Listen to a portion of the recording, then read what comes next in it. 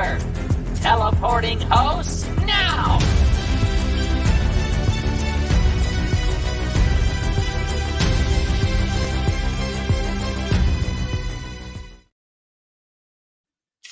Hey, buddies. Happy Ranger Day. It is morphin time.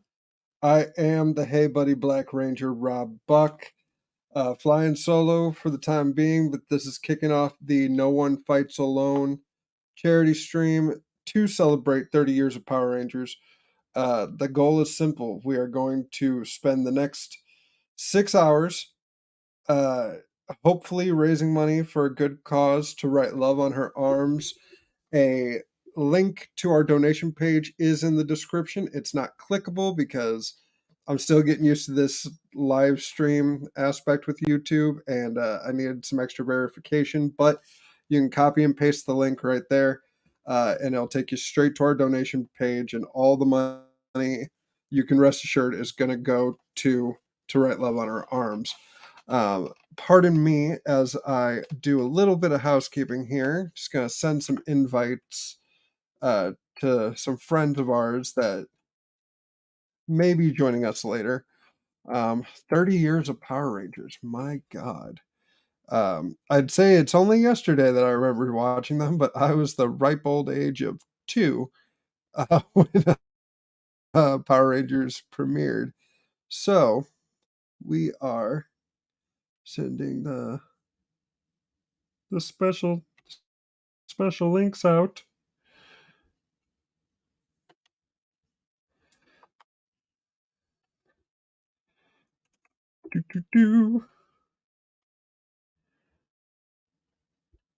And we're going to do one more.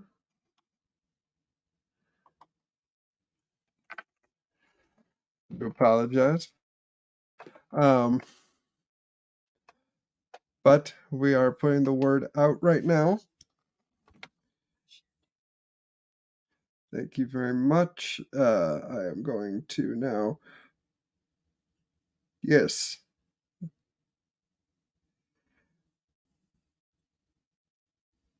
Thank you, Bridget.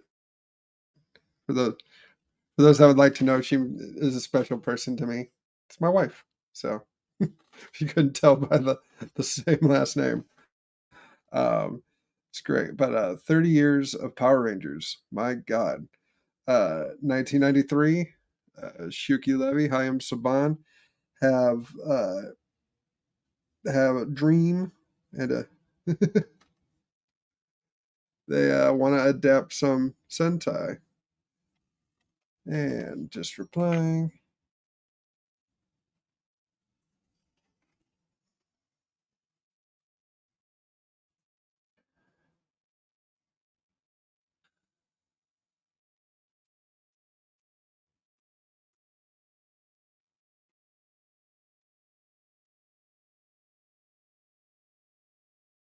All right.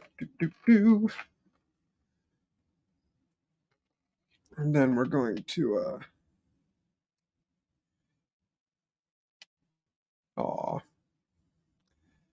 thank you, love. It's such a meta universe crossover. The comment is talking to. But yeah, we are.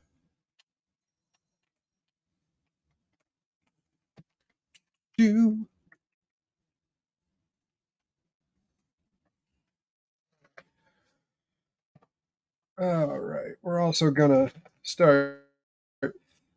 I feel like I should have titled this the pre-game stream before we got started with the stream. I'm not gonna lie. We're gonna pull up some randomizers here because I think those are fun. And if I can.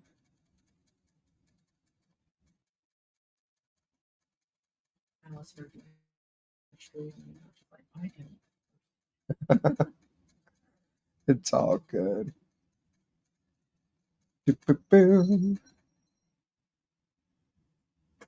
the pregame before everything starts up.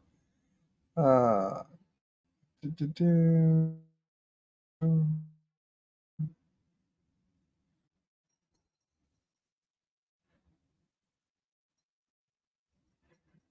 That's not that.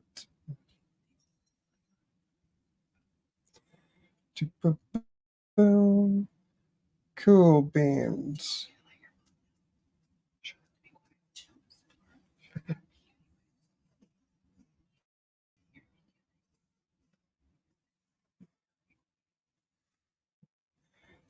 Alright, let's go copy this.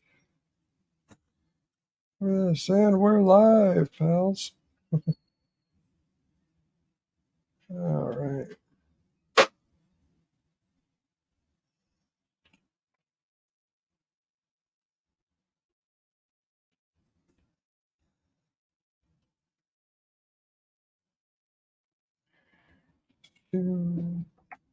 I will say this, people. Facebook is very weird on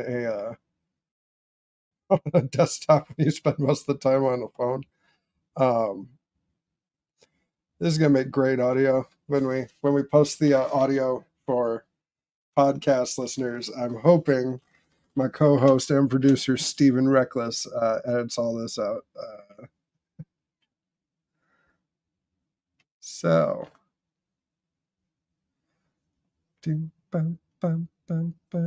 what a great uh, just track, right? Like,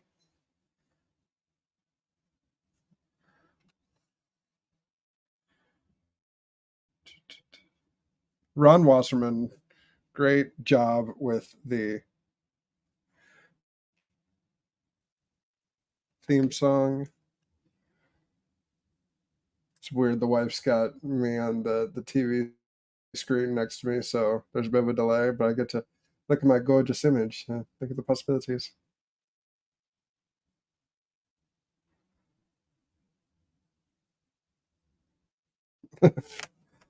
All right, so Power Ranger seasons. We got Mighty Morphin.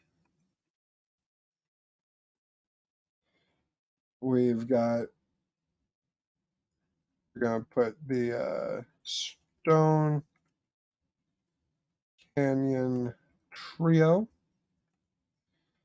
We're going to put Cat,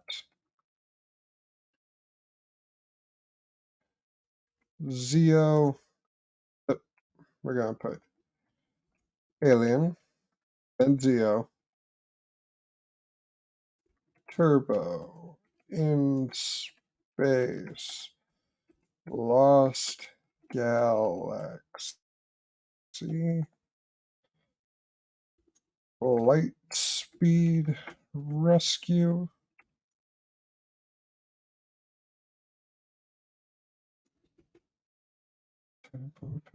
It is time for it. Wild Force. Ninja Storm. Dino Thunder. Let's see. SPD, of course.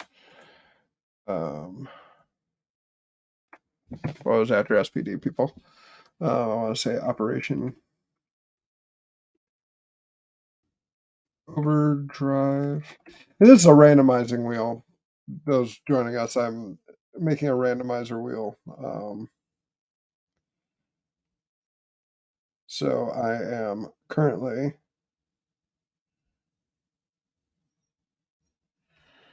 just naming Power Ranger seasons. So yeah, Operation Overdrive, Mystic Force, which now that I'm typing it, I think is reversed. RPM, Samurai. Yeah, that's how you spell samurai. Of course. I know how to spell samurai. Megaforce. Uh, Megaforce. Dino Charge. Ninja Steel. Dino Fury. No. Beast Morphers.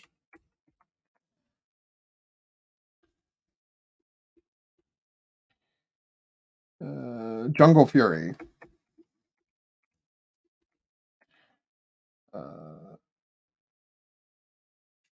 Dino Fury. Cosmic Fury. I believe that's all of them. And then let's add some fun ones. We'll do the 2017 movie. Probably screen share this so that way it's See, this is why you screen share, people, because now that I've jumped back on the stream, I now see that we have a guest. I'm going to bring him on. The creative mind behind the Power Rangers audio drama, Mr. Carl Dutton. Hello. How's it going, Carl? Not bad. I like the background here. Pretty cool. Pretty cool. Thank you. I couldn't find a good one that was Power Chamber, so I was like, right, okay. Command Center's fine. Yeah. Same thing. So thanks for joining us. How are you doing?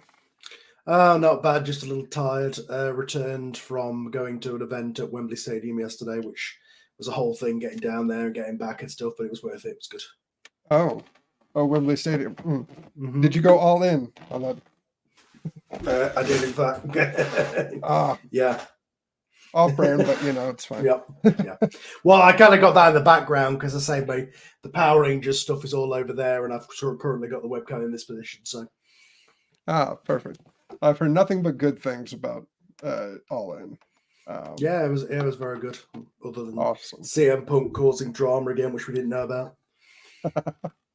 I mean, still in the early bits of the stream, I blame Jack Perry, but that's another story for another time. We'll let them sort that out. But for those that haven't checked it out, I highly recommend this man's story and vision of the classic Mighty Morphin Power Rangers told in a more contemporary way. I fell in love with it as soon as I heard it. So what exactly was the biggest inspiration for taking on the original Mighty Morphin team? That's what I grew up with, and I was let down a little bit by the 2017 movie. I enjoyed it. I enjoyed all stuff up until they got to the Power Rangers stuff. I just felt like something was lost. It felt like the people behind it didn't really want to do Power Rangers. They wanted to do Chronicle or something. So I kind of was like, okay, what if we did Power Rangers that was like that, but also kind of was a little more closer to the original in terms of the look and the style and stuff, but updated it, basically made it into a Marvel movie or something. Had the original idea of it, but modernize it and stuff like that. Basically what the Boom Studios comics have been doing, but take it a little step further, because obviously the Boom Studios comics are adapting. I just realized I got something in my teeth. Hang on.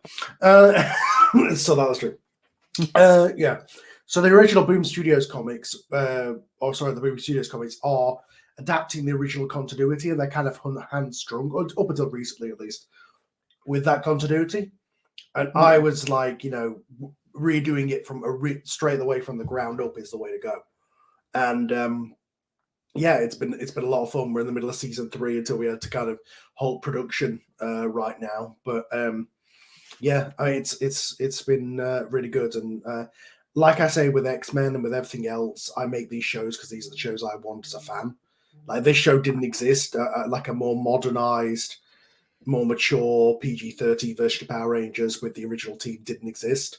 I basically wanted that, but you still get the Ron Wasserman music or a cover of it. You still get the Zords and the way that they were in the show. I just make the reasons behind it a bit clearer and make more sense, because we're as part of the Patreon, as we're going through the original show, and it's not the show that we remember.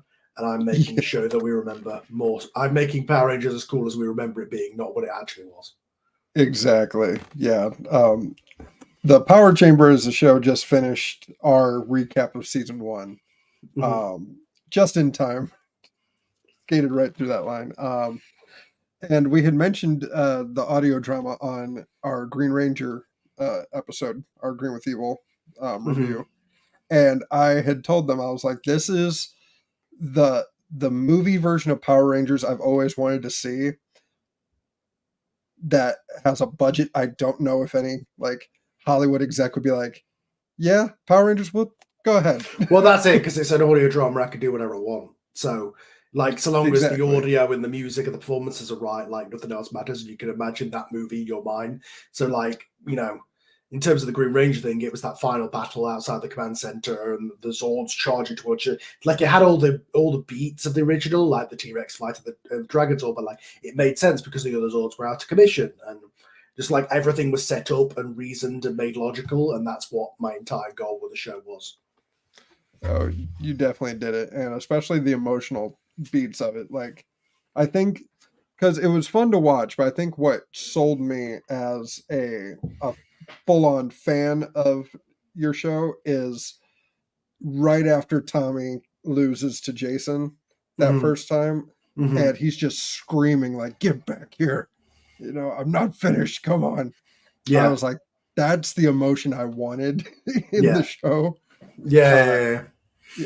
And like just building, like having Tommy be a side character to Kim from the beginning, so that when he turns, it's more, oh, it's not the guy I met this morning, it's the person who I've actually started a relationship with, and the other characters have a relationship with, so it twists the knife a bit more, you know? Yeah, because one of our main issues, because the Power Chamber is more of a riff of Mighty Morphin, the issues that we have are, well, Tommy doesn't have powers anymore. See ya. All right. Yes, you go sit in the he just kids' doesn't. table now. He just doesn't exist. Apparently, he doesn't go to the same school. Like they never hang out with him. He could just be a character that's there. You know, the last episode we see him in, him and Kimberly essentially hook up, and then we just don't see him for 20 episodes. It's like, what? What a bizarre choice. Yeah, there's a lot of that in the original show that I'm just like, it's the impetus behind this show being like, I want to make that, but make it good. Yeah. You know. Oh yeah. And you know, speaking of the first season, this is 30th anniversary proper. Do you have a favorite monster that you I'm trying to think one that's not not just like, you know, ironically. Ironically, there's some good ones, like obviously Pumpkin Rapper and things like that. But like, in terms of an actual good monster, see the best villain in the show is Tommy, and like you notice in my show, I haven't really done the villain of the week thing or the monster of the week thing because I just couldn't find a way to make that, you know, serious. And sure, like some of the gimmicky cartooniness is lost, but that's, you know, what I'm going for. I just kind of have monsters that are just kind of like rah, you know, and they're mindless beasts. Occasionally they'll talk or something like that, but they're not really got a personality. In terms of a monster that actually has a personality, they're all just so. I like the design of some. I like King Sphinx. I like the design of the Black Knight, things like that, or Nasty Knight, I suppose it was called. But there's no monster in the show other than the recurring characters. Like season 1, Goldar's pretty cool, and Scorpion is pretty cool, and Tommy's great, obviously. But in terms of the one-off villains, the ones who get the best of them tend to be the worst. I'm going to cheat and say Cyclopsis. Oh, Cyclopsis. I actually got to see the Zhu Ranger counterpart finally, because I haven't made my journey through that yet. But we just did it on we just did that on the Patreon as well with me and Kim. Ah, nice. Yeah, it's definitely weird when you see how you're not used to the storytelling of Sentai, and then you watch it and you're like, oh, this is what they did in Power Rangers, but that's not how they did it. And watching the first 6 episodes of season 1 as an adult is just absolutely whiplash inducing.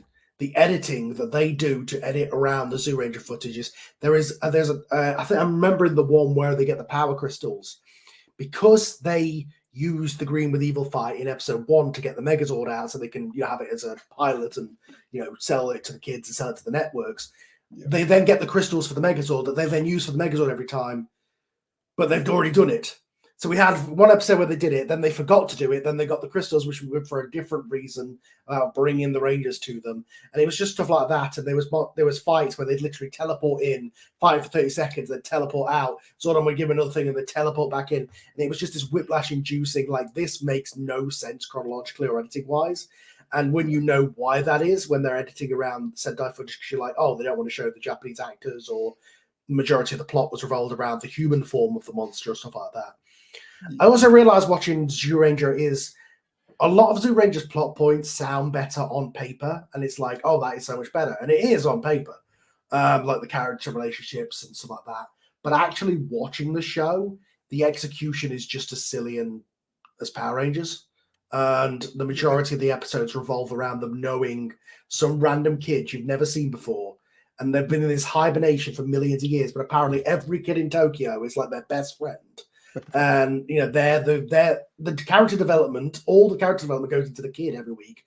We never learn anything about the Zyurangers other than Brai and Geki to a point. They're not really characters. They're there to be role models, and the little kids are the characters. And that's the incredibly frustrating thing I found with it. And also, there's just some bits that you go, this is like just as insane in Power Rangers, but in a much more crazy Japanese way. There's some fun bits with Bandora and her crew doing line dancing, and she's got a theme and she's singing. But then also, you then explain the plot to people, and you're like, Bandora's sacrificing kids to summon Satan. Like, what the hell? Like, you can see why that one is adapted, but yeah, it's a different show. But I think it's as silly as Power Rangers in its own way. Die Ranger, on the other hand, is much better. I have yet to go to Die Ranger. My co-host and I have been discussing maybe doing a season 2 and then Die Ranger, and just kind of that's exactly what we're doing right now. Yeah, and just on the side Patreon content, not the main show, obviously. But right, which everyone. Although I did use the obviously the suits and Master Kaku in season 2 of my show. So yes, the Thunder Rangers, which I thought was excellent. Using David as a Thunder Ranger was awesome, because he was a character I always wanted to see more of, but it was kind of Jason's the Gold Ranger. We don't need you anymore. The thing, well, obviously I was like, okay, I want to bring in Rocky and Adam and Aisha. Yeah, but I don't want to get rid of Jason Saccherini. In fact, they've only just left in the middle of season 3 in my version, because obviously the original reason that they left is they got fired. There was the whole contract dispute and all that kind of stuff, which is oddly topical given what's going on in Hollywood these days. Yep. But yeah, so that I didn't want to get rid of them, although I wanted to start to do the transition and have it a much more slow burn of the entire season 2 be the transition between the two. So I knew I wanted to bring Rocky and Asia, because I was getting rid of the original 3, that those powers weren't available. I was like, okay, so if I bring in Cat, that's 4 of 5 of an alternate Ranger team, and then I just decided I was going to do the Dire Rangers to bring in the Thunderzords and stuff like that. So I needed to do a 5th character, and either I create my own or I look at who else could be out there. And it made sense to me to bring in Tommy's brother, especially since, spoiler alert, something happens to Tommy at the end of season 1 that, it's a bit Search for Spock at the start of season 2. But, it made dramatic sense to bring David in at that point. Now I just need to hear Joey Sorless, the voice of Tommy, just say, I have and always shall be your friend. Maybe I'll write that in if he actually dies. Yeah. If you do the King for the Day MCO. But yeah, we're hoping to raise $300 today to support mental health, people dealing with depression. Has that been a message you've tried to kind of dip in to Power Rangers? I think it is, because obviously anytime you even remotely ground this show and try and take it a bit more seriously, you have to deal with what realistic trauma. Like, these are kids and they should not be doing this. And you obviously have Jason straight up shouting that back at Zordon on several occasions and saying, like, you know, we were chosen for this because the coins chose us because we're like pure of heart or whatever the thing is. But, you know, we shouldn't be doing this. And they have to deal with a very real trauma. And in Jason's case, obviously, what happens in season 1 completely affects his character from then on out. And he goes into kind of a spiral. I did a similar thing with Rocky. Kim has had her moments where she's spiraled, obviously, with some things. And then obviously Tommy has had a lot of trauma. And a lot of crazy things happened to him. So I, at one point after the Green Ranger saga, I had Tommy sit down with a therapist because obviously he would, you know, and I think that's important because, you know, these are real. In my show, they're people first and Rangers second. And I think that's the big difference between me and the original show. Yes. And that is such a one of the newer arcs before you guys took a break that I loved was Adam, and just his relationship with his powers. I don't want to spoil it because I think it's amazing. I want people to watch it or listen to it rather. But yeah, just him dealing with what happened to him and his relationship with the Black Ranger powers is like that had me. I listened to it at work. I hope no one that I work with listens to this because headphones are not allowed. But yeah, no, I teared up in the middle of work listening to some of that. Yeah, and it's a representation thing. Like, you know, I'm sure there's people out there who are like, "Oh, how dare you turn Adam gay?" and stuff like that. But like, to me, it made sense for the character, and also it's 2023, or at the time 2020, 2022. Like. That representation is important and it's realistic to today's youth. I mean, I could go a step further. Honestly, with the age these characters are supposed to be, they should be posting everything on like Instagram and Twitter. But I didn't go that far for obvious reasons. Zordon probably made them delete all their social media accounts as soon as you know they were recruited. But yeah, I mean, like I say, I think that's important in a representation thing, and Adam's a big part of that. Both with that and then also again what happens to in season 3, you know. And again, it's a mental health thing, and it's a thing that deals with issues of a family and him not wanting to face the truth. Because, you know, I also get to play with a thing that the original show never did, where I get to do the whole secret identity thing and the fallout of that, the kind of Spider-Man thing where they're like, you know, it's having an impact on their real life relationships and stuff, whereas the original show just never even touched that. Yeah, we see them tease some familiar relationships or some romantic relationships, but there's never been an issue about them morphing. No. Like there'll literally be episodes where they'll walk around the corner in a hall and shout it's morphing time, and it's like, how literally these people in the city have got to be the dumbest people that they don't know that these are the Rangers. Oh yeah, there's the comic that I always I point to, and I wish I had the issue where someone calls them out and says, "I know you guys are the Power Rangers," and Tommy's like, "What are you talking about?" And he says, "Well, it doesn't take a genius to know that after the Green Ranger left and the White Ranger came in, you stopped wearing green and started wearing white."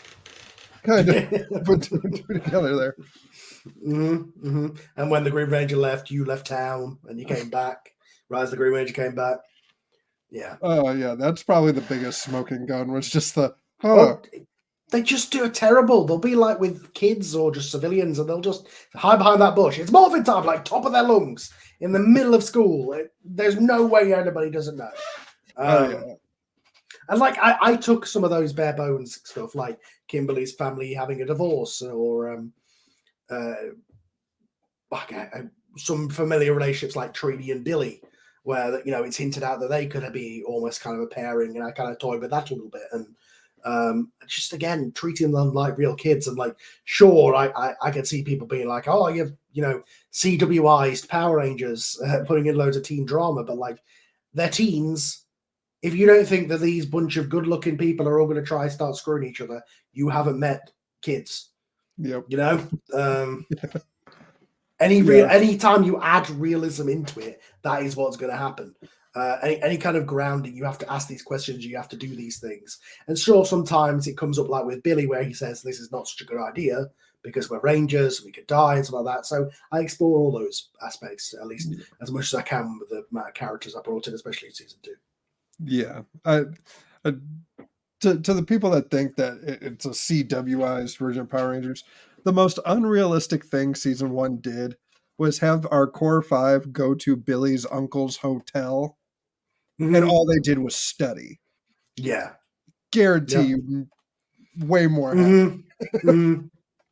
Or Tommy and Kim, because of, I guess, things at the time, sort of censorship or whatever about kids programming. I mean, even to this day, Rangers don't really like. There's been Rangers who have shown up as couples and they're not allowed to like hold hands or anything. It's just this weird thing where they don't want to show intimacy because it's they feel like it's too adult. So they'll go episodes or months without even acknowledging that they're a couple. They'll call each other friends, and then occasionally be like, "Oh yeah, by the way, they're dating." And it's like you can't just say it. You've got to treat them as a couple, and it feels like they finally started writing them like that right before Kimberly left. In terms of doing the trio thing with Kat and stuff like that. So again, it's like, actually write them, and I've had fights with them and all sorts of relationship drama because that's what would happen, especially in these high tense situations. Yeah, and that's why I love your show, man. I feel like a fanboy just like, and that's why it's the best show ever.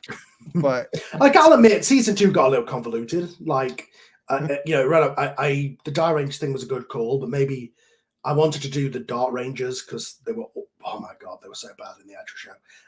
The awful suits. I was like, I want to do a better version of that. So then it came into this whole thing where I used the Digeticoids as the Shadow Rangers, and they were a Dark Power Ranger team like the Psycho Rangers, but I made them all sort of characters and stuff. So it got a little crowded where there was just so many power coins because I was using all 3 power sets from Kaku Ranger, Dire Ranger, and Jew Ranger all at the same time. Yeah. And it did get a little convoluted in places, but I think, the destination was worth it and the stuff with the characters was worth it. And we eventually, by the time we went to season 2, we're going to season 3, it had really built to something. And then now we're back to a core 6, but it made way more sense than it ever has anything else. So. Oh yeah, and the villains themselves are way more interesting. There's at least one episode where I've been like, okay, yeah, Rocky and whatever, that's fine. Let's go back to Rita and Zed real quick because I really want to find out what's going on with these guys. Yeah, like the character dynamics, because Zed is, I always write him as kind of this Thanos dark side, like he is evil, like he is full on that personification of evil. So Rita's much more Machiavellian and scheming and doing long-term chess plans and stuff like that, especially in season 2. Goldar is almost like this Klingon-esque warrior. And then the fun of season 3 has been bringing in Rito Avilius, my version of Master Vile, and having this almost Game of Thrones-esque sort of everybody's vying for power and trying to screw each other over stuff. It's been a lot of fun. Yeah. And not to get too spoilery, is there any like overarching like themes you're looking for once we get past the strike and we can get back to I mean, episode 8's written. I've got most of the lines for it, like it's in the editing bay. As soon as I get the last couple of ones, I'll put it together and still put it up on the Patreon and stuff. I just can't release it. But I'll continue working on episode 9 and 10 and whatever else is left of season 3. But it's all planned out. I know exactly how I'm going into ZO and stuff like that. So it's all I will say is, you know what you know, but some things will be different and nobody is safe. No one is safe. I love it because I have read the episode 8 script and some shit goes down. Yes. I'm like, oh my god. Something happens that is will change the show forever. Yeah. Like the hiatus that unfortunately you were forced to take, it makes it more of a mid-season premiere, like into the fire feel to it. So I personally can't wait for it. Yeah. And when we come back, I originally was going to do 12 episodes like the last 2 seasons. I might pare it down to 10 or 11 just because of, to get us back on track after the strike. But, I will not be beholden to that. I'll write whatever makes sense for me to write and how many episodes make sense for the story, not just making it 12 for the sake of making it 12, Jim. Right. But yeah, it's, however long it takes to tell the story is however long it takes to tell the story. So I fully cannot wait. Yeah. For some reason, I'm losing it. I thought my cat just kind of darted over. So, how are we doing on the stream? That's a good question because I'm looking at my monitor, quote unquote, giant TV next to me. That's on a slight delay. Everything's looking good, and we're gonna just check. If there's any comments in the live chat or anything. Other than my adoring wife, so far not yet. Okay. But we are just getting started, so I'm sure. Yeah, later on, I'm hoping if people are interested, I'm wanting to do a watch along to the original pilot. The uncut version, the Zoltar, the bowling alley, yeah. Yeah. I left in the that reference in I think it's episode 1 where Zach says we got that Zoltar. Like that was a reference to that. Yeah. I love it. So I mean, so far we do have a donation of $26. Oh, nice, thank you. So yeah, awesome. Thank you very much. And I don't know if I mentioned it in any of my blitz advertisements of this. The plan is I would like to crown, once we hit $300, the No One Fights Alone Green Ranger. I have a 1-of-1 t-shirt that I'd like to present to just a random donation. Nice. But that doesn't happen if we don't hit our goals. So, yeah. But yeah. I believe in I'm glad like I managed to bring David, there's the Green Ranger, spoiler alerts at one point, because I felt like I didn't have enough time with him, because the problem with writing my show the way I write it and having the amount of episodes I have is we almost can't have time for a status quo. Like it's they only use Titanus maybe 3 times, It's just one of the things. It's a different way of storytelling when you're not doing Monster of the Week. Just having David be the Green Ranger, I mean, I don't know how. One of the most iconic videos to me is the Mighty Morphin Power Ranger Karate Club, which was, I just rewatched the beginning, and okay, so they openly say, Tommy is ready. Let's go to him. And then the first thing he says is, "Hi, I'm Jason Frank. You might know me as the character Tommy." Yeah. And they call Ernie, but I'm just going to share this and why. I always like when the Green Ranger and the White Ranger fight, whether it is clones or how you did it. How's it going, Jeff? Yes, it is a direct link. So you should be able to just donate straight from that page. And like I said, all the money, I don't handle it.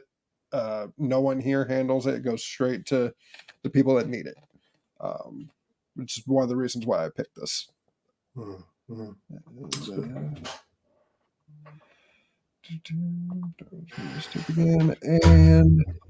yeah, so if we want here, this is one of the most iconic shots of my childhood.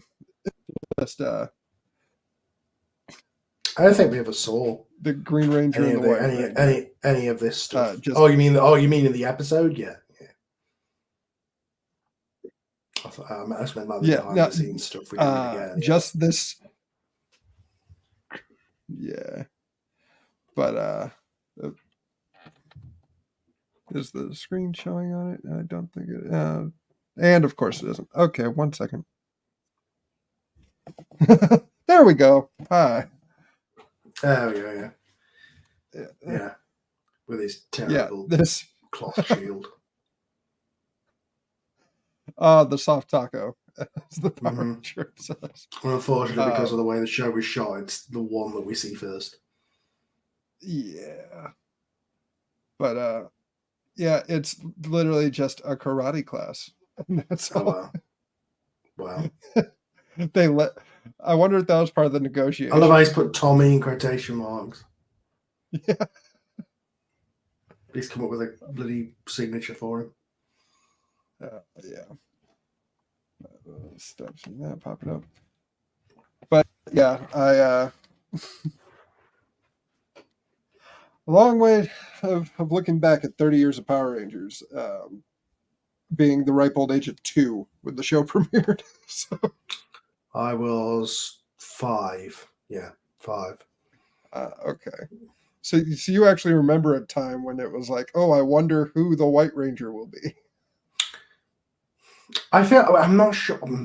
I definitely watched the end of season 1, beginning of season 2 was when I first got into it.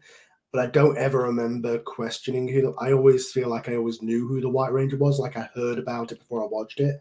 And then that was part of like the delay because over here, the cable satellite channels would get the show first.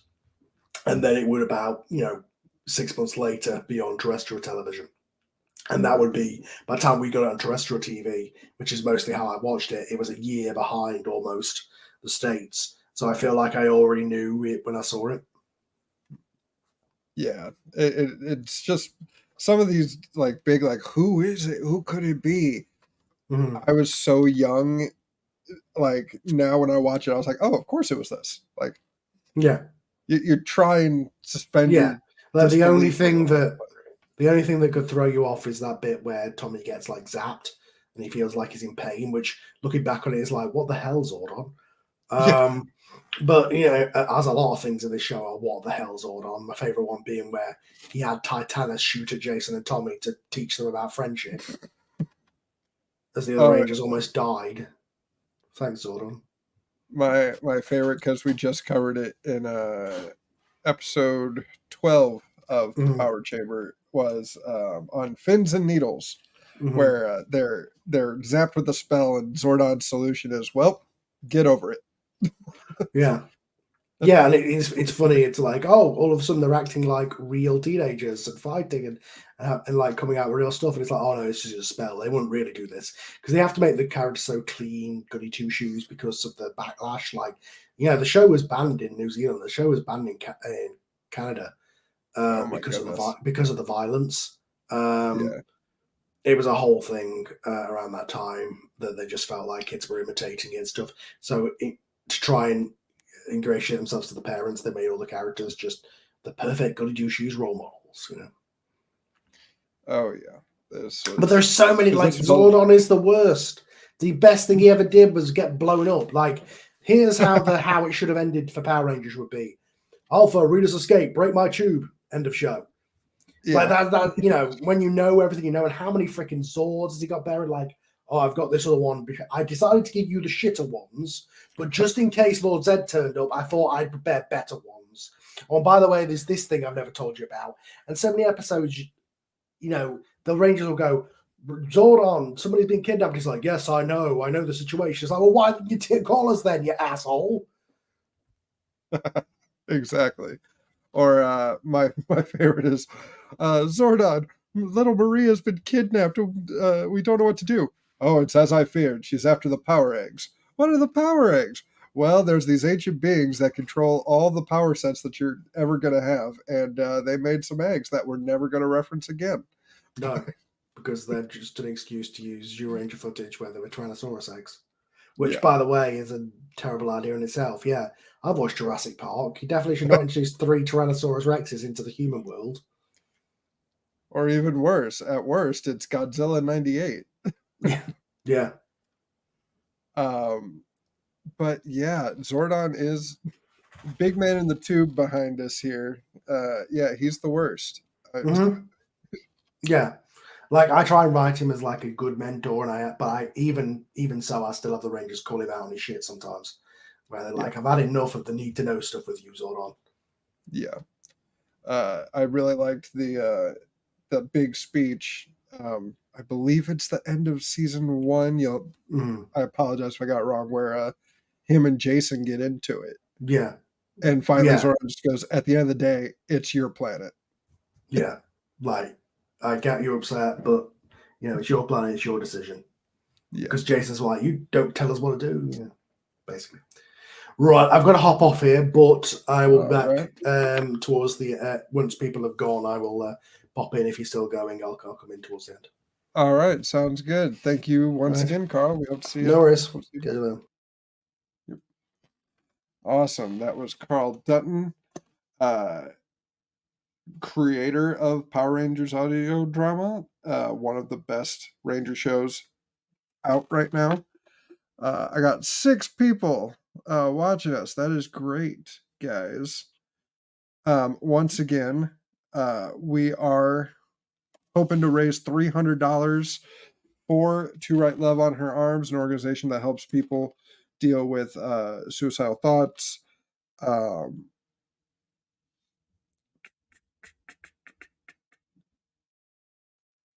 do apologize.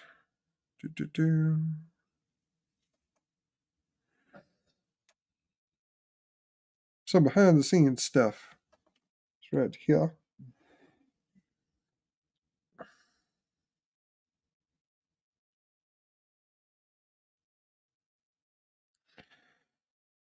All right.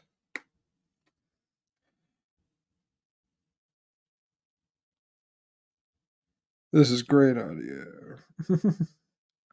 Great audio, guys.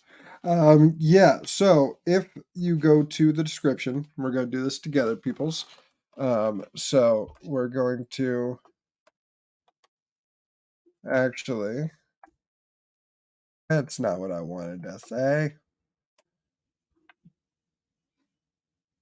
We're going to play a little meta. Yeah, because unfortunately I had to verify some stuff for the stream for me to be able to put clickable links. So we're going to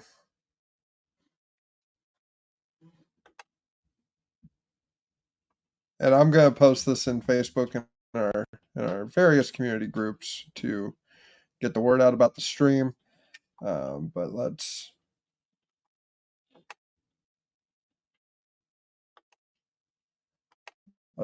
hop in here.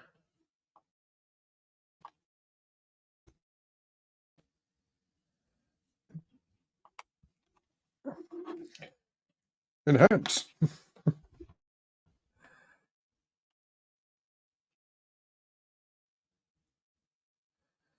All right. So if we take a look here at my stream, we're going to scroll down past here. We highlight we copy and paste the link right here.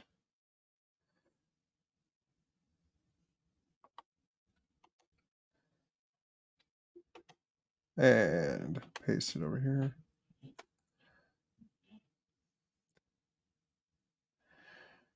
So copy and pasting the link should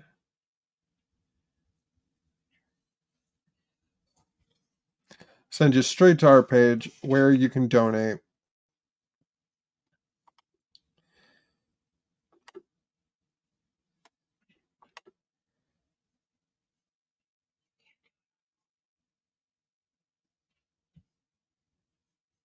And yeah, 1 second here.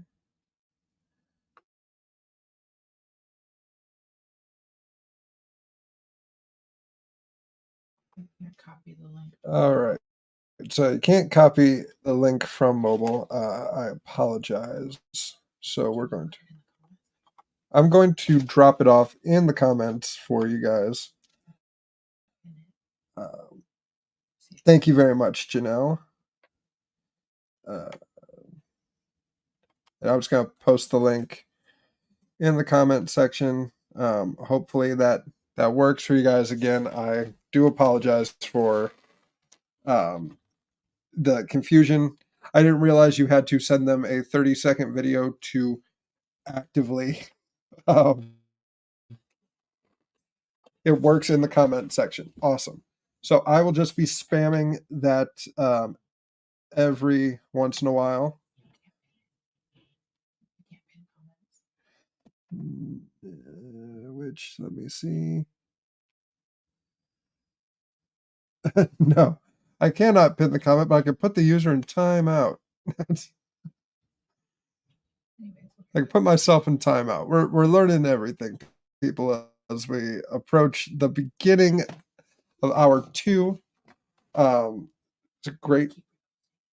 So I'm going to be reposting it every once in a while in the chat. We're going to play a game here, folks. As my favorite Purple Ranger takes off for a bit. It's my wife, for those confused. We're going to finish making a wheel real quick for some games we're going to have with hopefully a few other guests. But we are going to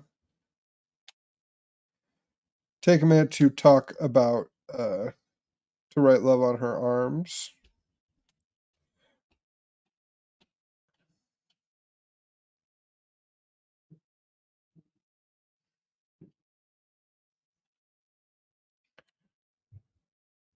Do apologize. Just getting all my screens together, so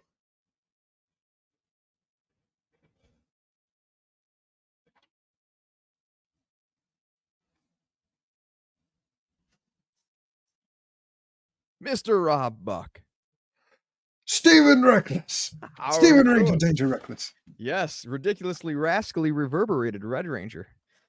Not gonna say it. How we doing? No, I had to do something for today. Come on. I've retired the pink.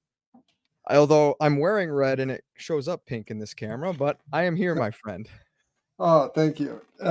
I have a similar issue and I can't find it now, but I might have to retire being the Black Ranger. Oh no. No. This is my blue communicator, people. The Starlight Studios people make great communicators, but the pin fell out of my black one. Oh. So now it's just connected and it's off the center and it's ridiculous. So you're gonna have to turn into the Hey Buddy Blue Ranger? I'm gonna have to go blue. Hey, there's nothing wrong with going blue. Yeah. I mean, support the entire rainbow. As we should. But that's true. That is very true. But so far we have raised, don't know how long you've been keeping up with it, but we have raised $26 so far in our first hour. Nice. Yeah, I just jumped on here myself.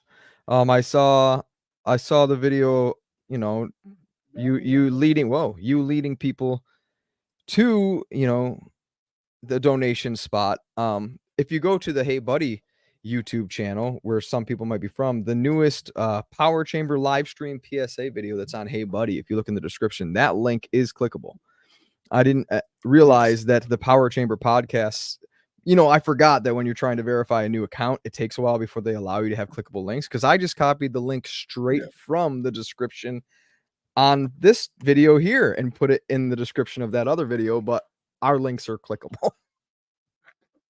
Yes. So click the link in the comments or take a break, look at the PSA, click the links there, but I would rather you stay.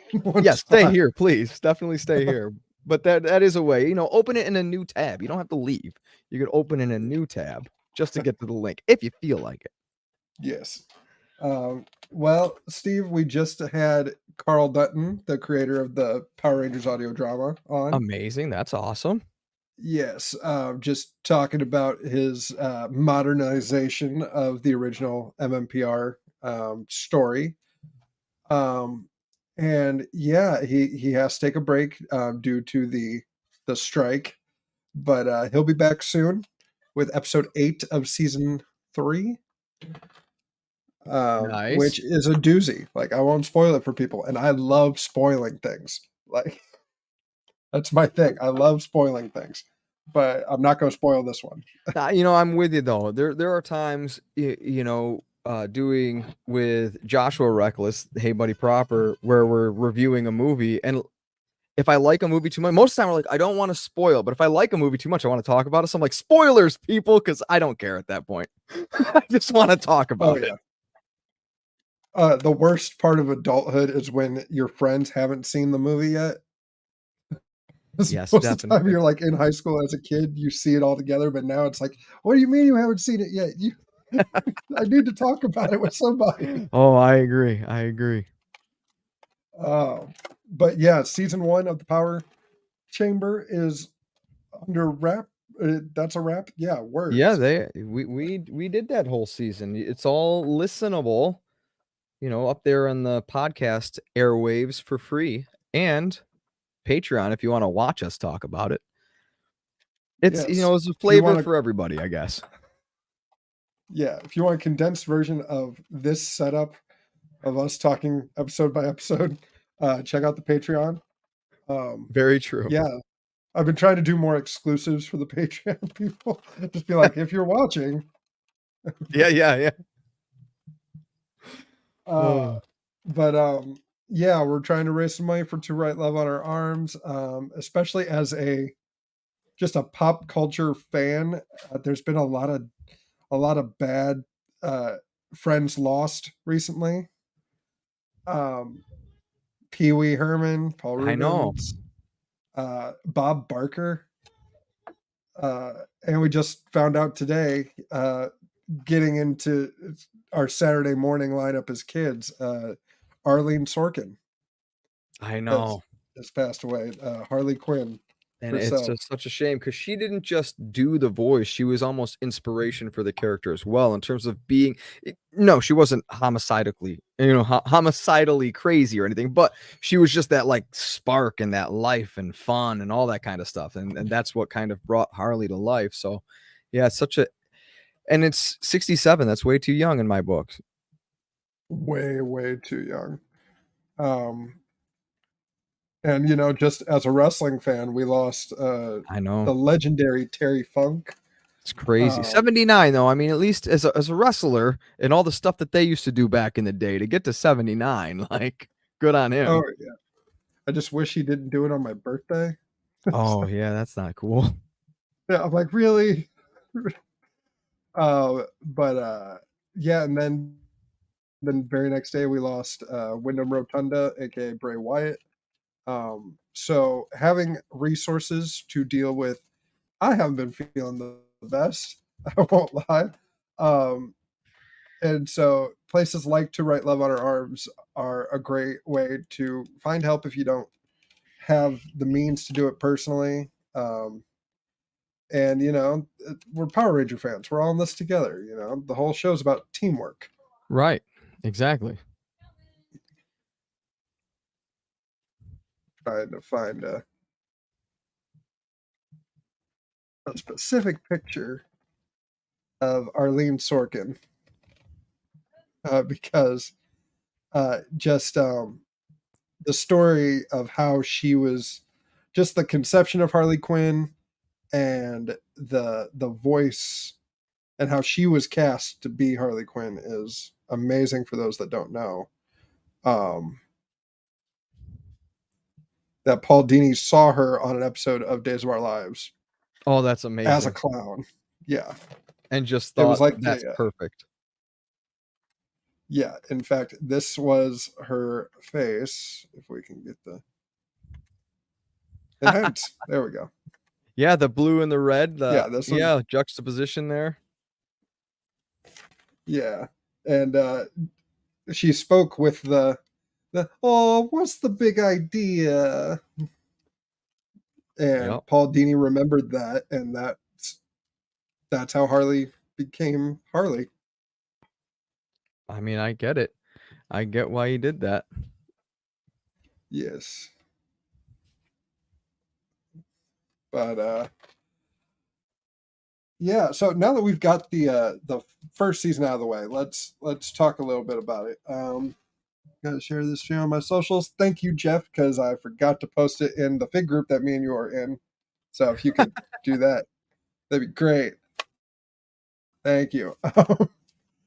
But yeah, now we've got the season 1 out of the way. Do you have a favorite monster? I mean, kind of Goldar always, especially in season 1 when he hasn't been nerfed and seems like such a turd. But Monster of the week. Let's go monster of the week because it Goldar is might everyone. be the Sphinx just based on his look. It might be like I looking at my Lightning collection figures, but some of them, you know, they were Power Rangers costumes, but as if they were actual monsters, like Eye Guy is pretty insane.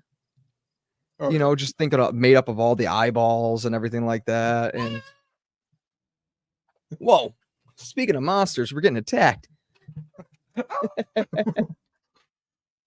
Anyway, yeah, there's so many great monsters in season 1. It's kind of hard to pick just one.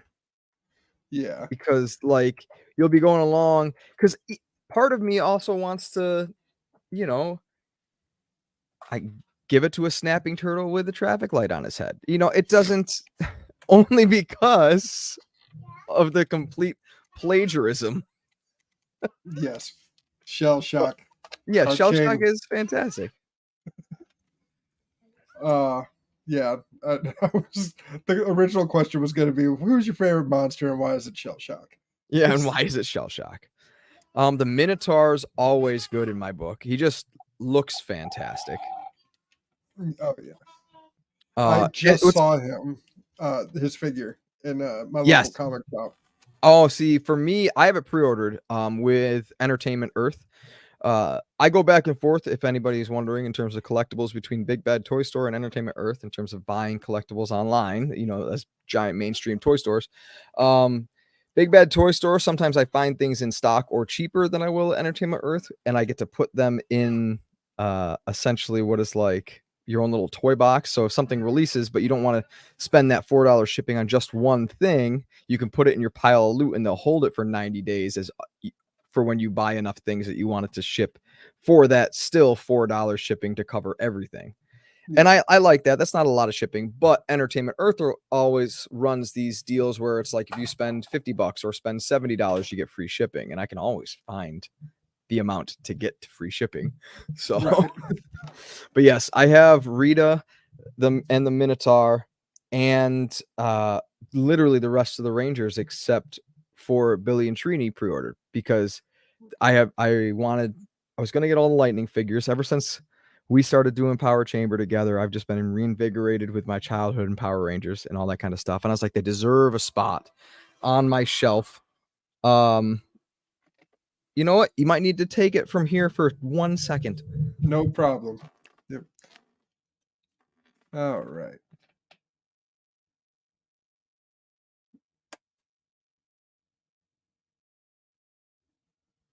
We'll just pop him back. So I got a couple of ideas for we're gonna have some fun real quick. I am popping up the 2017 movie. We got Cosmic Fury. Let's go. Not showing this to anyone until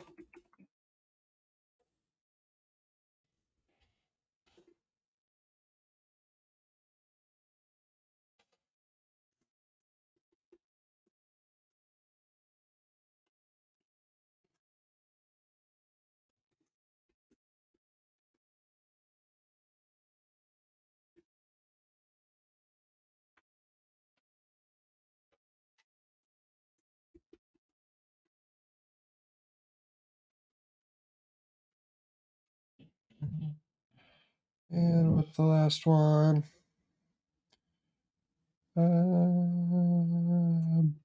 Ben 10. We're gonna do it like that.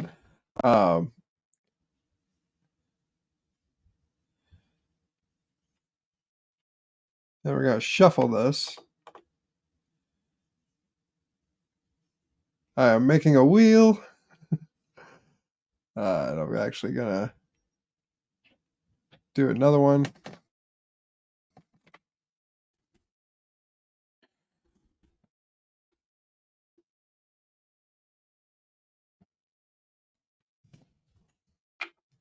Gotta get these ready for if we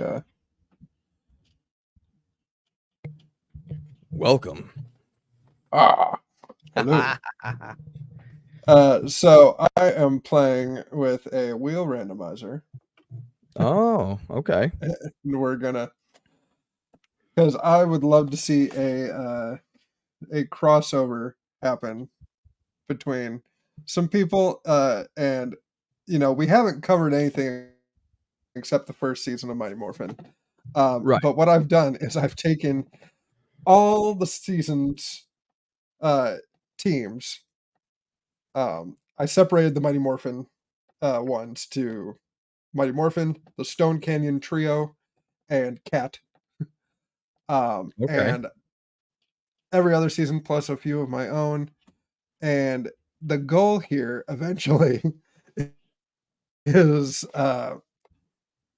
we are going to see who could have a fight between who and see who wins. Ooh, I like it. But that I'm still, because it's not letting me make a second wheel. If I click another tab and go to the same site, it's showing me my wheel. So, but we'll get to that because I've included everything from Mighty Morphin to Ben 10, Oh the wow. Big Bad Beetleborgs, Superhuman 10. Samurai That had a Cyber. big following, I believe. Oh yeah, I'm a big fan of the live action movie that they made, and not just Really? because. Oh yeah, it's directed by Alex Winters. Okay. So I was sold with like, oh, it's a live action Ben 10, awesome. Oh, Bill S. Preston Esquire's the director. Okay, I can co-sign on that, and it's actually fairly good. Well, I know that one of the reasons why Ben 10 is on my radar, I had never watched it, but being a comic book head, Dwayne McDuffie helped create Ben 10. And he was one of the pioneering co-founders of Milestone Media that only lasted a couple years ago, but then they've actually started it up again within DC, and it was a minority owned and operated comic book company. It's where he had Static Shock and Icon and these different characters come from, and like he helped get Static Shock produced as an animated series, was also part of Damage Control, but Justice League Unlimited he wrote for, and then he helped create Ben 10. So just be like this, deep-seated comic book guy to like, so some people kind of dismiss Ben 10 as another kid show, but I think it has the background of pure comic book fandom in it in terms of Dwayne McDuffie being a person to bring it off the ground, which is why it's kind of above caliber compared to other things of its ilk. Oh yeah. Yeah, I remember because I was junior high when Ben 10 came out. Okay. And my brother is 7 years younger than me. Oh wow. So it's all the cartoons and stuff that normally you'd be too old for. I watched. Right. And yeah, Ben 10 was always that fascinating one where I'm like, oh, so it's like a one-man Power Ranger. But even then, no one fights alone because he has his sister and his uncle, or no, his Right. grandpa. No And, one fights alone. And Kevin 11. I remember Kevin.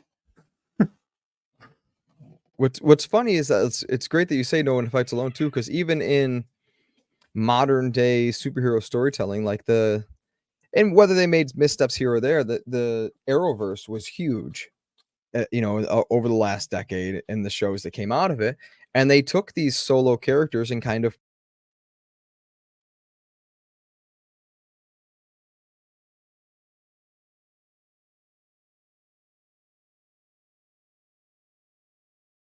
Rita, what have you done?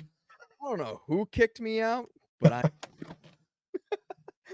they never functioned alone.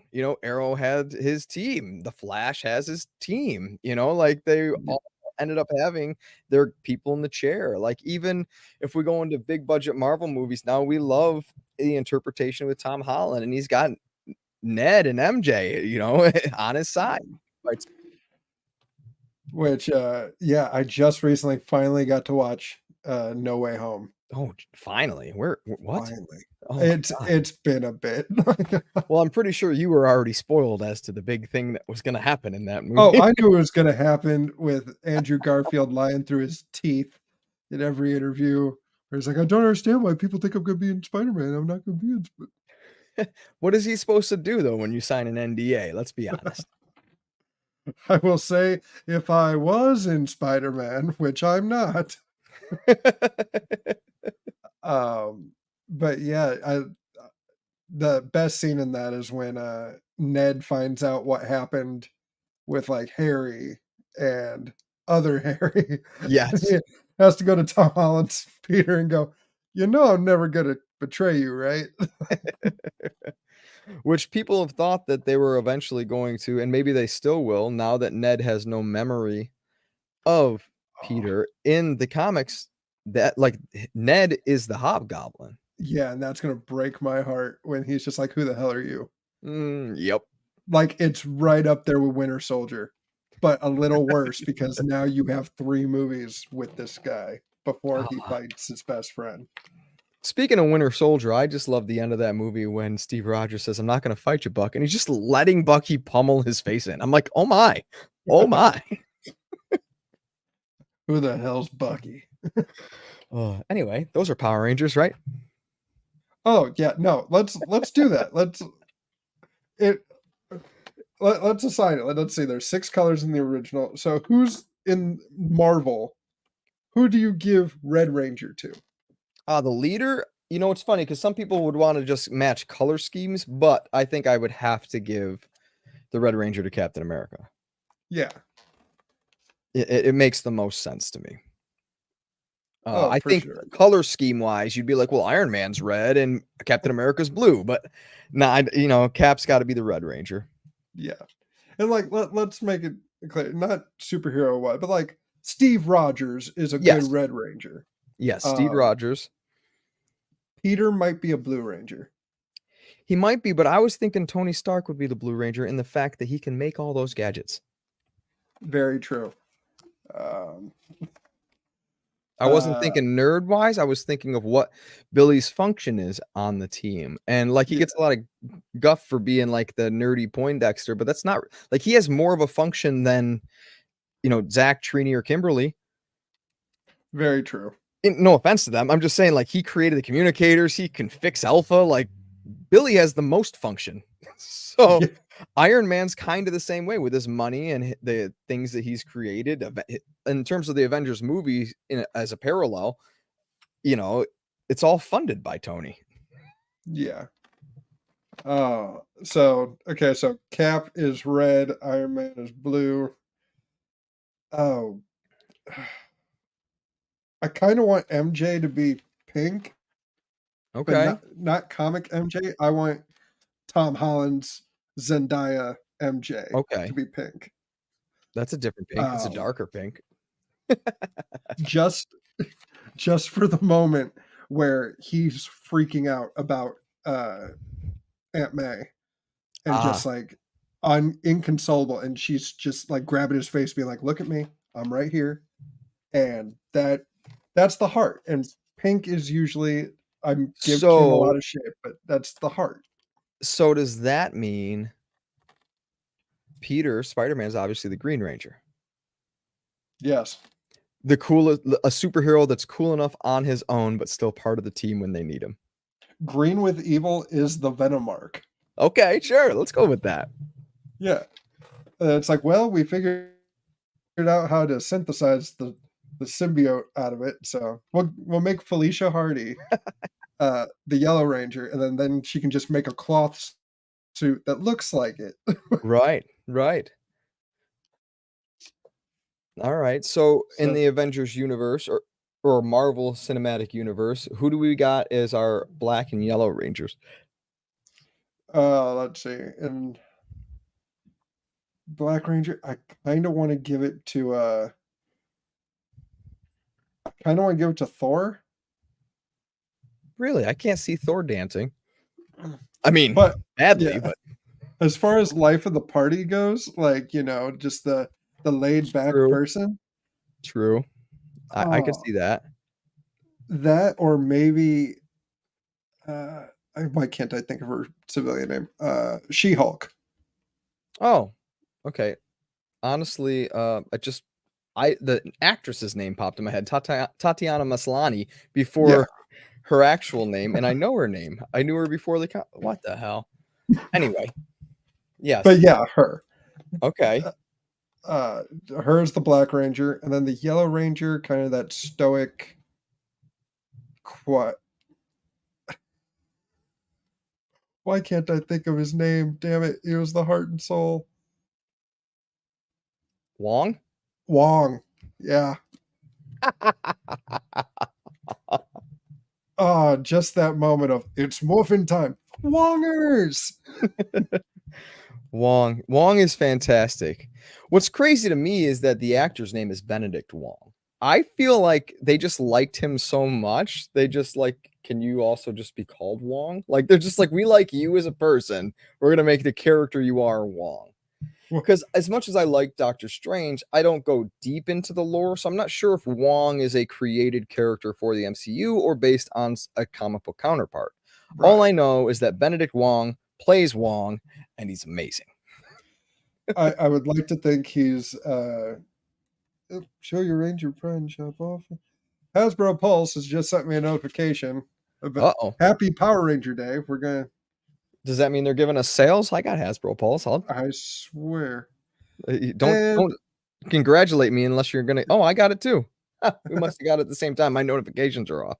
So nothing new, but it looks like the Green Ranger remastered figure is back in up stock. from pre-order. Yeah, they do have one thing new. I just clicked on it. They have a Power Rangers Squared Ranger collage men's t-shirts, brand new for $30. Power Up. It looks decent. The Green Ranger is a little too green. Like it's kind of a green screen green. Are you talking about from the picture on the t-shirt? Yeah. Yeah, they also overemphasized his pectoral muscle where it looks like his boobs are bigger than Kimberly's. Oh, you want to talk about okay. So I've been invited later on after our stream wraps up. I've been invited by the Power Trip podcast to. They're trying to bombard StreamYard to its limit and get as many people on as possible. Any reason for that? Well, they're recording a comic review of Godzilla versus the Mighty Morphin Power Rangers. Okay. And I will admit, I have issue 1, can't find it, can't find the other ones. So I totally legally accessed all 5 issues. Right, of course. And I love it, especially since we had just wrapped up season 1. This is the perfect, like, towards the end, it's every monster that we covered. Okay. And so I'm like, oh, this is great. But one issue I have is the artist whose name escapes me. I just had it. Why? I can't. I'm not going to share it until I. Things. Godzilla versus My Morphin Power Rangers. Issues and free. I mean, totally legal apprehending of this. Support your comic book, people. Definitely support your local comic books. Freddie E. Williams II is the artist. Okay. The dimensions for issue 1 are a little like one of the reasons I never collect selected Power Rangers when Bandai was in charge of that was I didn't like how they put abs on the Rangers. Okay. There is a thing to be said about not just design quality, but as a comic book reader for my entire life. Like literally my dad read them to me before I could read. That was from my children's stories in bed. His old comic books, which, obviously set me on the path that I'm on now, just all things nerd culture. But like, as much as I support anybody's artistic style, in terms of subjectivity, there are some times where I know a story is absolutely fantastic, but I cannot read it because my brain cannot click to the art. Like it's just not my taste, and I can't get into it, and I just have to let it go. It doesn't matter how good the story might be if you don't sell me with the page first. And it's funny because recently somebody asked Todd McFarlane, he was on like an AMA or whatever, and they're like, do you think story is more important in a comic book or art? And he goes, honestly, he goes, I can sell you a story written by my 5-year-old, but drawn by Michelangelo more so than I can sell you a story written by Shakespeare, drawn by my 5-year-old. Yeah. And I meant to pitch this idea for another Patreon exclusive show where me and my wife just watched Surf Ninjas. The story on paper of Surf Ninjas is great. But when you watch the movie, yeah. So that's the same as comics. Yes. It's the story could be great, but the art, so this is the cover of part 1. Okay. As soon as I find it. And so the Green Ranger looks awfully built. Yeah. Which, I love the come on now. There we go. So I love the look of Godzilla, love Dragon Zord looking. Their helmets look nice. Yeah, but then we get to Trini here. What's this? All of a sudden they put a giant ear on her helmet? That's Yeah, the thing the only thing I can think of. And Kim, yes, that chest area is something. What's crazy about the Red Ranger there is his stomach looks like modern action figures stomachs in terms of the way that they pose, how it comes up into that U shape. That's what they do now for that joint in the stomach. I'm not sure if it can be seen with my autofocus to make action figures bend in half now. It looks like they just maybe took their own lightning figures from the shelf and posed it and drew it. I don't know. But yeah, that threw me for a bit first, but then I was like, you know what? I'm gonna read it, and it's gorgeous art inside the comic. Awesome. The 5 issues are great. The main plot is Rita finds a multi-dimensional device, and her plan is to travel to a universe where the Power Rangers don't exist. Simple enough. Yeah. But Tommy gets stuck in the beam and goes with her. Because I would imagine the Rangers at that point would be like, okay, bye. Ain't got to worry about her no more, but Tommy goes with them. Gotcha. And yeah, it's right in the middle of a Godzilla fight. Which is fantastic. And there's a moment I love, and I believe if they get enough people on this Power Trip episode, they're gonna rotate people out. So I might not get to talk about it there, but there's a shot where guy, was it Rhino Buster, Rhino Smasher? Yeah, he's a cool looking. I know who you're talking about. I can't remember. I think it might be Rhino Buster, but I could be wrong. Yeah, and Gigan from Godzilla. They triple team the Megazord. That's cool. You've got Guy being like, I've got my sight set on your destruction. Ha ha ha. Rhino Buster, he's from the football episode. he's like, penalty on, whatever, football pun. And then Yeah. Gigan just smacks the Megazord in the face. Rhino Buster and I gotta look at each other and just go, I guess he doesn't like witty banter. True. That's true. But Going back to, I just popped into my brain as you were talking about different monsters and then the Rhino Blaster and all that kind of stuff. I forgot in season 1 we had Bones. Very simple idea, but that's a cool bad guy. Bones was interesting.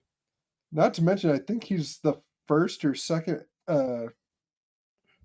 villain in Zyuranger. Yes. I think he's the very first in Zyuranger. Or it's either that or it's just because I know his involved the space shuttle that she shrinks in Right. the first episode of Zyuranger. And then one thing I want to share real quick, and did I already miss it? All right. It would take too long to actually show on the screen. But there's a shot of Goldar and Scorpina. It's going to look awful on this. Of course, because why not? There we go. That looks good for right here. Yeah, they're just terrified. Because the final boss, ladies and gentlemen, is the Megazord against King Ghidorah. Ooh. And Rita thinks that he's going to be on her side. Oh yeah, that's not going to work. That's not going to work. Just doing a quick check of our total here. Again, we are my plan is 6 hours, and we're going to try and raise $300 for No One Fights Alone, to write Love on Her Arms. We're No One Fights Alone. We are No One Fights Alone, and to write Love on Her Arms is the charity. So far, we've raised $82. Amazing. So that keeps going up, and that's the important thing. That's right.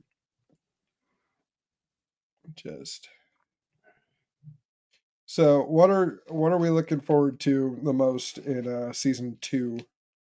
White Ranger. What do we think we're looking forward to the most in season 2? I mean, finally I get to just hold this. Yeah, just hold Saba up the whole time. Honestly, as a kid, it's funny because it's weird how your tastes change. Right? As a kid, yeah, I loved once, and it's such a weird thing to like. I always knew. I remember taking karate class at the same time Power Rangers was debuting, and it was the sensei that said this was a Japanese TV show they brought over here to America. And like my little kid brain kind of knew whatever, but I kind of still also disassociated and watched and stuff. But in the second season, when you get a lot more of the American made footage and the American made costumes, that's not footage shot, for Zyuranger. And they redeveloped the helmets to have the side clasps so they peel open so they can put them on. Well, the first time I saw Tommy do that with the White Ranger helmet, I'm like, that's the coolest helmet in the world. That makes so much more sense because my little kid brain, I'm like, how did they get the helmets on and off? They're like, seemed like they were just so smooth. I didn't understand it. But to open it, it just felt like something I could get and I could put on. And back then they didn't sell like the quality of like Lightning collectibles. Right now we could get for $130, $150 a helmet, and have on our shelf that we could wear. You didn't have that when you were a kid, but in my mind, I'm like, maybe they're going to sell it and I can get one because the clasps, I could put it on. So it's so funny that now when I look at shots that are from season 2 and it's all the Rangers together and you can tell they're wearing the American production costumes. I'm like, oh, those stupid clasps on the side. Oh, their neck ruffles are too big. Oh, the costume doesn't fit right here. It's not as it doesn't look as nice as what Zyuranger pulled off. But as a kid, I was the opposite. I liked the look of the American costumes. It's so interesting. Oh yeah. Well, especially with season 2, we're going to be dealing with more Green Ranger because Tommy is still Green Ranger right now. Right. For the first half of it, yeah. Yeah, and so I'm not looking forward to more Cloth Shield, but the minute they go to White Ranger, it's like, okay, all right, this is the show I grew up on. This is And it's funny because I never, like we talked about on the Power Chamber, from in my brain, everything was the first season up until it got to the White Ranger. And then we were in the second season. And in my brain, the quality of the second season, what I dubbed the second season, started to get better. And that's like, no, it's the second half of the second season, but still it felt more like they had a direction again. Tommy is the leader, and we brought on Rocky and Adam and Aisha, and like everybody seemed to gel together. And it was, little did I know that we were getting a bunch of stock footage and overdubs and stuff of the other actors that weren't playing ball anymore for good reason. Like, they deserve fair wages and all that kind of stuff. So it's not anything against those actors for leaving.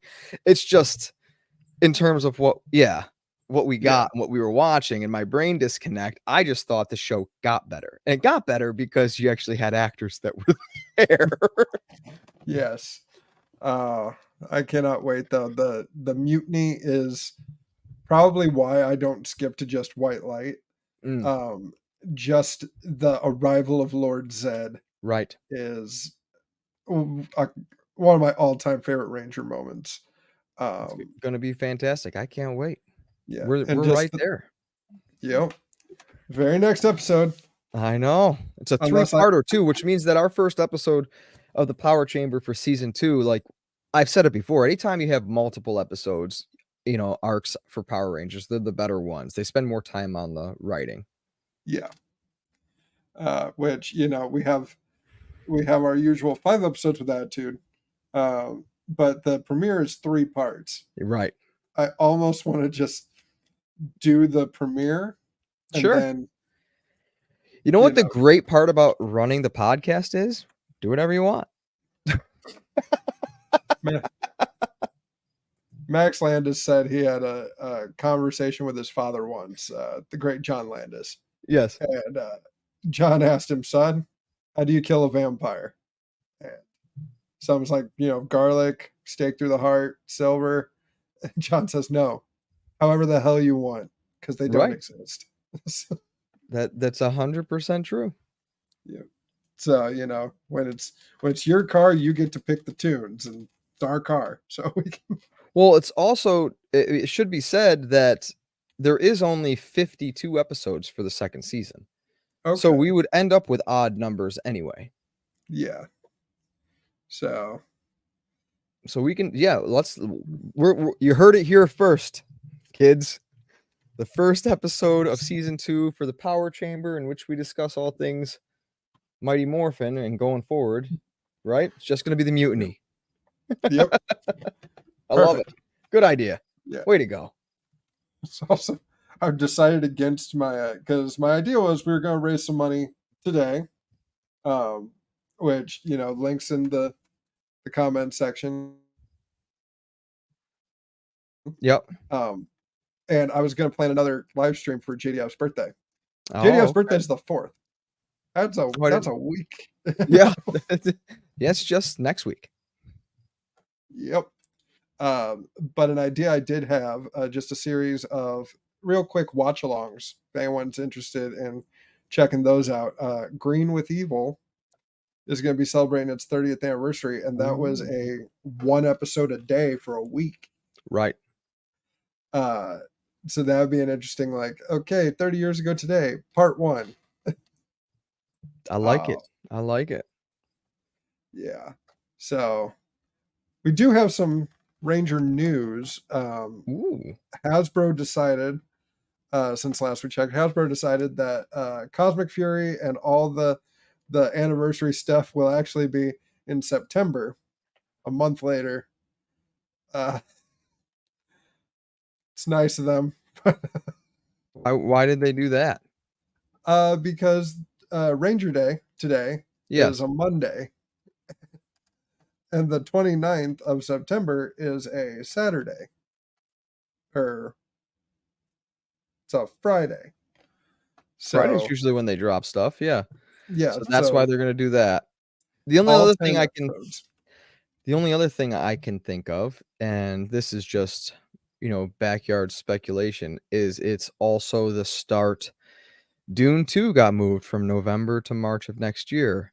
the studios aren't playing ball with the strikes that are going on, and these strikes are well deserved, and they need to play ball, but they're not. So what they're starting to do, I think, is push completed projects out and space them out, because they need to still have media to sell to us, the viewers, and not have dead zones.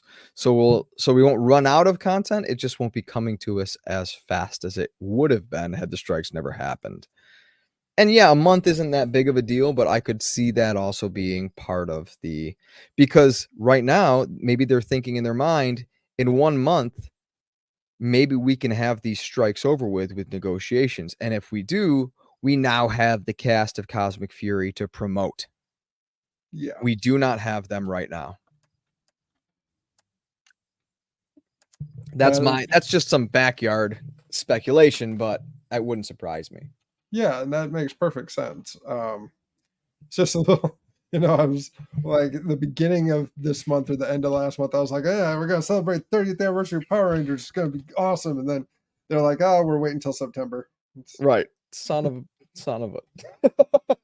Yeah. I get it. I mean, we're here celebrating regardless. I don't have a drink though. You talk. I'm gonna run to my refrigerator.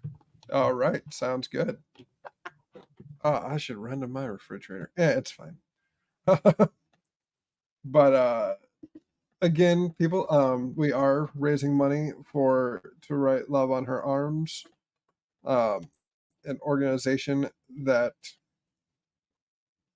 actually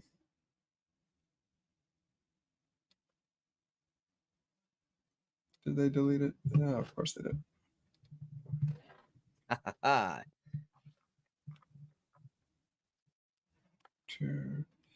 Some news out of Singapore. We got some listings for a new morpher. The Master Morpher. Damn straight. The only morpher I'll need. With all of Tommy's coins. Yeah. And recorded dialogue. What? From JDF. So I would imagine most of it is coming from the 25th anniversary special, Dimensions in Danger, which is when he had the Master Morpher. And so I was like, oh, it's JDF's voice, of course. They got it from the episode. Right.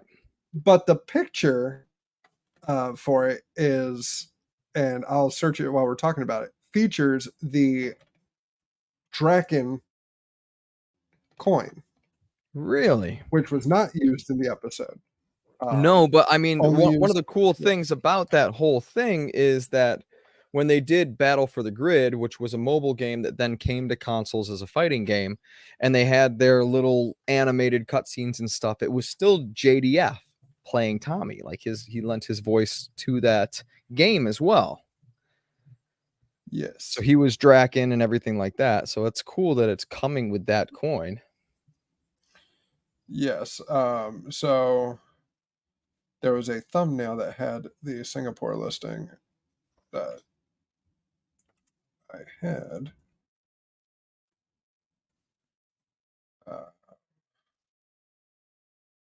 While I find this, there's also talk of Hasbro's crowdfunding platform, HasLab. Yes. Doing the Power Bow and the Power Axe. Really? Yes. With a rumored, pure speculation, can't confirm it, a rumored price point of $400. Woo. I'm assuming that means both. Yeah. I mean, to be honest, it wouldn't surprise me if it's that price. Some of that HasLab stuff.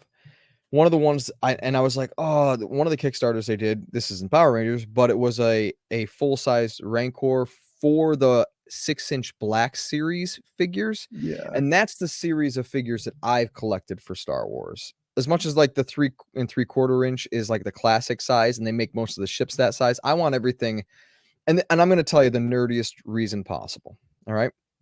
Okay. It's because, yes, the McFarlane figures are more closer to 7-inch scale, which is a little bit bigger than 112, but the 6-inch scale size is about 112 for everything.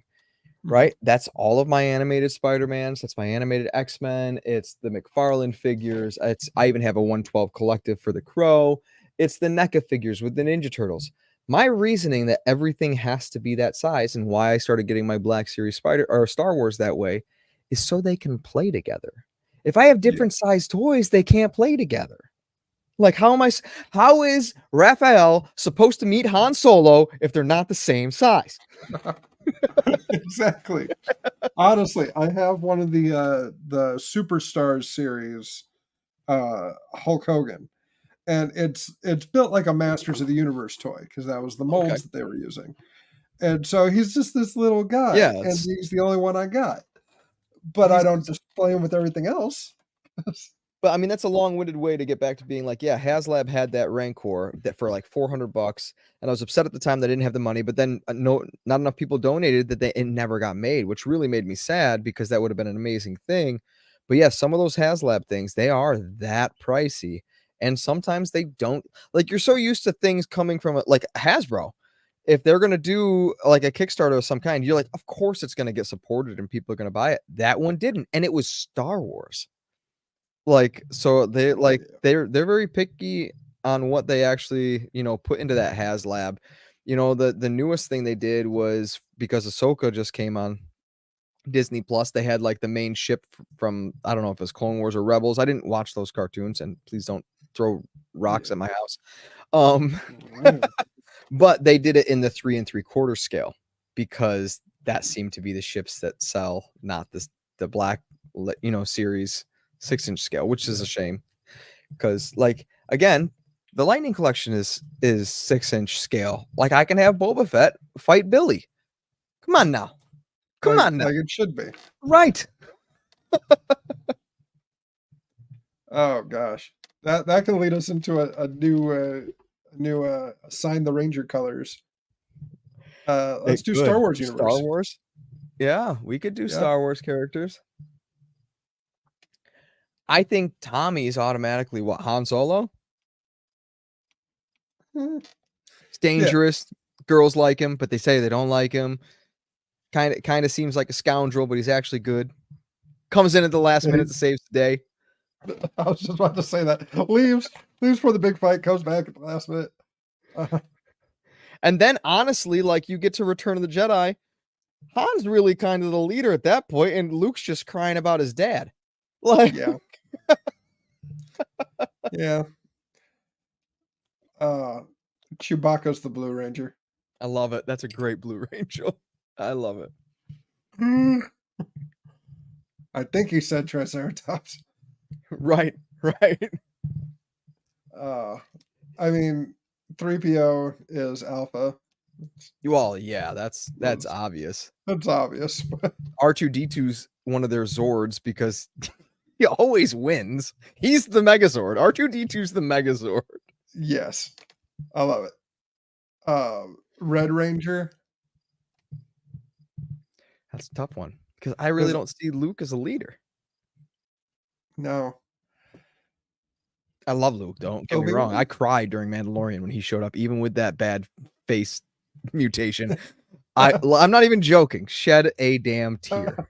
I had been waiting that long to see my Luke kick some ass. Like, I can't watch it now, years later, and still not be like, oh, Luke. I watched that in the middle of the night. Wife is sleeping next to me, and I just have my hand over my mouth like, oh my God. Right? I know. It's so special. Like, even if certain things haven't been, like, no offense to the Boba Fett show, it wasn't everything I hoped it could be, but at the same time, I will forever, earmuffs children, fillet both Jon Favreau and Dave Filoni for giving me Luke and the Mandalorian. The most interesting bit about that was I saw behind the scenes of how they did Luke in Book of Boba. Yes. And I was like, oh, did they get a body double or something? No, that's Mark Hamill just walking around. There is a body double too. It's both. Okay. What they do is they literally block the entire scene. Mark acts out everything while they have cameras on Mark. Then they have the body double come in and literally do exactly what Mark did. Pay perfect attention to how Mark carried himself, the way he put his hands, everything. And then Mark goes in and gets his face completely mapped, so they can then map his face and de-age it and then put it on the younger guy who just essentially pantomimed all the movements that Mark previously did. Okay. And then they also have Mark say all of the lines, and then they use the re-speecher technology to age him down. So it's Yeah. he's a complete digital work of art while also taking like 5 different computer pass run throughs and actors to get everything right. It's insane. Yes. So I just got a message from a potential guest. Ooh. Uh, Well, I will say, and not that I don't think the cause is amazing. The cause is amazing, to write Love on Our Arms, and more people should check out the link. Go donate. Donation has nothing to do with us. Donation has to do with people that, mental health awareness. It's an important cause, and we all need to pay attention to it, and we all need to know that we can ask for help and it's okay, and we're not alone in anything. That's why you have it listed as No One Fights Alone. And I think that statement is amazing. So, but that is a long-winded way of saying give money to those people. And if I disappear, it's Yes. not because I do not love the cause that we have going So- on. It just means that I might have to leave at some point. No worries. I've just reposted the link in the description. We're just gonna do a quick little check ski. In terms of Red Rangers from Star Wars, Din I was just Djarin. thinking that myself. Yeah. All right, we're still at a steady 82. So You know what? Trying I'm to- gonna go the Cosmic Fury route. Red Ranger for Star Wars has to be Princess Leia. Oh, without doubt, yeah. Leia's the best leader in. Yep, I mean, she Probably she's all- General Organa. Like, people call her princess just because of Alderaan, but that's not who she is. Yeah, So, yeah, which is Leia all the way. yeah. She should have been Queen Organa, but no. Yeah. I guess the technicality, the cop out is there's no planet anymore, so Yeah, that is true. but yeah, Leia definitely Red Ranger. Did we say who Han was the Green Ranger? I said Han was the green. Doesn't mean he has to be. It's just he jokingly came to mind as the guy who comes in the last minute to save the day. Yes. And then We need a black and Ranger. yellow, pink. Black, yellow, pink. Well, there's only like 2 women at a time in the Star Wars universe, so Well, it doesn't have we to can be just a woman. Yeah. no, we can just Leia's the Red Ranger. I mean, that's just what it is. Luke's the Pink Ranger. Okay. Half the Part of the stuff Luke team. says is whiny and you want to slap him. It's not too different from Kimberly Hart.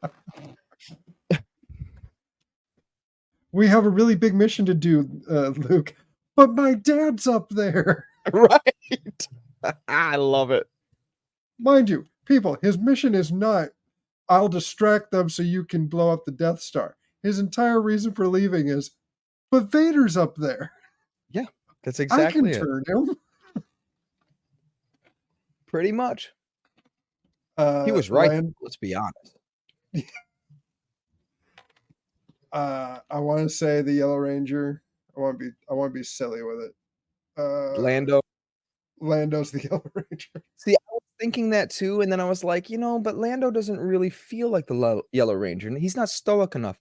You know who is? Lobot. Lando destroyed from Empire. Yes. Oh, for the Black Ranger. Do you want to get weird? Let's get weird. Yeah. All right. Salacious Crumb. I like it. Little. Yes. Exactly. I love it. The only other thing I would say in terms of stoicism, and if we weren't using original trilogy, but Star Wars as a blanket whole, I would use Queel from the first season of Mandalorian I have spoken as the Yellow Ranger. Yeah. Oh, that's perfect. There you go. That's If that's the Star case, Wars Power Alpha Ranger. is Alpha's. Why can't I think of her name? The girl in Tatooine, the junk dealer.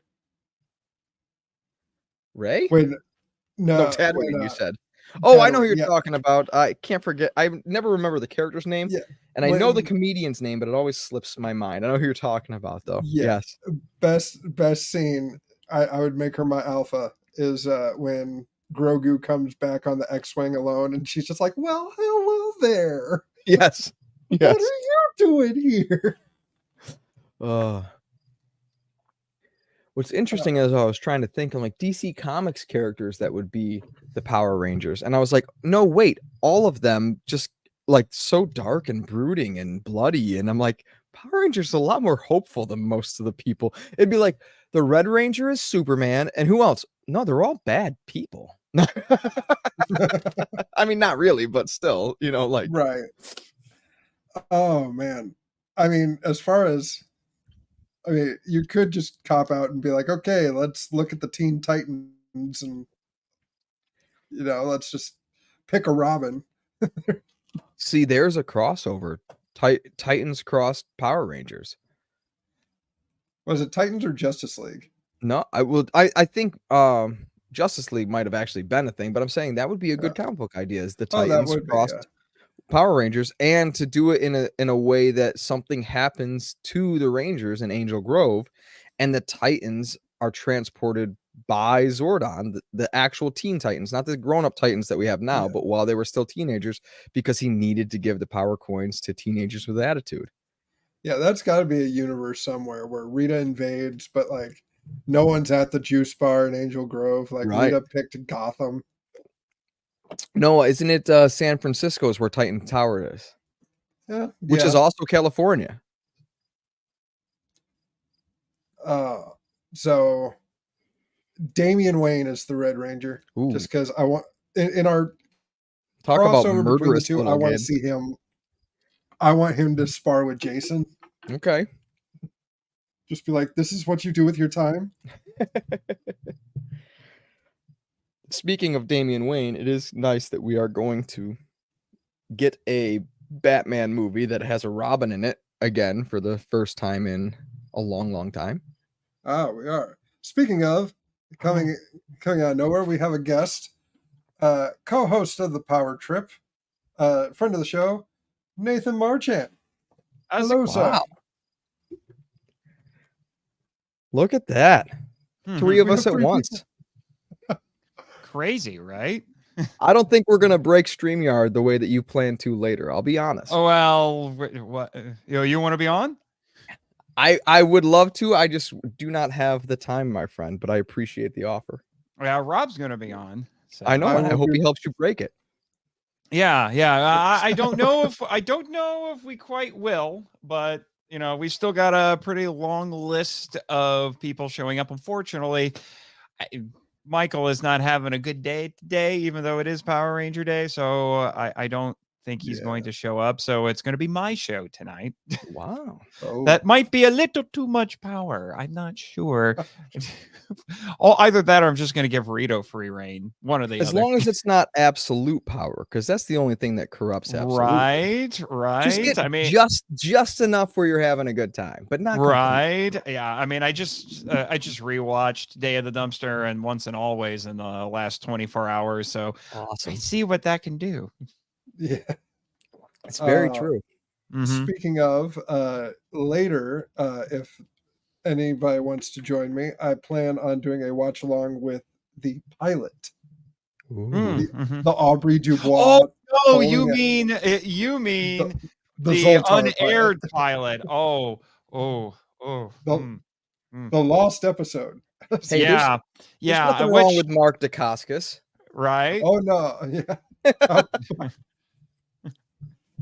Well, we were just discussing, Nathan, who we could see given Ranger powers out of the DC Universe. Oh, DC. Well, now we're on to DC Universe now. Yeah, we switched it up. Yeah. Okay, so you did Star Wars. It's funny because when you mentioned that in the Facebook chat, it made me think of it was one of a series of videos that I can't remember the guy's username. I'd have to go digging around on YouTube to find them, but to get the username. But it was this guy who would take different Power Ranger themes and he would edit, and then he would edit together clips of something that's completely unrelated, but is similar enough that it's kind of amusing. And then he cut it all together with those characters and actors, but to the Power Ranger themes. And he did one for Star Wars. And I'm trying to remember, I think it was Lost Galaxy was the one he used for that one, but he used the Kelvin timeline Star Trek movies for In Space. I like that. Yeah, and then obviously Mystic Force was Harry Potter, and he was doing the Fast and Furious with Turbo before it was cool with the memes. And I'm trying to remember, he did Pacific Rim to the MMPR theme. He did a couple of them to the MMPR theme. To be fair, with the way that Hayam Saban cut the hell up of all Zhu Ranger and everything else, going forward with Sentai, it makes sense that you could do that with other franchises and make it all work. Right. Yeah. And I was actually thinking just for a little bit of amusement, since you guys are talking about Star Wars, I could go look that video up and we could watch it. It's only like 2 minutes. I like that. I think I can do screen share, right? I could do screen share. Yeah. Yeah, I could do screen share. So let me go find it. Perfect. Let me see. Power Rangers Lost Galaxy Star Wars. Need to remember it's the guy is username The Unusual Suspect. Okay. And yes, In Space was for Star Trek 2009 specifically. Let me get this to the start here. Whoa, no, don't play. I don't want you to play yet. Stop it. Stop it, Chris YouTube. Pine would make a good Red Ranger. I forget how he had them assigned. I could see Chris Pine. Yeah. Honestly, I could see Chris Pine in any damn thing he decides to be in. The guy is charming. Yes, he is. I do like Chris Pine. I still think his Captain Kirk is a little too Han Solo for my taste. Oh, well, that's because J.J. Abrams didn't like Star Trek, and he was just making a Star Wars movie with Star Trek characters. Let's be honest. Let's be honest. Now, some of the actors got them down. Oh, Zachary Quinto, like Carl Urban. I swear he would do a seance every day with breakfast to be possessed by the ghost of DeForest Kelley because he had it down. His Bones is my favorite part of those movies. Okay, can you guys see it? Well, we'll bring it up here. Alpha. Yeah, because I can't. Yeah, I can't do it. There Okay. All right, here we go.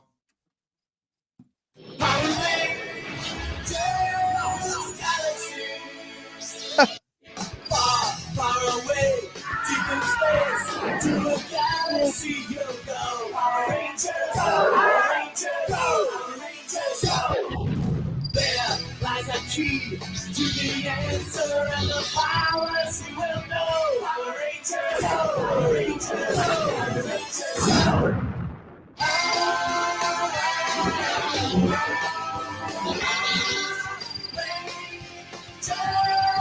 Turn on the power. Power Rangers, Lost Galaxy. Turn on the power. Lost Galaxy. Turn on the power.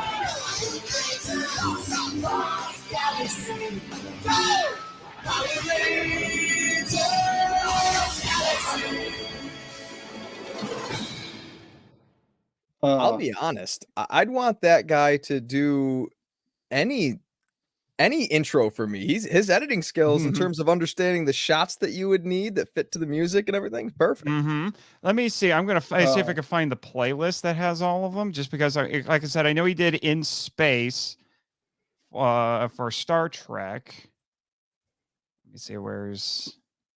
I think I have to go to his channel here. I just need a refresher on what else he's done for these. Okay, here we go. Power Ranger mashups. Let me pause that. So Let me see. He's done Doctor Strange to Mystic Force. He's done Wakanda for. Oh, these are new. He's done Wakanda Forever to Wild Force, The Mandalorian to Ninja Steel, Oh gosh. Spider-Man to Beast Morphers, Oh wow. Jurassic World Dominion to Dino Fury. Yeah, some of these I haven't seen yet. He did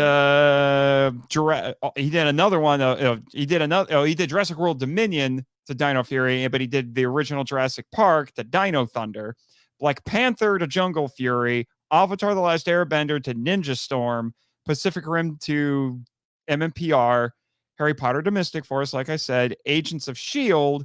to Lightspeed Rescue, Lord of the Rings to MMPR, interestingly, The Terminator to RPM. That just makes sense. Star Wars, we saw that one. He did The Legend of Korra to Samurai. Oh boy.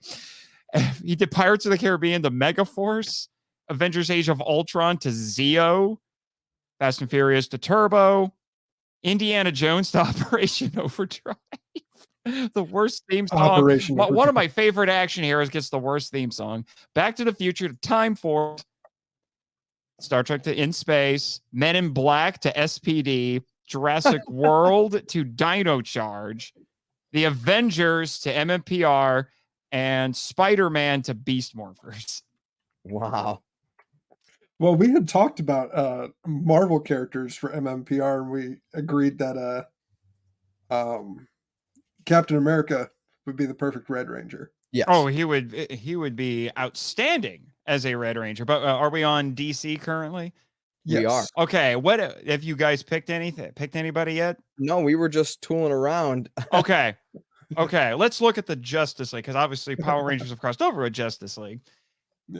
And let's be honest, Superman's probably going to be your Red Ranger, even though he's got a little. Well, I would make him red, but that costume is just so perfect. I would almost want, even though he would be a Red Ranger, I'd almost like to figure out how to get the blue and yellow worked into the suit, because Superman, especially classic Superman, has one of the best color balances of any superhero Of costume. course. Yes. You know, the And primary colors win the day. Yeah, it's like you don't want to. I don't want to mess with that. So, But speaking strictly from personality type, I think he's the Red Ranger through and through. right, and okay, let's just go work with the Justice League, because those are the heavy hitters. Batman, Batman. I feel like think he's Batman. the Blue Ranger. What? I think he's the Blue Ranger. I was leaning toward black personally. I think he would want black. Well, he would want black. The thing is, you know, the Blue Ranger like Billy, he's the one who keeps everything going. He made their communicators. He can understand when Alpha breaks and all that guy, like Watchtower and all that. It's all funded by Bruce Wayne. Mm-hmm. So to me, that's almost translates almost like when we talked Marvel. I had Tony Stark as the Blue Ranger because it just made sense. That with Tony the Stark as Avengers. blue makes sense. Yeah, and that's the only reason why I'd want to stick Batman there as well. Personality type, he's not anywhere like that. But Yeah. It's almost like you've listened to the Power Trip, because we talk a lot about how each color of Ranger fits certain archetypes. Red is very much the leader, and the Red Rangers typically are stoic and very put together. Some of them do have fiery tempers because, justice, that all that sort of stuff. And but yeah, Blue Rangers do tend to be on the geekier side. They're more intelligent. They're, the Now, ones if you running wanna- the technology. right, but if you want to go in terms of, kind of the other, kind of the outsider, kind of the geek, kind of the higher intelligence, maybe the Martian Manhunter is the Blue Mhm. Ranger. You could do that. Some of these, just because these characters have certain color schemes to them. Right, he's I green almost want to through and through. tailor them to the Yes, colors. I get that. The Martian. I could see the Martian Manhunter being a Green Ranger or a Sixth Ranger, because Sixth Rangers come in various colors, and a lot of times black and green are interchangeable. It's just that we think of, because of Tommy being green, because that was the first, because Zhu Ranger was the first Sentai to do a true Sixth Ranger. Yep. So Power Rangers are getting in on the ground floor with that trope. And, so but they're kind of wild cards because they're never set colors, but they're usually uncommon colors. Tommy's a bit of an exception, but they're typically uncommon colors. Now, so maybe. Now, here's the thing. Is Wonder Woman pink or yellow, or even white? Because white and pink are a little interchangeable.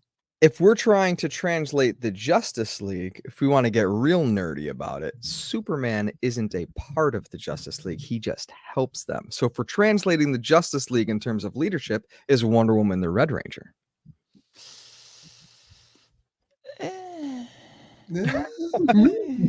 Maybe. I guess it depends on which era of Justice League we're talking about. Right.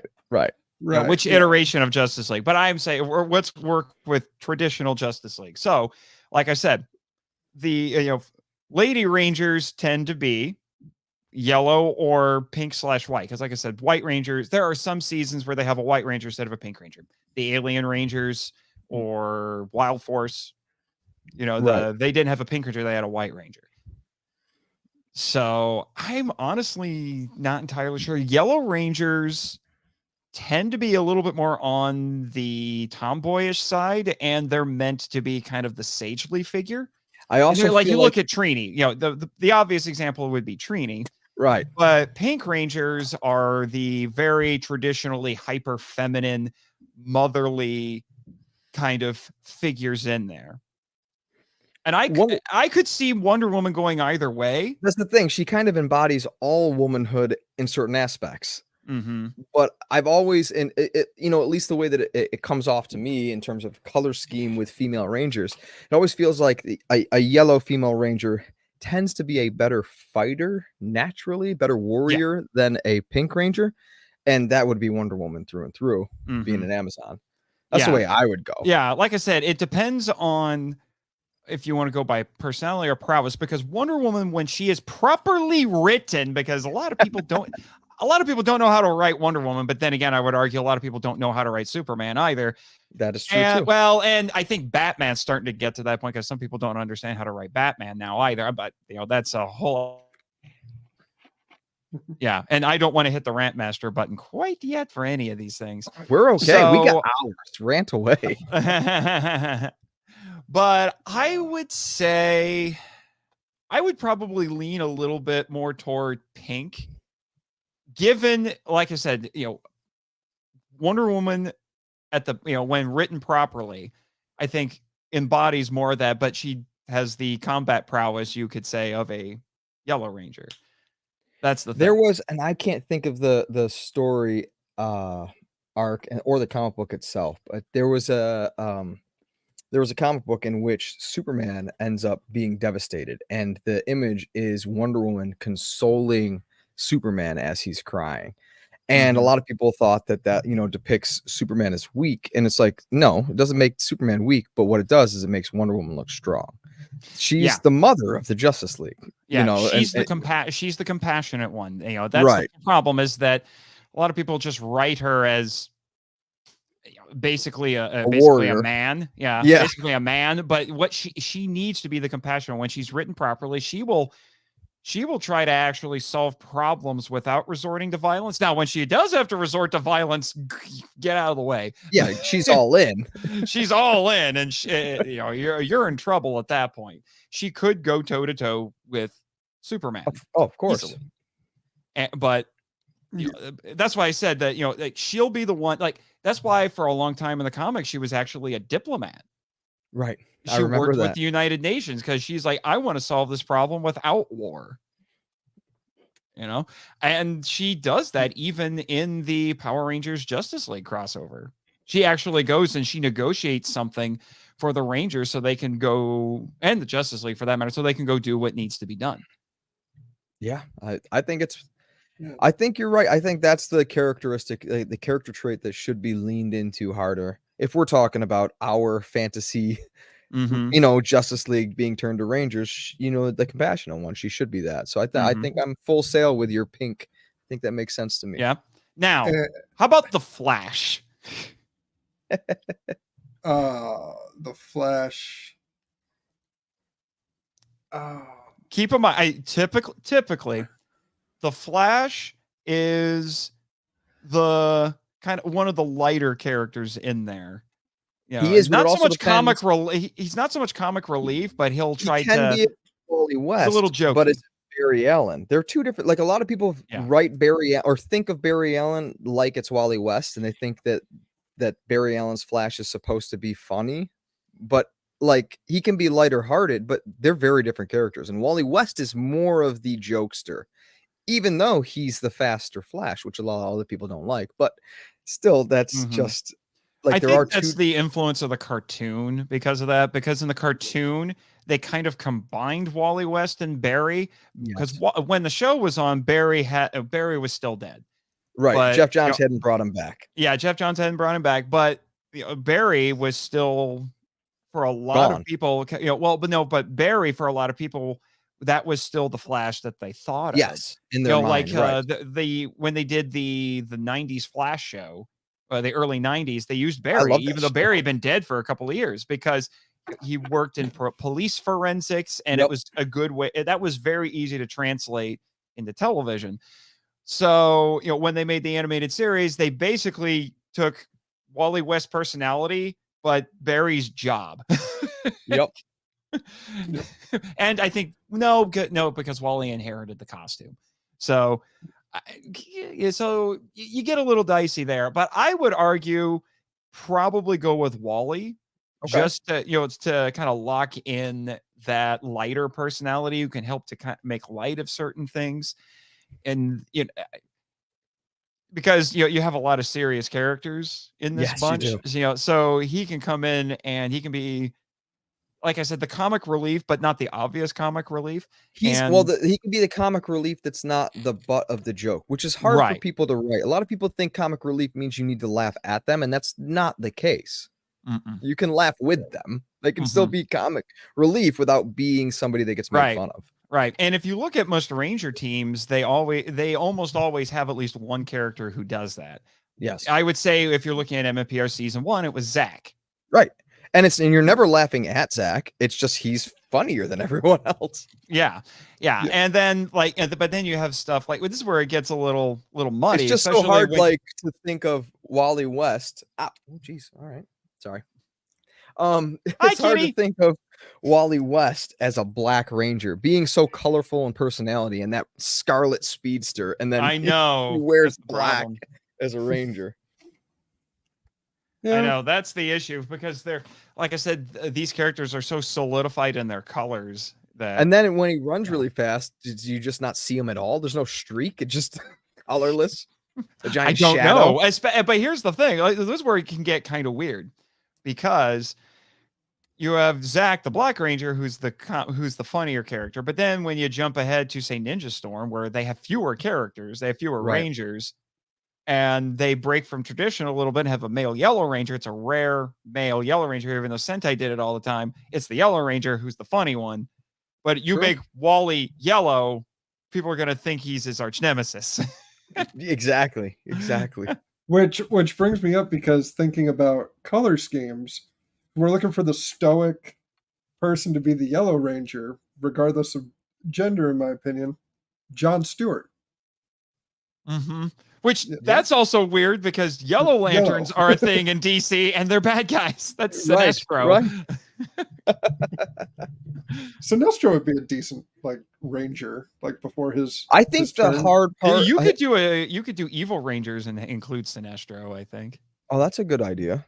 I also think the other hard part with trying to translate Rangers to the Justice League, or vice versa, is that DC is synonymous with restarting universes just ad infinitum. It just doesn't stop. And so it's all about which generation of Justice League are we talking about? Which versions of these characters are we talking about? Because if you were like, well, we'll stick to the 70s or 80s Justice League because I liked that lineup or those iterations, when you had John Byrne revitalize the Man of Steel and all that kind of stuff. You're like, we'll go with the 80s. Well, Jeff Johns hadn't created the Sinestro Corps and stuff like that, so we don't have to worry about Yellow Rangers. But if we're going with modern times, it's a big bag with DC Universe. It can be. That can be. That's why I typically like to when I think about something like this, like if I had the opportunity to write something like this, I would basically distill the characters down to their essence and probably include little facets from throughout their histories and And just that's what I distill them down think. to the, like I said, to their very essences. And I think that's where, when you look at the Marvel Cinematic Universe, the movies or the characters that have shown the brightest is because they weren't trying to develop a distinct comic book character arc for the character. Like Iron Man is perfect because they just took all of what Tony Stark is, and Robert Downey Jr. embodies what you think of that core character, as opposed to we need to do Demon in a Bottle. They never touched Demon in a Bottle, and they didn't need to, and Yeah. yet it was still a There perfect Tony Stark. There were some There were elements. of some Demon in a elements Bottle there, but we never got into the fact that maybe you should stop drinking, Tony. Mm-hmm. So yeah, there were other things that they needed to tackle. Yeah. right. So I think that like the most successful Marvel movies kind of go in that ilk as well. Like, just like you said, you take those characters just to their raw foundation and you build up who they are from there for the thing that you're trying to cross over with, like Right. Power Rangers. Right. So Yeah. what about a Green Lantern? And which Green Lantern? Because we have several to pick from. We've had two prominent ones. Well, no, actually three who've been members of the Justice League. Mm-hmm. You've had Kyle Rayner, you had Jon Stewart, who thanks to the TV show, he was in the TV show a lot more than he was in the comics up to that point. And he deserves every right, being Yeah. around since the 70s. He is kind of, I would say, the general populace's Green Lantern because of Justice League and Justice League Unlimited. They got to know Jon Stewart and think of him as Green Lantern. To me, I grew up reading my dad's comics with Hal Jordan, so I always thought of him as the greatest Green Lantern. My favorite Green Lantern was Kyle Rayner, only because I grew up reading comic books, know how to draw, wanted to be a comic book artist. Mhm. Kyle Rayner is a comic book artist that then gets the ring, and that's why he can create crazy creations and stuff like that. So there's a lot of, I never liked Guy Gardner as a kid. And then as I got older, I don't think he really stuck though. He was like a backup lantern, but then again, Jon Stewart kind of was too, but then he got elevated thanks to the animated series. And I think Hal is well known enough to the general populace. Yeah. Well, especially now because of the Reynolds movie that I was going to say what you want about the Ryan Reynolds movie, but it did put Hal Jordan a little bit more to the forefront. And as much as that movie did a lot of things wrong, Ryan Reynolds was not wrong in the movie. He could have easily, if that movie had been written better or and don't get me wrong, I'm such a nerd for comic book stuff. I still have a soft spot for the movie. I know it's not good, and I know a bunch of things that I would change, but I can still find enjoyment in it. And Reynolds didn't do a bad job as Hal at all. Mm-hmm. I think he's a better Deadpool than he is a Hal Jordan. Well, that's because that's the character that he personally advocated for over a decade, right? Which is why it's funny because I've mentioned I'm part of the cast for Scyther Media for Power Rangers the audio drama. Yes. I also just got cast in Carl's X-Men show as Deadpool of all people. Which is great. Yes. Playing Deadpool. Trust me, I started looking up, I found a compilation video of all the different voices for Deadpool and just kind of okay, how do I want to approach this character? And to me, Ryan Reynolds and Nolan North, you can just if you can kind of make some kind of amalgamation of the way that they deliver things. Well, yeah, see, that's the interesting thing because Nolan North is a very animated Deadpool. Yes, he is. Very, very animated, whereas but I think Ryan Reynolds is more deadpan. Yeah, but if Nolan North brought it down a little, we'd be like, well, that's just Nathan Drake telling jokes if you're a PlayStation fan. So Right. Now, there's another guy who did it before both Nolan North and Ryan Reynolds in some video games and some animated project. I'm trying to remember his name. It's something like John Bassard or something like that. I'd have to I don't know. I'd have to go look it up. His Deadpool is kind of in the middle. Okay. He's not as animated as Nolan North, but he's not as deadpan as Reynolds is. And that was what I kind of shot for. Plus his voice sounds a little gravelly compared to the other two. And I thought, I was like, yeah, I could do that. I'll do something like that. That just seemed like the right tone to strike, especially after I read the script that Carl sent me. I was like, that just seems the most appropriate way to go. And the other thing that's smart too is just finding, like you're doing, obviously, is finding your own voice with it, because you don't want to teeter on just being some kind of facsimile of somebody else's version of Right. it. Right. And that's why, and I thought what could be interesting is that, like, he kind of, like, my Deadpool will kind of, he's crazy. He'll still kind of keep at a even keel, but then when he gets really, really excited or shocked, he goes Nolan North at that point. That's kind of how I looked at it. But we got way off track here. So Green Lantern. Which Green Lantern do we go with? Because I think that might determine the colors. Hal Jordan is the Green Ranger. I mean, it's the obvious choice. Just for the parallax arc alone makes him the Green Ranger. True. Green with evil, yellow with evil. Yeah. Literally a shield of yellow over green. Right. Right. And let's please tell me that this is this is post Jeff Johns, because we don't need him getting beaten by a banana. True. Oh, That is very true. that's still one of my favorites in All-Star Batman and Robin. When Robin just paints the room yellow. I am not a fan of All-Star Batman at all. I'm not the either. memes that came out of it are funny, but That's I hate to say that, but I do have a love-hate with Frank Miller, with so much that he's able to get right, and then at the same time, some of the things that he writes, I'm like, come on, man. I think 80s Frank Miller is actually pretty good, and then after, No, he's fantastic. And then after You're that, talking about he Daredevil and loses his Batman. mind. Right, exactly. Yes, he does. He just loses. Well, the fact He just that loses felt his the mind. need- Like the guy just decided, I'm gonna write Sid City, and then after that, he just went bonkers. Mhm. Although I hear good things about the 300 comic. I never read the comic. I am a fan of that movie, and I don't know if it's just a bunch of oily dudes in underwear, but still, it's a good time. Yeah. So he's our Green Ranger, and so we talked a bit about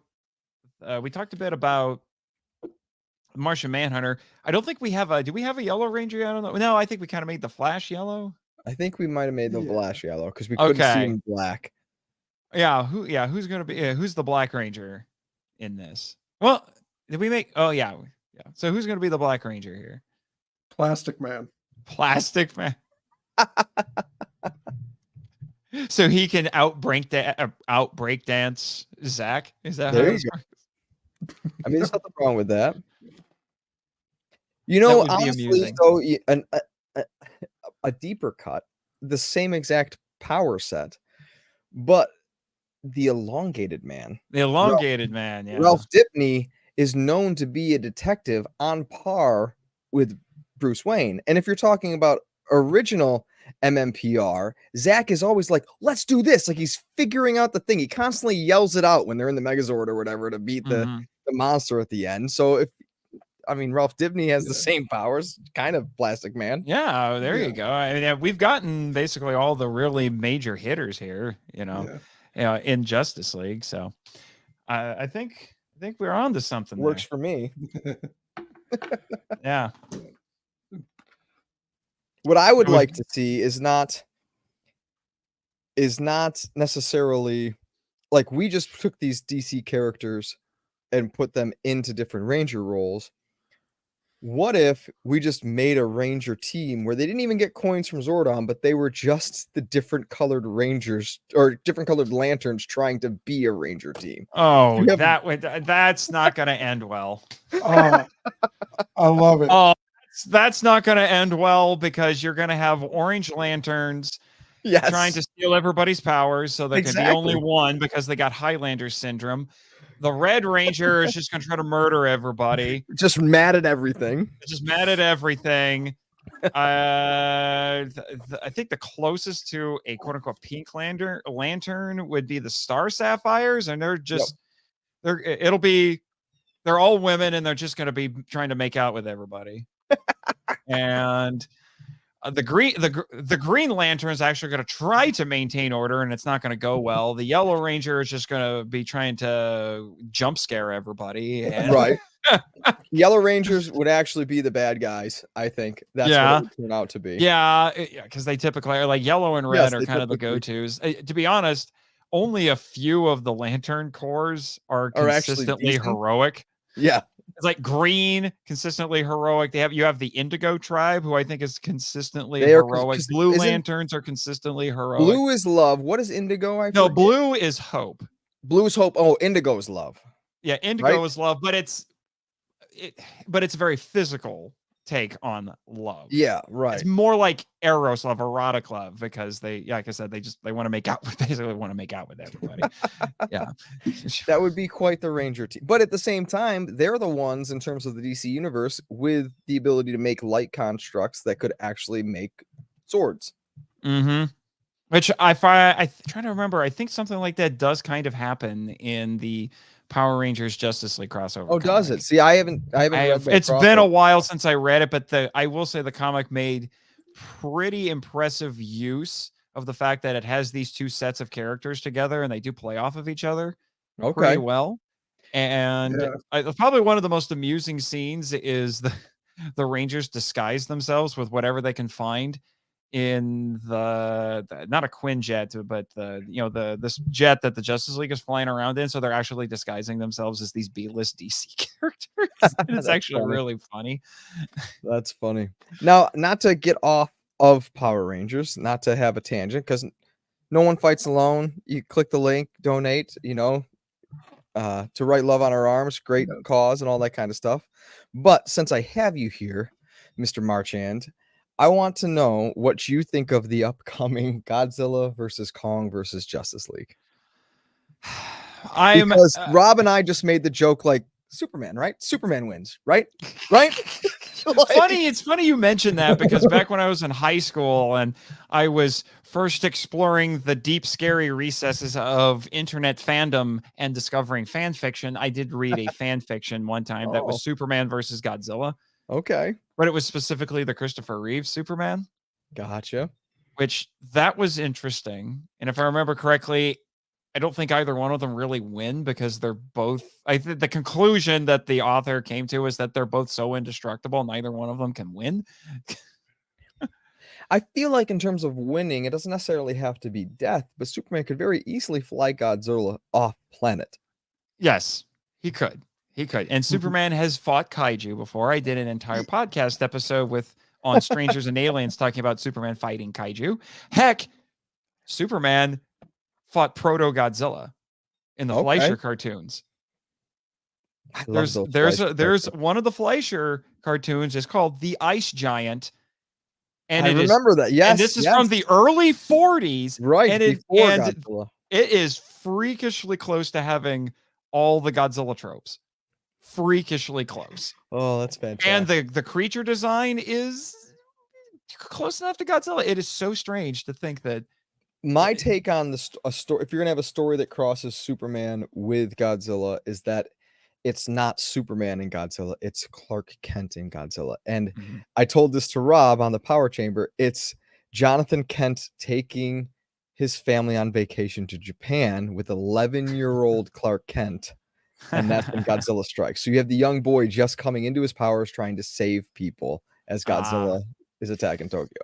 Yeah, that could be interesting. Full on Superman, like I feel like he wins. Yeah, possibly. I mean, the argument can be made that he just constantly holds himself back, and he's made comments to that effect that he has to hold back all the time. But Godzilla's pretty durable himself. I mean, he's kind of it's insane what Godzilla has endured. I could imagine too as well, because we just talked about the Landis in terms of Max Landis talking to his father, John Landis. How do you kill a vampire? Any way you want. They're not real. If you got Godzilla versus Kong versus Justice League, if they're like, well, the radiation that comes from Godzilla's mouth is so potent, it replicates red sun radiation. Superman depowered, Justice League needed. Or you can so many things you can. Or it could be something kind of like kryptonite, is similar to right. It's the radiation spectrum. Off kryptonite that exactly him. Yeah. So I think there's ways to do it. Do you think it's a good idea though? Being it's an insane idea, but given that we've already had Godzilla crossover with Power Rangers and Power Rangers crossover with Justice League and Power Rangers crossover with Ninja Turtles, and it's you know what? Why not? It's three of my favorite things coming together. Hopefully, it's I don't know what 3 things would go together because I'm thinking of peanut butter and chocolate, how those are awesome together, but we got a third ingredient here. So, but I don't know a whole lot about the story of this thing itself. I've seen Me some either. of That's the the thing. I artwork. just know October we're getting it. It's coming Yeah, out. I've seen some of the artwork. Amusingly, it looks like, and this makes me happy, they're taking advantage of the fact that it seems like it's going to take place primarily in the DC universe, and these are the MonsterVerse versions of the characters of Okay. Kong and Godzilla.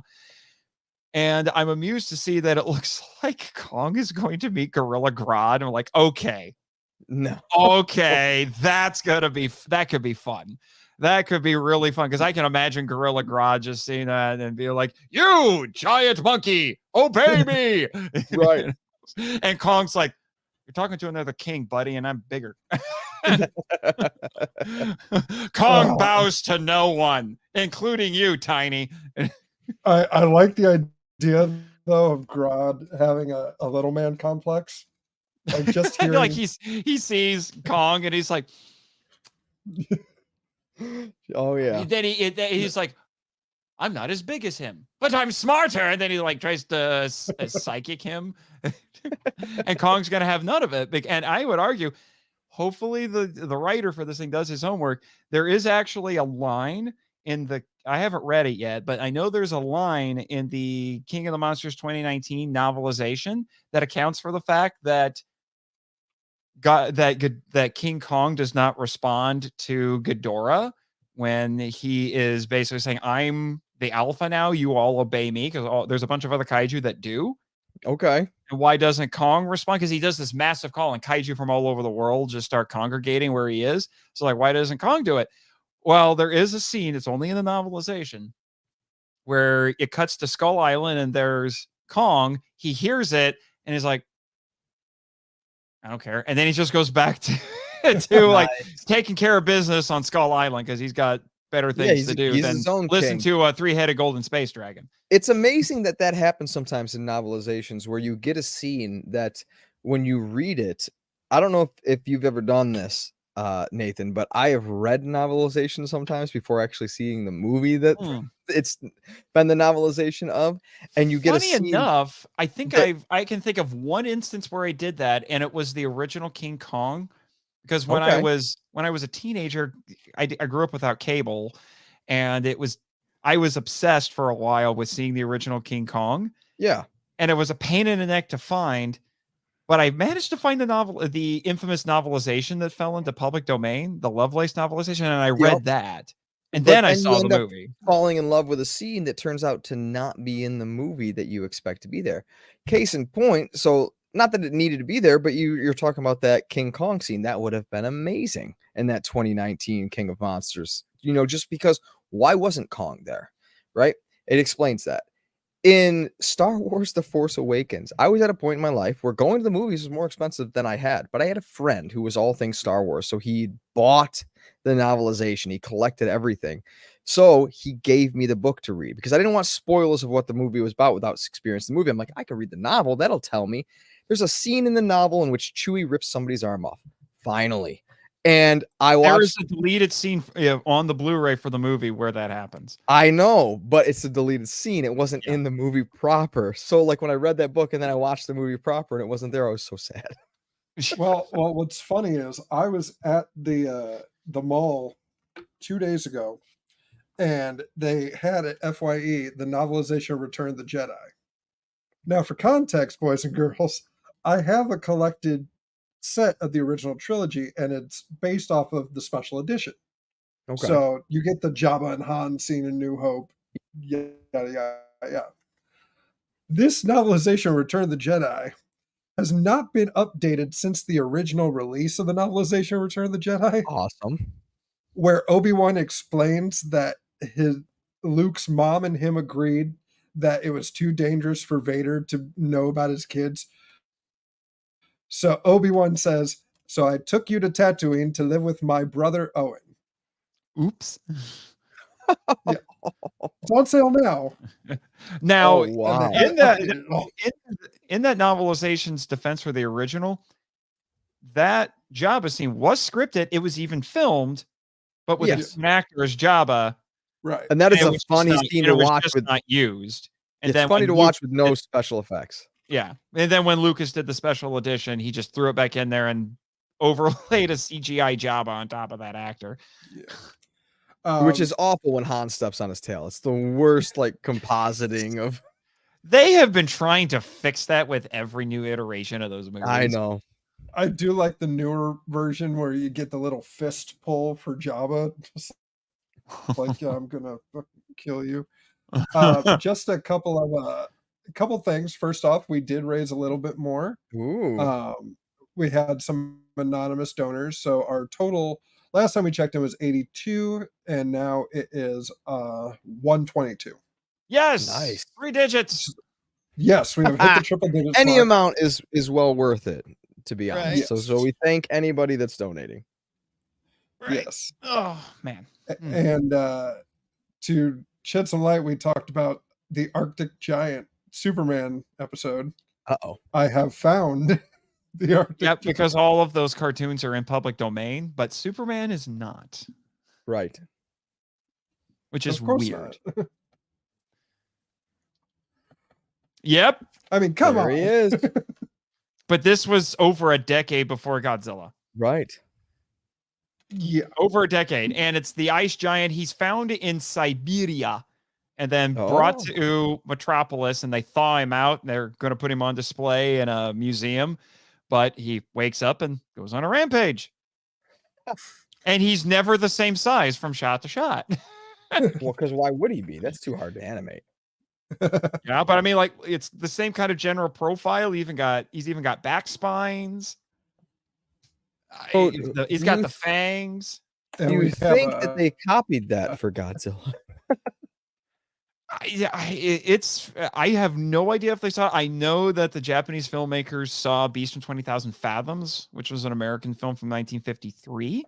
Okay. That had a big influence on it. The original King Kong he did as well because it was re-released in Japan in 1953 and it was a massive hit.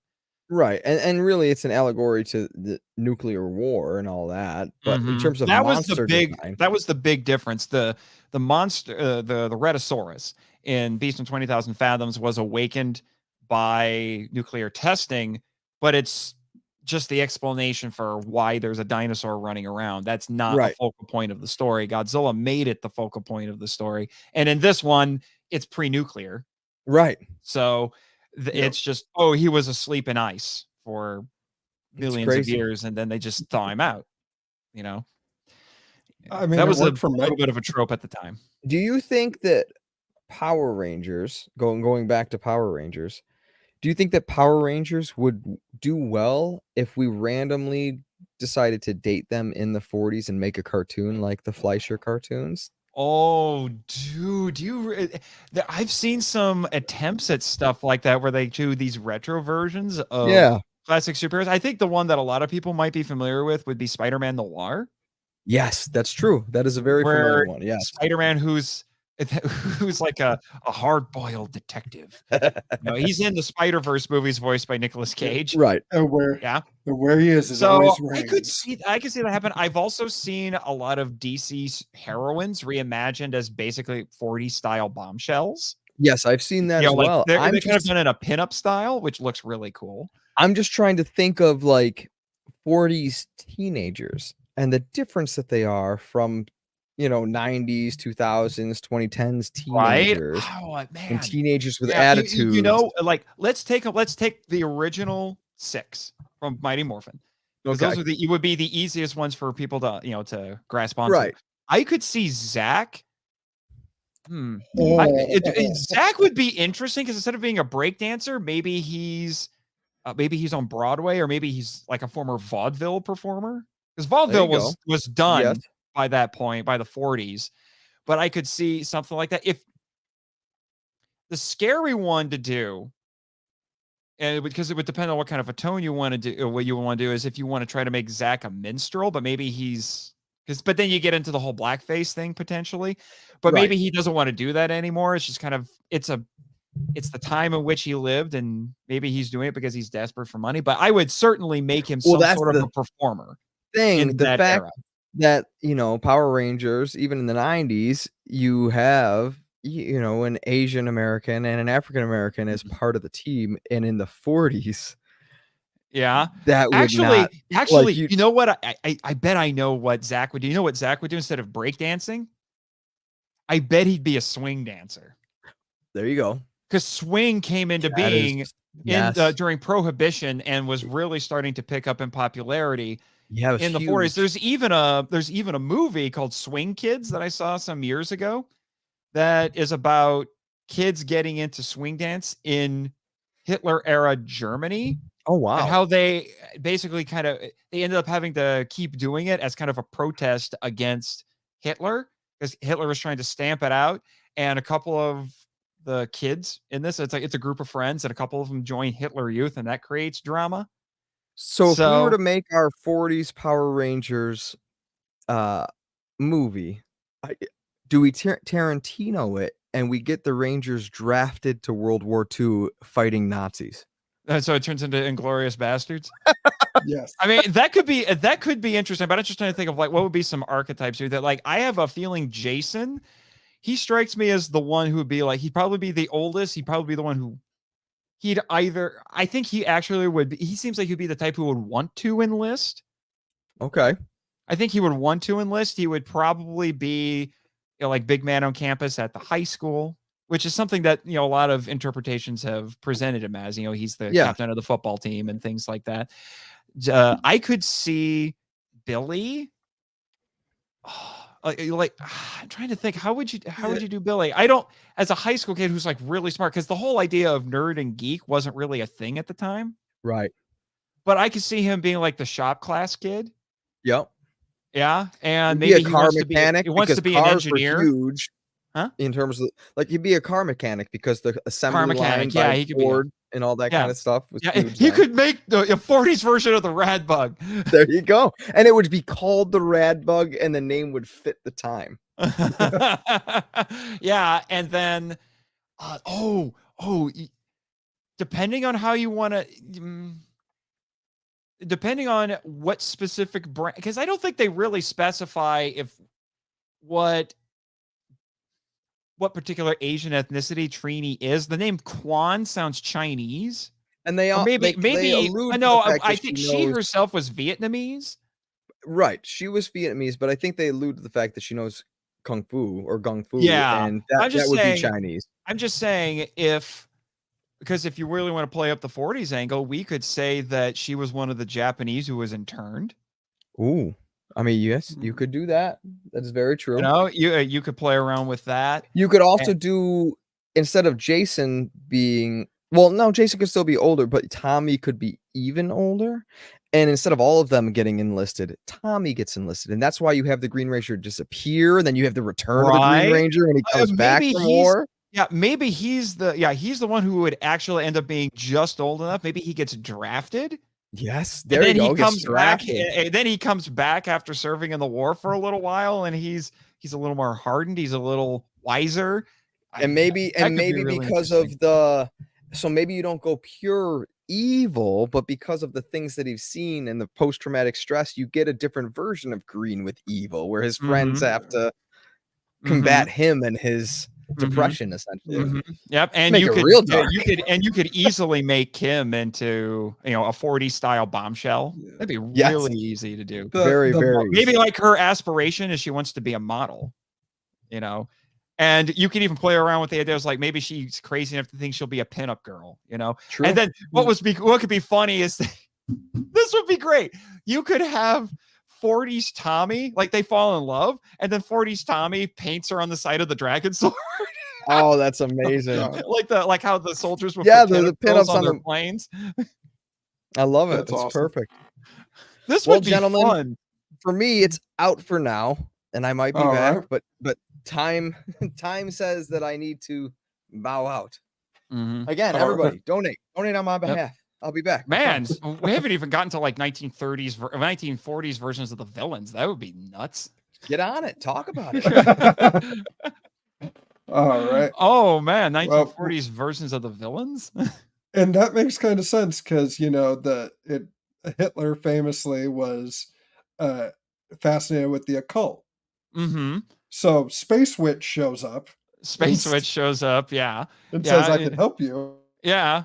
And I would say go so far as like ramp up the Wizard of Oz connections with them, because that would have been a very new movie at the time. So you make Rita a little bit more like the Wicked Witch of the West. Make Goldar more like a flying monkey. A literal Flying monkey. You can make oh my gosh, you really want to get dark. You could make Finster a Nazi scientist.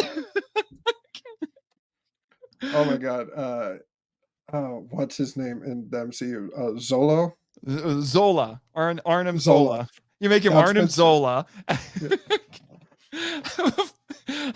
Squat and Babu could just be, it could be like, Babu looks like a vampire. Actually, his Sentai counterpart is a vampire. So maybe he's from Transylvania. Love it. Maybe he inspired the Dracula or something, Okay. Yeah. I don't know. I'm just I'll dig it. spitballing here. Oh yeah. No, I would love to see getting away from the 40s. I Mhm. kind of want to see a story of Billy being drafted in Vietnam. Oh. And he's the one that's like, I can't use my powers unless Rita forces me to. So going through the entire war and he can't morph. Oh, that would be so hard. Oh, And like man. he can't get away to help the team. Right? Because Yeah. yeah. And you could do steampunk versions of the Zords if it was the 40s. Ooh. Oh, Each Zord has and an maybe alpha, later on just- they invent one that's atomic powered because of the Manhattan Project. And that's where you get Dark Spectre. Dark Spectre, there you go. He's nuclear powered. Dark Spectre is the bomb. Literally. Oh man. That's some Godzilla -1 territory there. Oh man, I'll tell you what, that trailer for Godzilla, compared to the two of us viewers, I'm not that into Godzilla in terms of like seeing everything lore of it. I love the concept of Godzilla. And I've seen a handful of movies. But that trailer for -1 when it's like the bombs dropped and Japan went to 0 and now they're Mhm. minus. It's like, And now they are mine. It is. oh. It's an intense trailer. It is intense, right? And I now have a podcast friend who I swear has. I swear he has now become. I think he has a man crush on the director. I'm just saying. And Nothing wrong. I'm a little bit concerned about him. He's gonna be the greatest, I promise. He's He's gonna gonna do be no the wrong. best, guys. He's the most qualified director since Ashiro Honda to direct a Godzilla movie. It's like, I thought you hated everything. Can you go back to hating everything?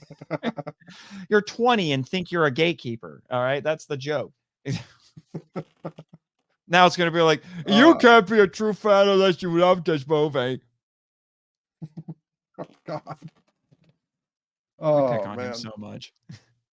Yeah, well, it toughens you up. Yeah, that's.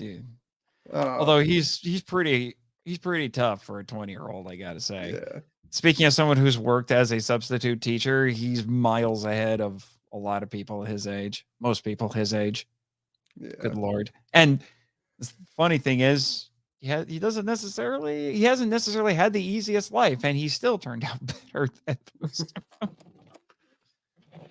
And you see, that's the type of friends, like the Power Rangers. You Mhm. want friends like you that we can poke fun and stuff, but at the end of the day, like, yeah, we build each other up. And Mhm. that's the important thing. Mhm. Which is why you should donate to the Right Love on Our Arms. Yeah. Nice segue there. Yeah. Kind of sputtered a little bit, but I'll rev it up again. There we go. And I will check our total. But so far, 30 years of Power Rangers. Having just finished watching the first season, it amazes me that it lasted this long.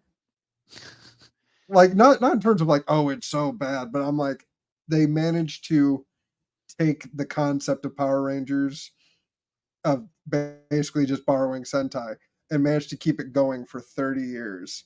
Yeah, And we're still at 122. that's We're fine. close to halfway. Yeah, there. that's always So- good. That's always good. Just share the the link for the stream out to a few more places and let people know that what we're talking about. So I'm just curious. Have you're talking about 30 years of Power Rangers? Have you been able to see the entire franchise? That's a lot of stuff. Close to it. I'm Close working to on it. it. So Now, what are your gaps, if I may ask? so the running joke is that my original run of Power Rangers was Day of the Dumpster, Green with Evil, move on to season 2. I've now seen the entirety of season 1. Me and the wife, because there was a gap in recording, we just kept going. So we have finished the Zordon era. We are rewatching. Lost Galaxy is my gap. And then I watched Time Force, Wild Force. Oh, did you miss Lightspeed Rescue? I did miss Lightspeed Rescue. So Lost Galaxy, Lightspeed Rescue, and then the Disney era. And then I got back on with Megaforce for an episode, and then I was like, okay, moving on. that ended up being one of the most contentious episodes of the Power Trip, because I really don't understand. It is one of the weirdest things. Michael and I argued so passionately over what was worse, Samurai or Megaforce. We both agreed that they were terrible, but we disagreed on which one was slightly worse. And we really had to hammer it to the other person's like, no, this one is slightly worse because X, Y, and Z. It was dumb. It was really dumb. I said Megaforce was the worst. He said Samurai was the worst. And we just could not agree. But I thought his criteria for giving Megaforce an edge was kind of flimsy, which was nostalgia. I'm like, come the frick on, okay? It's empty. It is so empty. Even the nostalgia is so empty. It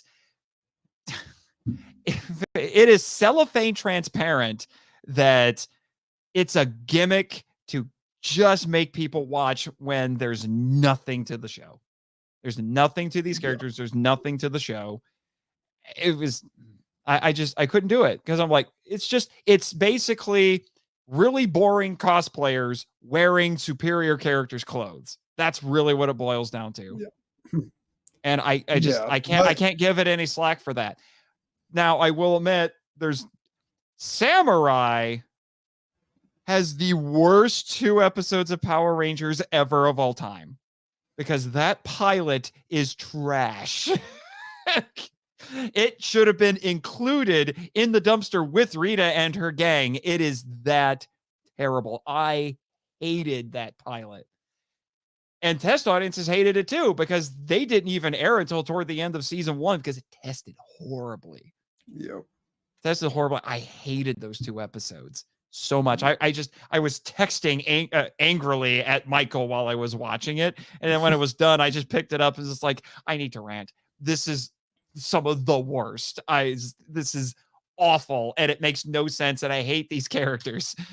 Our Lord and Savior Jaden Christ. It's just so, but there were a couple of bad guys in Samurai that I actually liked, and it was one of the few instances where the creators on Samurai were allowed to diverge from the Sentai, because that was the main problem with Samurai. Is they were basically told just adapt it exactly, and they did a terrible job. And Dio and what is the guy's name? Dio and Decker are the only 2 characters. Are the only 2 characters that I had any sort of investment in. And for what I found out, they're actually better written than their Sentai counterparts. They're just straightforward bad guys in the Sentai. And here they gave them this tragic, kind of complicated love story where Dio is trying to save him, and he keeps losing his memory, and he's so obsessed with finding the perfect opponent that he's forgotten who he is. And and then they die together. Spoiler warning. I mean, like, that I actually found compelling, but it wasn't enough for Michael. And I'm like, whatever, man. So that was, like I said, that one was weirdly contentious. But My- Disney. Yeah. So the Disney era is a gap for you. Yep. Okay. The Ninja Storm's okay. If I remember how we ranked everything in those ranking episodes. Ninja Storm's okay. I know a lot of people love it, but it was just okay for me. The Dino Thunder is really good, but if you're a Tommy fan, he comes back in a very different role. And it was I don't nice know to what you see him mean. there. Yeah. I'm not a Tommy fan. Yeah. Yeah. I'd like to actually talk to a Tommy fan because I was on the Monsters with Attitude stream on I saw that. on Saturday, and there's one guy who just can I say this on the show? He has a hate boner for for Tommy. Go for it. Yeah. But I saw that and I was like, I wonder if I can get him on here. but yeah, so you have that. That one's actually pretty good. SPD is top tier. Yep. SPD is top tier. It goes places that you don't necessarily expect and tackles things you don't necessarily expect. Like, it actually tackles racism to a certain extent and really wrestles with what does leadership mean, because there's a lot of tension between the Blue and the Red Ranger over that, because they both want to be in charge. Well, one guy wants to be in charge and the other guy just has leadership thrust upon him. And, you know, so there's some really cool things going on there. Plus, Doggy Kruger is the mother trucking badass. So I have seen 2 episodes of SPD because mainly I binge watched Linkara for a bit. So I haven't watched a full season and sat down and appreciated it. But Reflections and Shadow, I had Excellent to episodes. watch that. Yeah, excellent Kruger, episodes. Yeah, and then Uh, what was after Mystic Force? And Mystic Force is okay. Mystic Force didn't throw it. Mystic Force is a little weird, you know, at points. Yeah, there's some good characters in it, but you know, it didn't excite me as much. Operation Overdrive. I feel like Operation Overdrive was a victim of circumstance. I think the people who were working on it were talented, but it just fell apart. It just does not work. We've come across some people who staunchly defend it, which is interesting. One guy even did it kind of petulantly, which is weird in our Facebook group. But really? Yeah, it was really strange. Yeah, but it did not work for us. It's a great concept though. Yeah. It's a really great concept, but it also has the worst theme song out of the entire franchise, because that is just, what the heck is that theme song? Jungle Fury is really good, which I was very glad to get Jungle Fury after Operation Overdrive, because that was a much needed breath of fresh air. And then RPM is top tier for me. I think it's the best of the Disney era. It is one of the boldest takes on Power Rangers I've ever seen. And the more I find out about RPM, the more I'm like, this shouldn't have worked. Like, everything was stacked against this show working, and it does. Are those googly eyes? Yeah. Like, the weird mix of, you know, of self-aware humor and bleakness for a kid show. The characters are fantastic. And it's just, yeah, you know, and the Sentai they were adapting was nothing like this show, but they made it work. Like, everything was stacked against this show, and it still came out great. I mean, the original showrunner left about halfway through, and then they had to bring a guy in, which created a little bit of inconsistency, but I was still shocked how good the back half of the show was. Now, I'm curious to find out the full details about what Eddie Gazillion had planned for RPM, because they didn't use all of his ideas, because he didn't talk about them. So they just kind of had to, like, okay, what do we do? Well, if we're we did this thing in space and it was really, really good, so why don't we just do it again? And I'm like, okay, you know, if you're gonna rip yourself off, rip off the best parts of yourself to do it. So, you know, because they basically end up doing the Andros and Astronema thing again, where Okay. one of the villains turns out to be the long lost sister of one of the Rangers. Okay. Yeah, because RPM at the very least has my favorite episode of the Power Trip that covered it because you shouted out Mishawaka. And that just makes Yes. it great. So, Yeah, I had to. I mean, I'm from Fort Wayne, so you know, Yeah. we could just hang out and record a podcast in person if we wanted Right. to. We could meet in Warsaw, Indiana. That I used to hang out there all the time. That's literally halfway between us. I'm down. Let's Yeah. That would not be hard to do. Too much Uh, Hoosier energy is dangerous. Too much Hoosier energy is dangerous. Why am I doing this? I don't have hands. I lost my hands and everything else except my head. Speaking of Kruger, I have to say, because I reread Shattered Grid.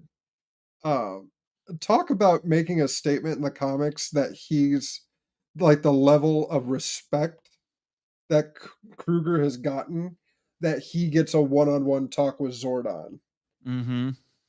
where they compare their teams Mm-hmm. and their leadership styles.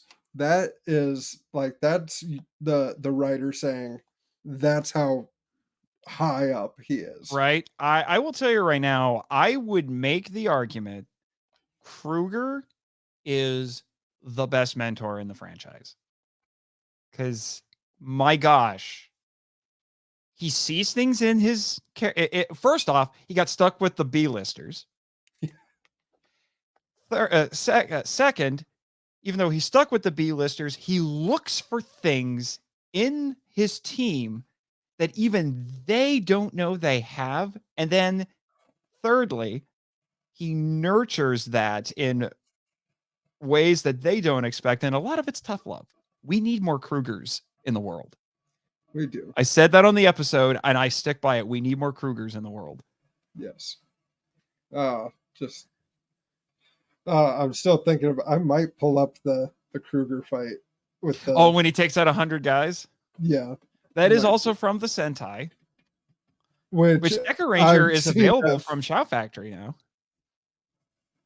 Awesome. Yeah, I've seen the suit from a Deca Ranger. I'm Kruger. really glad they did their own version, because I forget what his name. I think it's still Doggy something. I don't remember what it is. Yeah. In the Sentai, but he looks like a furry. I'm sorry. Oh, he looks like a furry. It just wouldn't have worked. Let's see. Doggy. And that is Kruger. Also, Shadow Ranger is one of my favorite Ranger designs too. Oh yeah, that was the first Lightning Collection figure I got.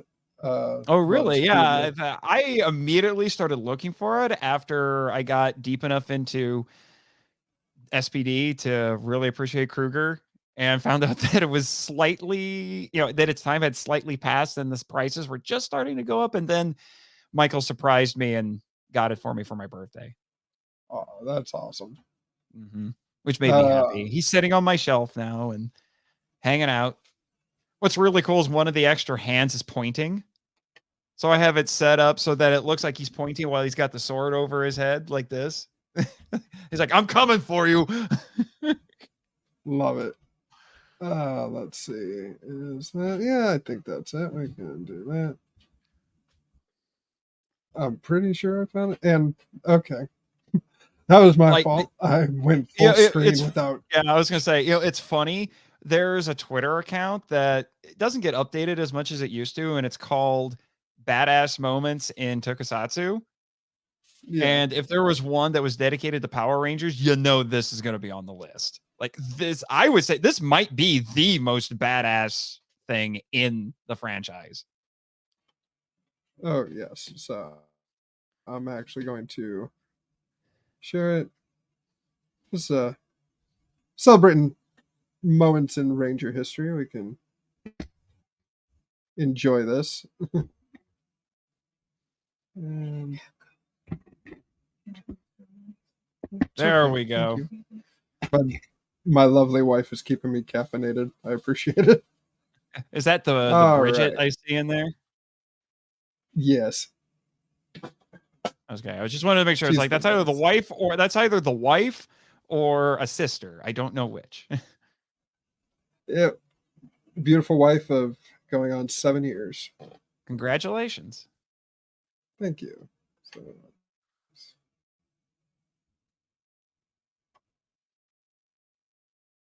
Got the sound off to avoid potential. oh yeah, I should. All right, Well, I so mean, yeah, sounds off. I was gonna say, yeah, the sound's already Yeah. off. I don't know how he Oh, you stuffs can't hear that it? face in Oh. the helmet. Oh yeah, no, it's the same with like Justin growing in his suit. Oh, and then apparently his Sentai counterpart is Deca Master, Like a master, yes, that's right. which I mean, I'm all for it. Yeah, and this is all Sentai footage here. Oh yeah, I love the it's the sword true too. sword in the galaxy. Yeah, he is about as old school superhero as you can get. I put dramatic Asian music. Some of these captions. And then I Oh, love yeah. this. It has a countdown. It's like, oh, do you not believe that we actually have a, what looks like a 100 stuntmen here? Oh, we're gonna keep track. It's Oh, a yeah. little video gamey, but I like it because they just want to prove, yeah, we can choreograph a fight where one guy takes out 100 people. Honestly, the Dynasty Warrior game series or the Heroes of Hyrule or Hyrule Mhm. Warriors, Mhm. that type of fight in Power Rangers would be amazing. Oh, that would be very easy to do. I'm surprised something like that doesn't exist. Oh, well, no. Isn't the Wonderful 101 like that? I think that's that's not that is inspired by Sentai, but it's not licensed. But I think it would be kind of like that. I don't know. I haven't played Wonderful 101. At some point I'm going to download it. There's Probably stream it. My favorite number, 23. Just takes off. This is just insane. Yeah, and the editing on this, on this is just so good. I don't want to think about what they had to do to choreograph this thing and get it put together. And then you got the explosions and like all of this stuff. Like the planning that would have had to go into making that happen. And then this fight, he's just beaten 100 Crybots, and he has to fight General Banog. Yeah, now it's boss battle time. He's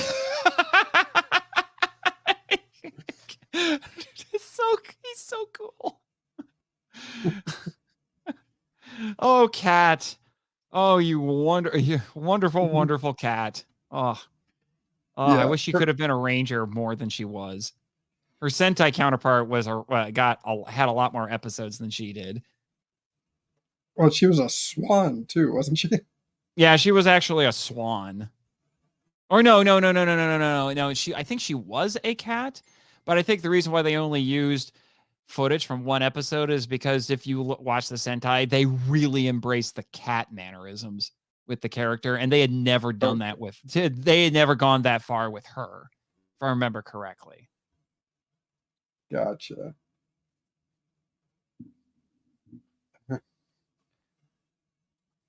And you know what's funny? Technically, canonically speaking, this is the farthest along in the Power Rangers timeline. Yeah. We haven't even reached it yet. Which is why it's set in 2025. Yeah. Which is why I think they're going to reboot it or at least go on hiatus. So that way you're not stepping on what SPD is. Mm-hmm. Like you take a break, it's like, okay, SPD happened, and now this is the story afterwards. Mm-hmm. Yeah. They also remnants of the Tribute Empire or something. yeah, well, because they get a reference in Once and Always. Yeah. Yeah. It's such a fantastic show. It really is.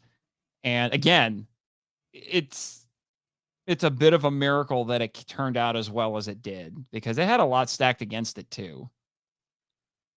Because Disney was desperate to save money, so they basically just kept telling them to use as much Sentai footage as possible.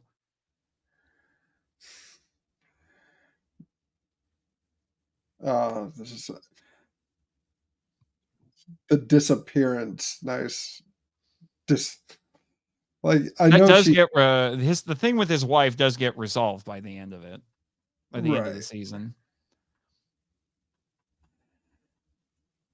Well, it would be interesting without the censorship problem of it, if he was like, you're charged with the murder of Icinia Kruger, and then it showed up Yeah. not guilty. Yeah. There were some rare moments where they were able to get some quote unquote more extreme content by the censors. The Wild Yeah. Force actually had a very brief appearance of blood. You know, very brief. And there Yeah. have, on rare occasions, they've actually said kill. They haven't said destroy. They're funny little euphemism. They've said kill. I know Time Force did it at least once. And the Mantis episode of season 1 actually snuck in the word dead. Yeah. Being, yeah. and I think we got taken off. Did we? Oh, it says stream unavailable for policy violation. Ah, Son of a course. bitch. Even without sound. Even without sound. I played it too long. That's my fault. Can I get it back? Can we? Oh no, we had such a good conversation and nobody heard it. It still says we're live. That's the confusing part. Which is stream unavailable. Yeah, but it's still saying stream unavailable. Where Toei said no way. Oh gosh, what do I? Toei said no.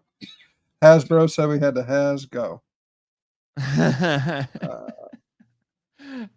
Toho said no ho. Let's see. That joke's not original to me. I stole that from MST3K. Hey, it's not stealing if it's from the best. Yeah, that's where Toei said no way. Yeah, I like Hasbro said. It said, what'd you say? Hasbro said you gotta go.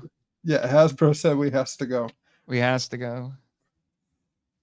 So I'm just gonna copy and paste everything into a new stream, and we're gonna... Son of a biscuit eating bulldog. All right. Well, 3:13. I'm gonna end it, and I'll send you a link, and then if you're free to hop back on, because I think I have stay to on for about another 15 minutes or so. Then I have to get ready for my stream tonight. Yes. So yes. if you still have some money you need to raise. Oh wait, this are evening, we back on? We're back on. It popped us back on. We have returned from the void. Ha! Yes. Quite. Ha! Ah. All right. So there was a long gap. Hi, everybody. Because how'd you put it? So Hasbro said you has to go. Yes, Hasbro said you has to go. My bad. I'm surprised it was Hasbro, not Toei. Yeah, Toei was infamous for clamping down on people doing stuff like that. But they got some poetic justice when they launched their YouTube channel and were posting episodes of their shows on it. They got a copyright strike from themselves. And it shut down the channel after it had been up for less than a day. They had to fix it. There's a great story with Star Wars Theory did a Vader fan film and got permission, like went through all the channels, made sure he crossed all of his T's and dotted his lowercase J's. And they were like, yeah, sure, no problem. and then he got copyright strike. It was it's a fantastic. little ridiculous, I have to say. I just come on, people. We're not all trying to steal your stuff. What is it, Zordon? I mean, Michael. Okay. Yeah, I need to. Yeah, he's talking about this. So we get it. Just like the actual show, only one Oh my goes off. gosh. I told him that I actually I paid for that ringtone to use for him because I was getting enough text messages from him at that point. I'm like, you know what? I'm just going to give this to you because you do it enough. What's funny is that's me and my wife's text tone. Right?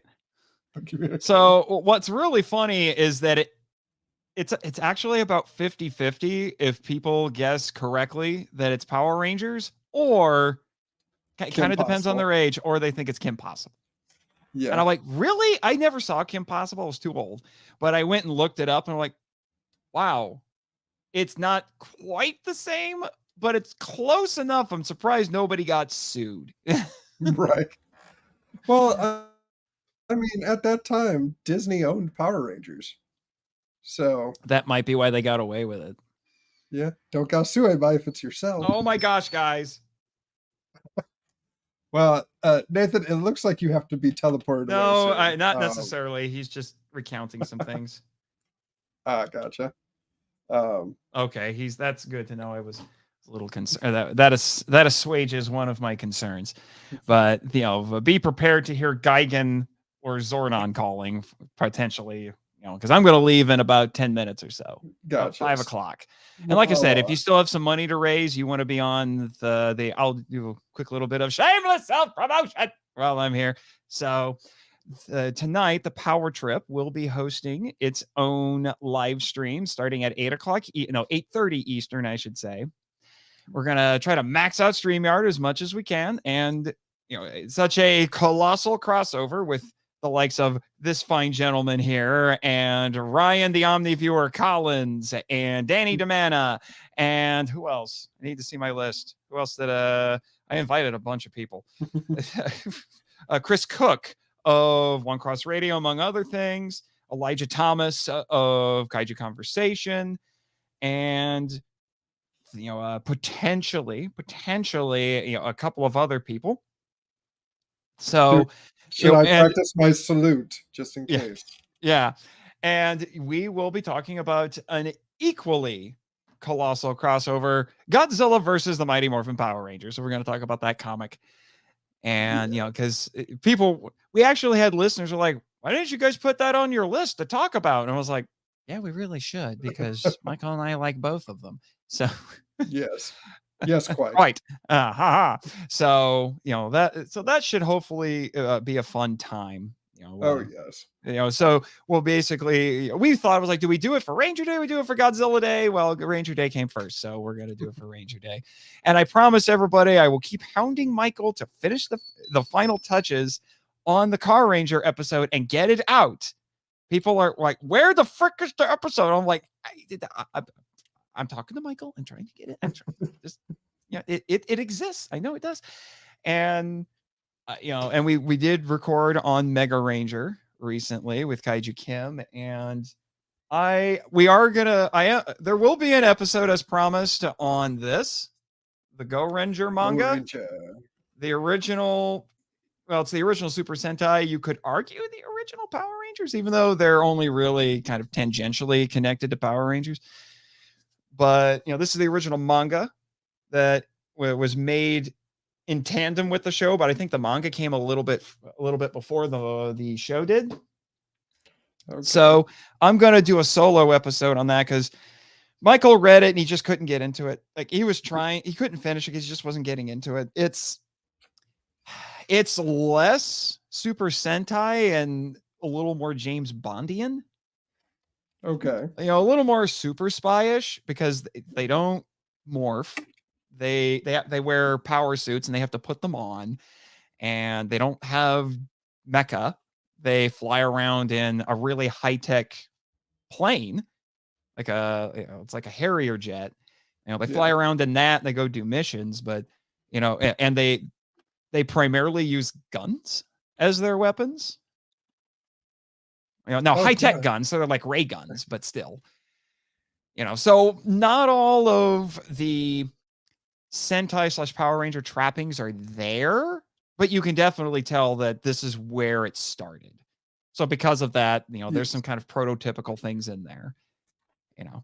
So if you're used to things a certain way, it may not necessarily resonate with you, but I was actually kind of fascinated by it because of just, I like seeing how things start and with what came before in mind. So we were like, oh yeah, that's where this started. Oh, they hadn't quite figured out to do this yet. So, you know, the history of Super Sentai is actually pretty interesting. Yeah.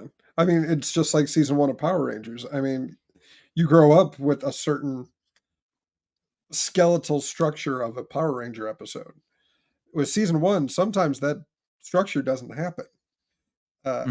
Sometimes the Zords don't pop up. Sometimes there's very little one-on-one fighting, and it just goes straight to the Zords. Whereas I feel like in season 2, which we're getting ready to start, that you get that structure of problem, monster of the day, fight, Zord, and then resolution. Let me know when you get to the start of season 3, because I'd be happy to come on and talk about Rito. Oh yes, we got to do that. For your regular listeners, I gotta say, you threw me a curveball when you had me on. First off, we were supposed to have Michael on, and then that didn't quite work out. And then at like the last second, people, we're talking like the 11th hour and 59 seconds. He decides to shift gears, and I became MIFV Nate. Because I was like, hey, he's coming all the way here from Monster Island. And I'm like, okay, got to shift gears now. Because I play we'll say a fictionalized version of myself on the Monster Island film vault. So basically me cranked to 11 in weird circumstances, which I was not expecting to do. And then I followed your lead. And we had a jolly good time. We'll peel back the curtain a bit. Like originally, if it wasn't being recorded live, I was thinking about just saying, you know, Alpha, activate Hoosier Protocol. And just because Once and Always had been like a month out. Yeah. But yeah, I have to get on the island at some point.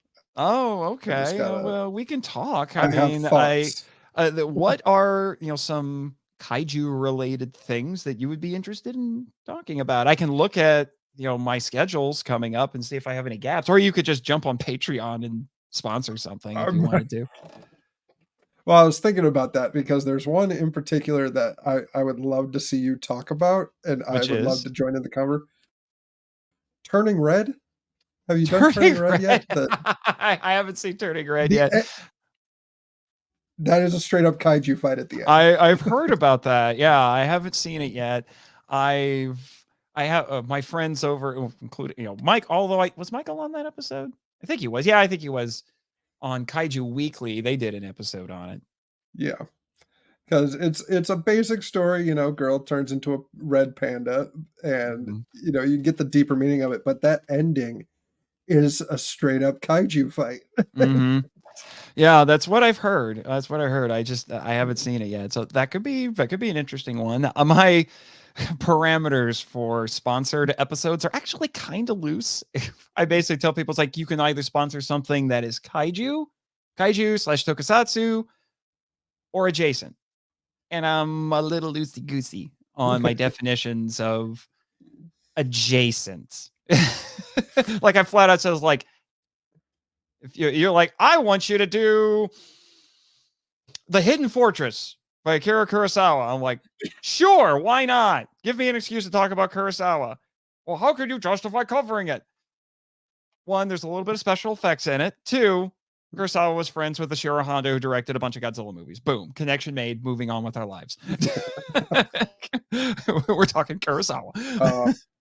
Some of the same actors are shared between his movies and Godzilla movies. I can do this, man. Awesome. I can do this. You know, I won't specify it because I haven't fully announced all this stuff yet outside of Patreon.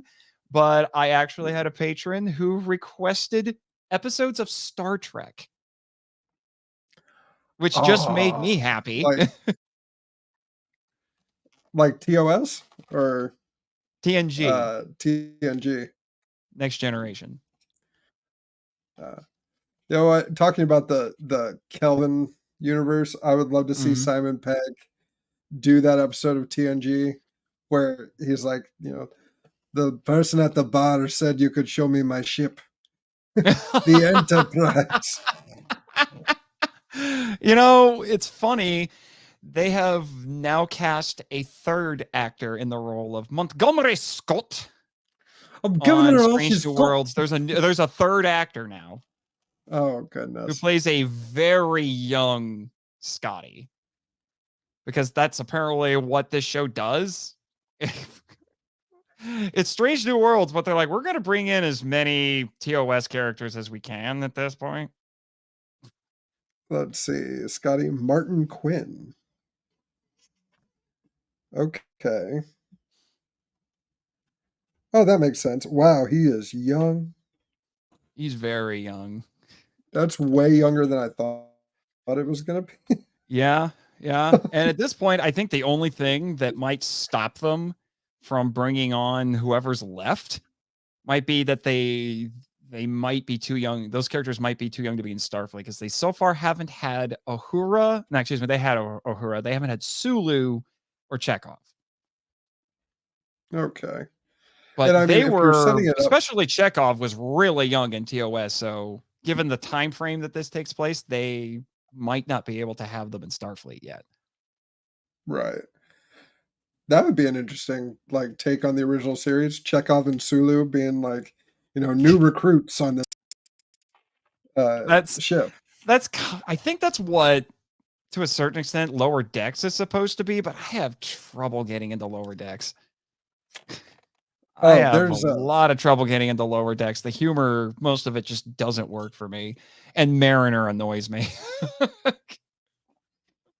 I haven't seen it yet, but there's a cartoon. I know you gotta go set up for the other stream, so I'll be quick. Just be brief here. Yeah, the cartoon that they released recently, I can't remember. It's on Nickelodeon. Either way, it's a new recruit show, and I was visiting with my in-laws, and it just happened to be on the TV, and I was like, "Oh, Star Trek, that's interesting." Is that Janeway? Oh, Prodigy. I haven't watched Prodigy yet. Yeah, Star Trek Prodigy. I haven't watched that one yet. Yeah, so I can't comment on that one either way. Gotcha. I can tell you, out of all of the new Trek I've seen so far, I would probably say overall I've liked Strange New Worlds the most. If I was just picking individual seasons, I might go with Picard season 3, because I thought that was the best of the 3, because it gave us what we wanted, which was a reunion with the old crew. Yeah. And we didn't quite get anything like that in the first 2 seasons. The first season especially is rough. Good grief. I'm amazed it got past season 1.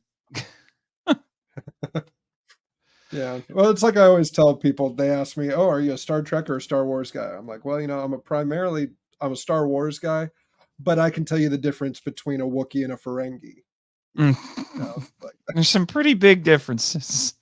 Yeah. I know what a Kobayashi Maru is. I'm not layman when it comes to Starfleet. Go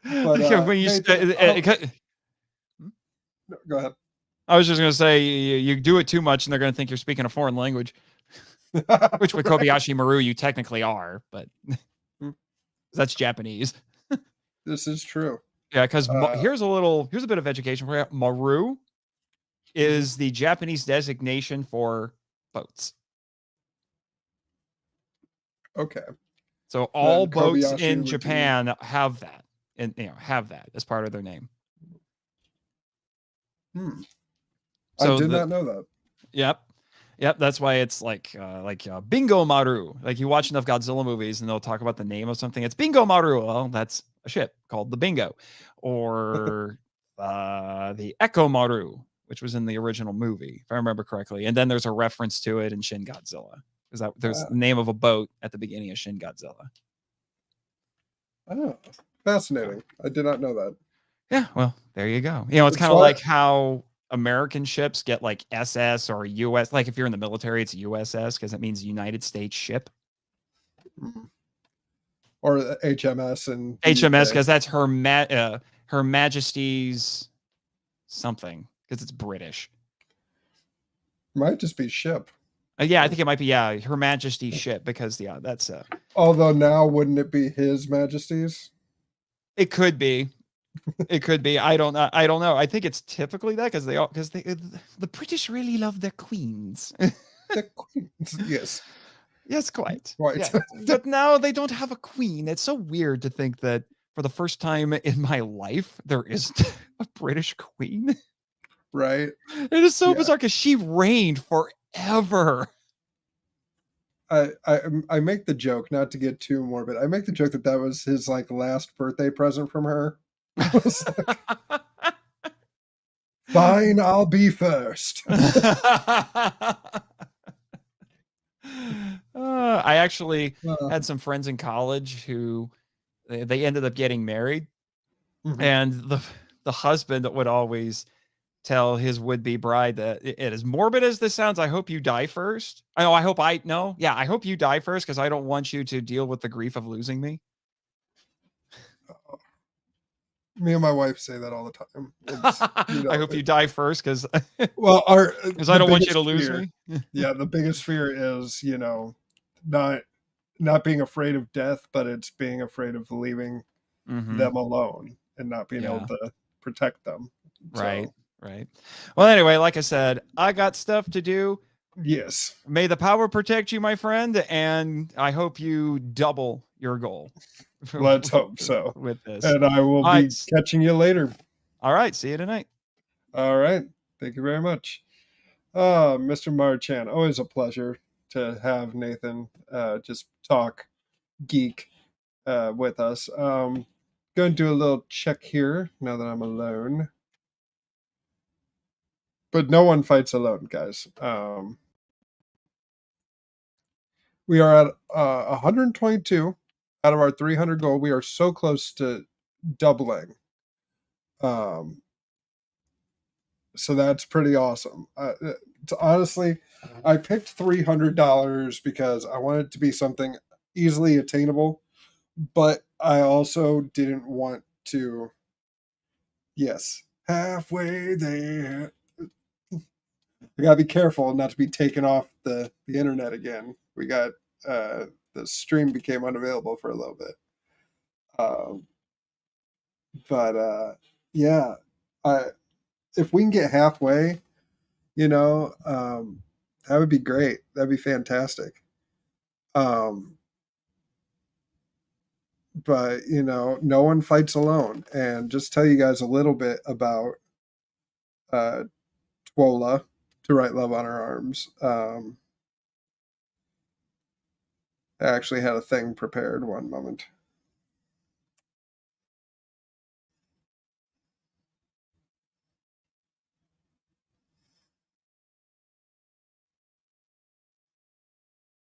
The audio is riveting.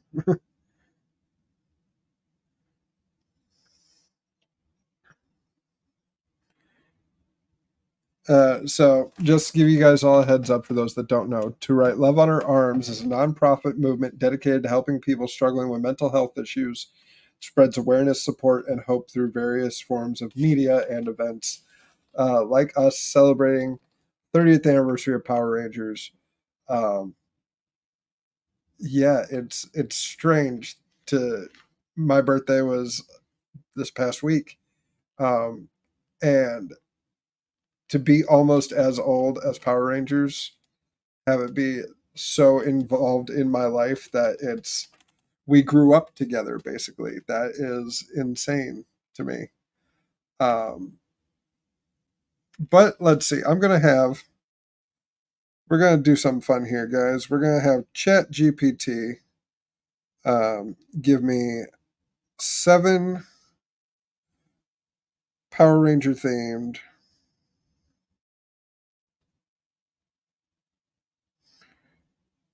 Would you rathers?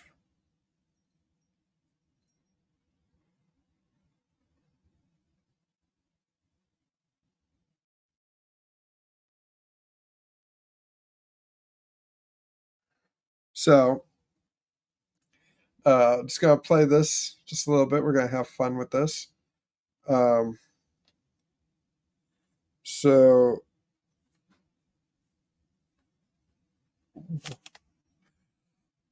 would you rather have the strength of the Red Ranger or the intelligence of the Blue Ranger? So, I've never been a strong person in my life. Like, I just recently started getting muscle from work. I'd like to be as smart as Billy.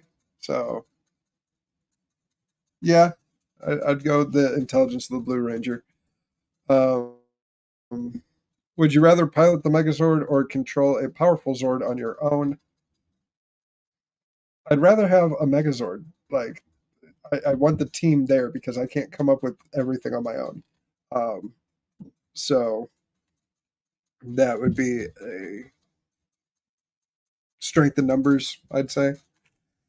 Would you rather be a villainous henchman or an allied turned ranger? Allied turned ranger, hands down. I want to be a Power Ranger. You know, that would be the easiest decision of my life. Like, let me be someone who can help out and then become a ranger myself. That would be awesome. Um, would you rather wear the classic spandex outfit suit or a modern ranger outfit? Depending on the shape I'm in, I like the red. I love the red suit of the 2017 movie. Something about that spandex, though. Well, let me be the Green Ranger. Be great. Give me a proper shield. Um, would you rather have the ability to morph into any ranger or command an army of putty patrollers? I'd rather have the Master Morpher, guys, because putties are easily defeated. Would you rather explore an alien planet with the Yellow Ranger or solve mysteries with the Pink Ranger? Is this Scooby Doo? With the at least solving mysteries with the Pink Ranger, I'm still on Earth. So, would you rather be mentored by Zordon or give guidance from a veteran ranger like Tommy? Obviously, it's been almost a year since we lost JDF, but I would love advice from Tommy. You know, he's not infallible, and he doesn't pretend that he is.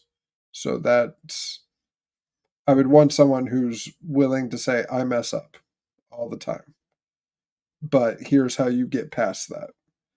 Um, rather than Zordon, who hides everything and says, you know, oh, it's as I feared. Here's what you do after the fact. See, 8 new questions. I'll tell you guys what it is. 5:09. I say because the pilot episode is 16 minutes, and I'm not getting taken off again like I was just now for the Shadow Ranger fight. We are going to do a couple more, and then about 5 minutes, I say we start a watch along of the pilot. Um, I'll sync it up in the time thing. You won't be able to see my screen or hear it because we're going to play that safe, but I would love to provide a commentary on that. So, 8 new Would You Rather questions.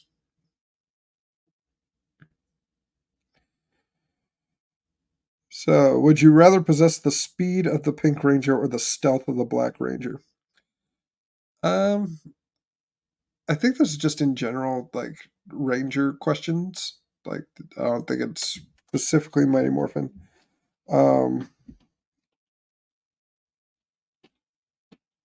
speed. I want to go fast. Would you rather have a Zord that can fly or one that can swim? I'm an asthmatic. I don't like water, so let's fly. Let's I feel like that's an easy enough question. If you heard that cracking, that was my knee. Would you rather team up with a previous generation of Rangers or lead a brand new Ranger team? I would rather team up with a previous generation. Once and Always was a masterpiece, in my opinion. Despite the Zord effects, I love Once and Always. So let me team up with them Min style, and that'd be what I want. Would you rather face a mind controlling monster or a reality warping villain? Well, if the villain is reality warping, would I know? Is the question. Would I know that reality was warped? That's a question. That was an answer. Would you rather be transported to a futuristic ranger world or a medieval ranger realm? This is what like me and Steve and Nate talked about earlier. About a 1940s ranger team. I I would love to see a medieval Power Rangers. That'd be great. But I think we had one. It was called Mystic Knights. Um, let's see. Do. Would you rather have a mentor like Alpha 5 or a wise sage like Ninjor? I wouldn't call Alpha a mentor. He's more of a set of arms for Zordon. That's about it. We have 4 people in the chat here. We're just answering some Chat GPT created would you rather questions. Goal is still trying to raise $300 for to write love on our arms. That's why the stream is called No One Fights Alone. And checking on it now, previous total was 122. We are still at 122, so we're nearly halfway there. Living on a prayer. I made my wife chuckle. That's perfect for me. Let's see. Would you rather have your own signature catchphrase like it's Morphin Time or a unique ranger weapon? Honestly, I would stick with it's Morphin Time. So give me a unique weapon. I want a baseball bat themed weapon. I think that'd be awesome. Just to,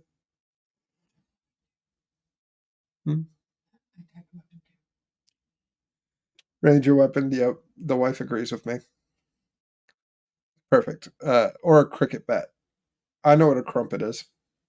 I can understand. I can understand cricket. Give me a ranger weapon based off a cricket bat.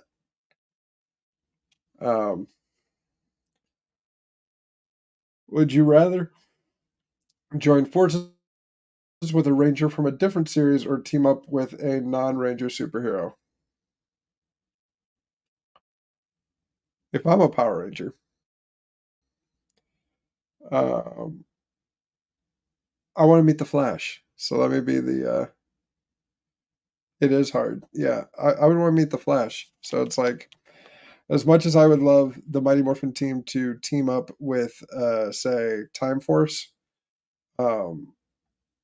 one, Forever Red did that, and 2, yeah, I want to meet the Flash. So that was great. I'm actually going to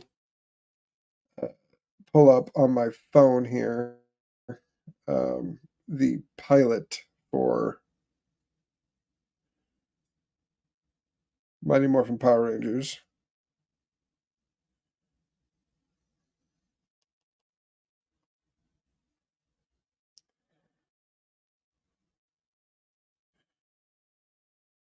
All right. So, closing in on the 4-hour mark.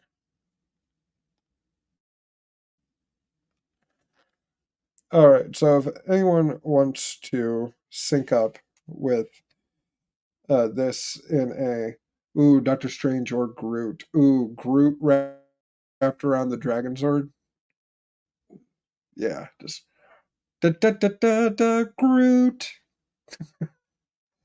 I love it. So what I'm gonna do is everyone well,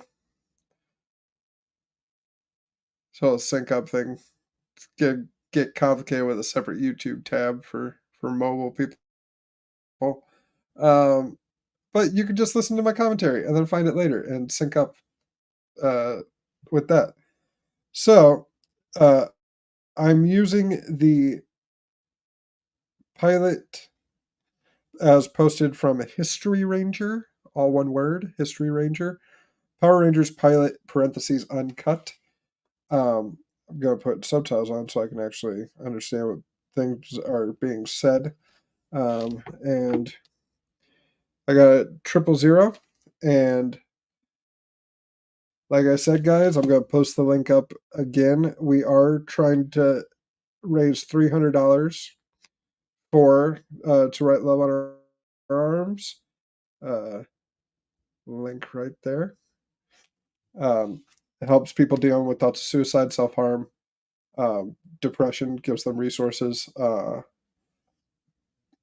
Everyone can use some help. No, there's never been a ranger to win a fight purely on their own. And you can look at Tommy. Tommy won a putty fight by himself, but he ended up getting captured by Rita, so he didn't really win that. It was only with the other Rangers standing up with him that he was able to win and not be evil anymore.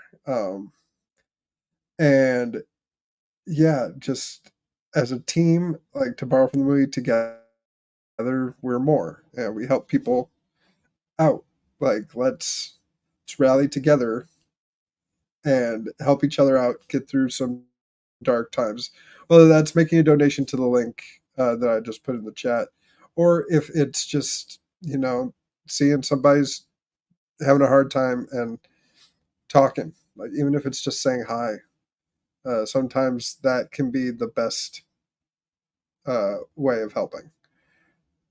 But I am at the Power Rangers pilot uncut from History Ranger. I am at the 000. So if you are ready, we're going to hit play.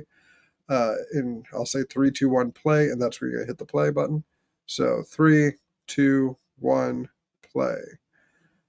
All right. So it's the original theme. I've listened to this beforehand. So that way I can kind of see where people are going.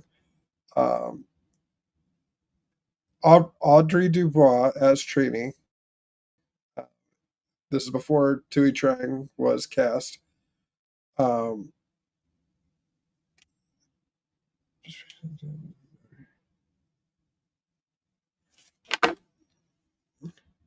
Which I'm going to actually show. Yeah, as my wife put, yes. Nicely done, my love.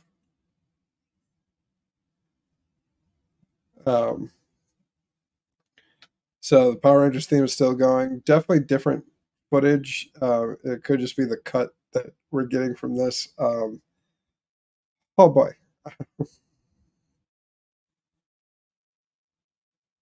It's a bowling alley. Guys, it's a bowling alley. And here we see Walter Jones. Zach is definitely more of a player, I want to say, more of an everyman. And here we have Jason using karate meditation to bowl. Techno babble. This female have an angular decay. Trini is still the person that is. And ooh, a little goose from Zach to Jason. A little slap on the ass. Then Kim being, use me. Some of us are trying to ball. Only for her to let go of the ball and then complain about a broken nail. I'm not a fan of Kim's character. I'm not. And we have this dude, this leather jacket geek, Bulk in this Howdy Doody Bozo the Clown get up. And this dude is way like, oh, guys, like, not for nothing. The way this dude, first Kim, then Trini, I mean, my God. That's assault, brother.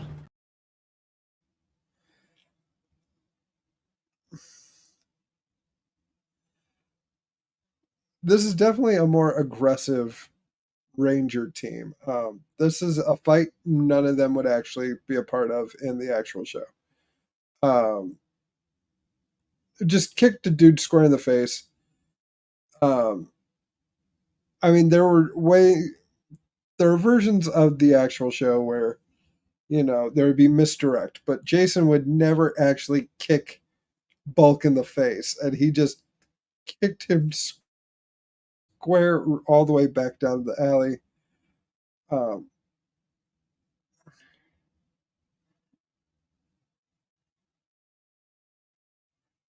Gymnastics fight. And Billy gets a lucky shot. There's a cartoon in the background, but from the moon. We take you live to the moon, where astronauts are about to uncover what may be the first alien object ever found. And they're saying, do you smell something funny? Because it's a dumpster, because it stared the dumpster. So we have to explain that it's stinky,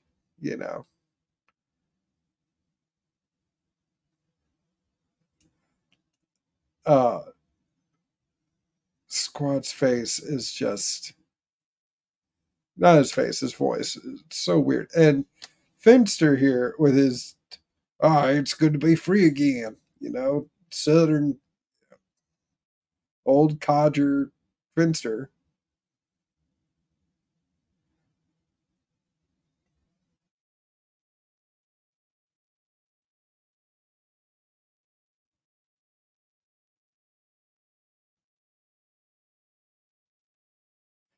Rita's definitely a darker, a more evil Rita. I'll give her that. Now, this is actually from the first episode of Ranger. She does make the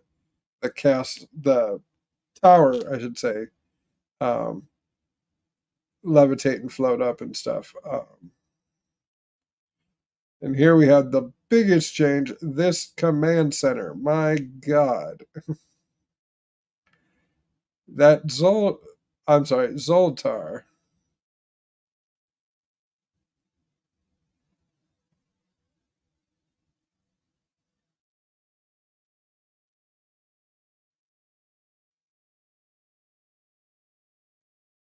That look is just terrifying on Zordon.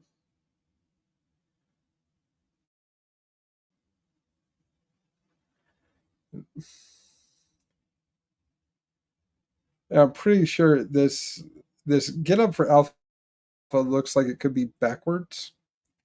Gotta check the comments here.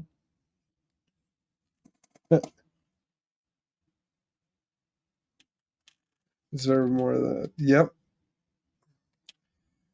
That Dear John letter from Kim is, yep.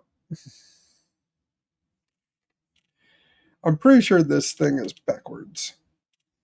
Fully sentient, multifunctional automaton.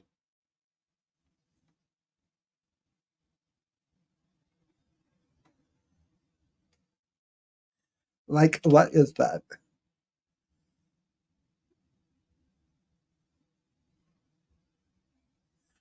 Okay, someone want to talk about these captions saying that Zordon was captured in an Italian war instead of a time warp.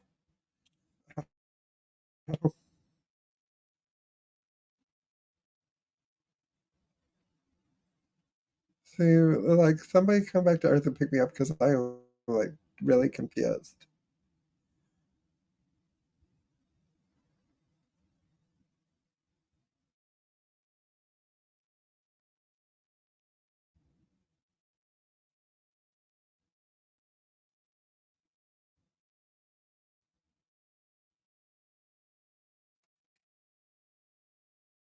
Oh my gosh.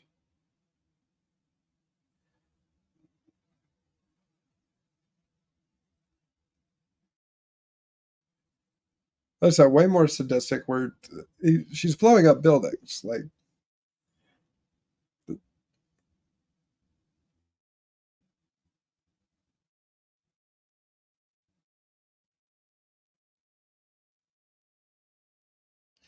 as teenagers, the future is yours. I like that mentality of, you're the future, so it's your job to protect your planet.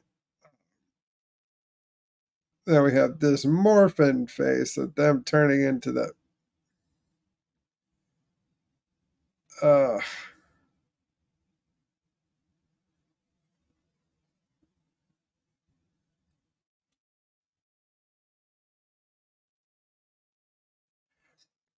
like Audrey Dubois doesn't necessarily fit in with the show as it became, but in this pilot, she seems harmless and fine. Um,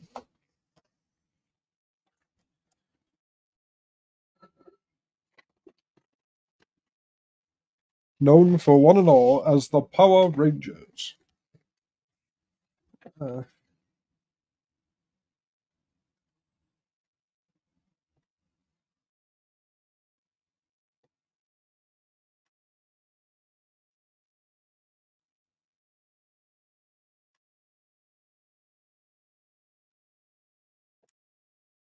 it's a nice touch of Jason being dragged out as opposed to staying.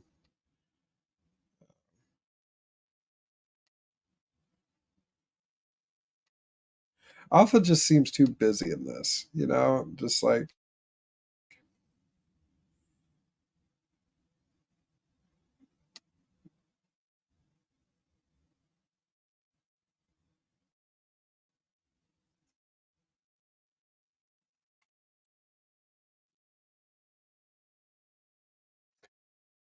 man, we just talked to a giant head. Now this that shot and the explosion were used in Day of the Dumpster. Um,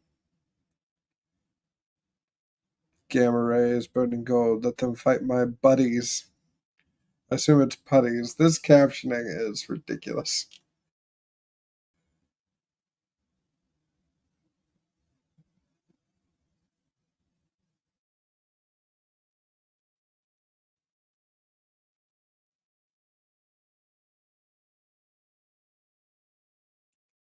Okay, so this fight is more putties side winning instead of how the fight actually goes to the dumpster, where they get some hits in, but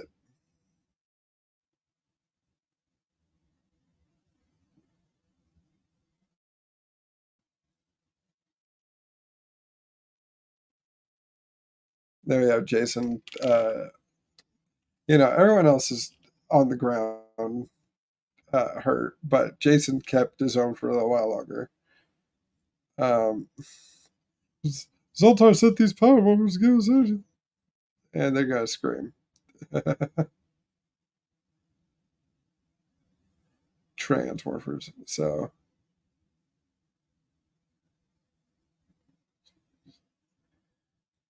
that was so weird.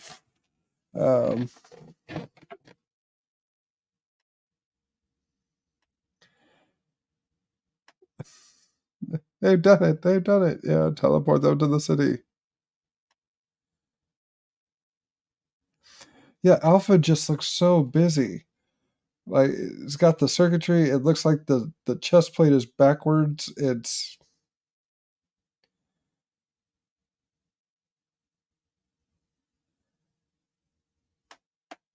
here comes Gold Guy.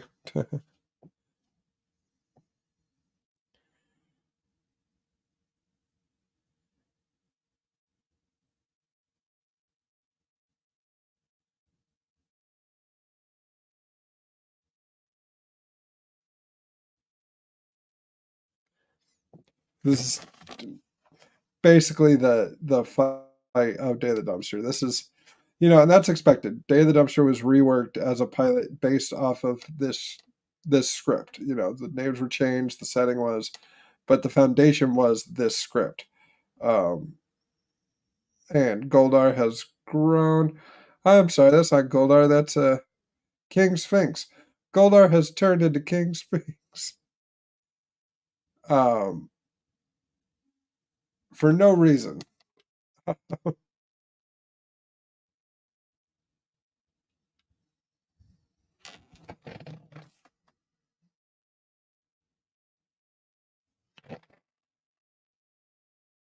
Billion.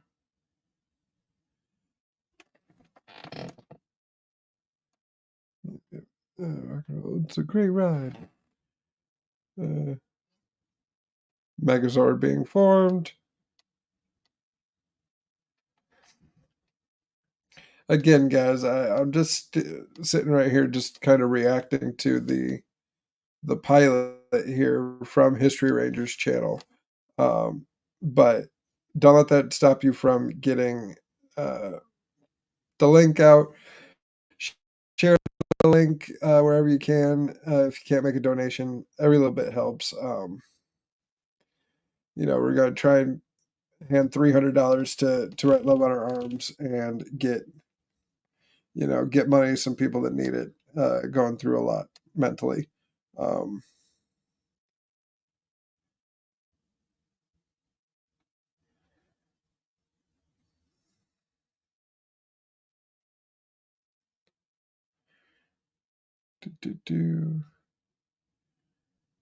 like we say on the Power Chamber, they has fight, they win.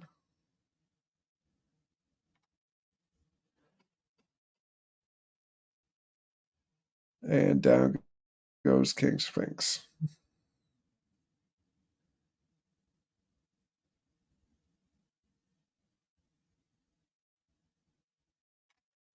Yeah, it's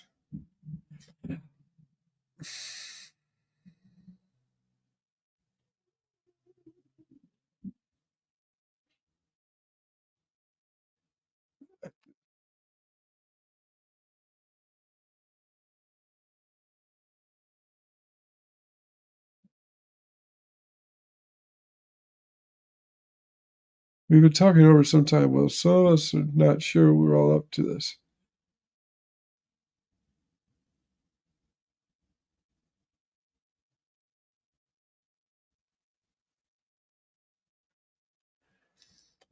At the very least, give this episode credit. They apparently talked about it after morphing. And it breaks down what everyone brings to the table.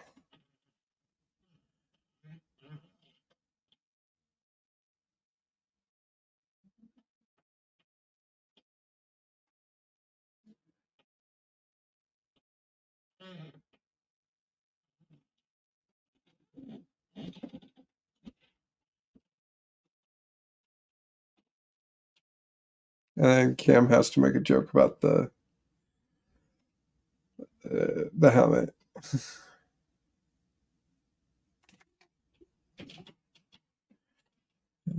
Not. And hug the random robot. That's nice. And we add the jump cut. So overall, that is the Power Ranger pilot. They retooled stuff after this, but this was what they showed people to get it off the ground. Just gotta take a quick moment here. We're at the top of the 4th hour here. We got 2 hours to go. Just gonna play one of my intros real quick, just to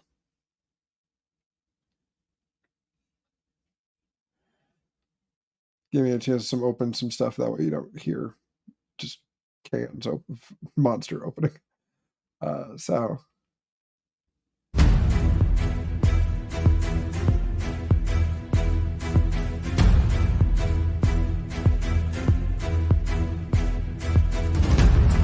Alpha 37 online. Welcome, buddies, to the power chamber. Teleporting hosts now.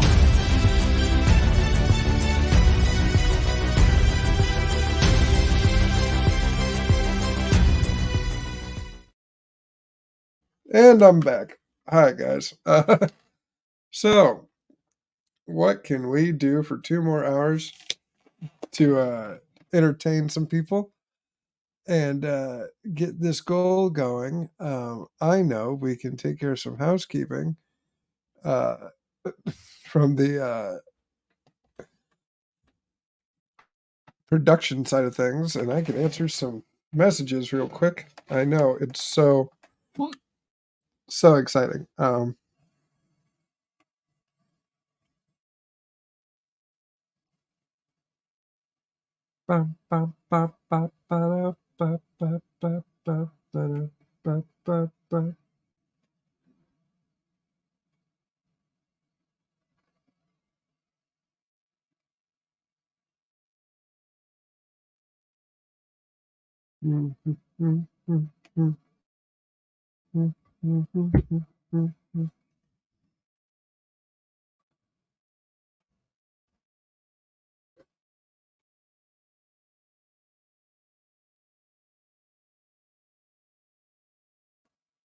But yeah, we have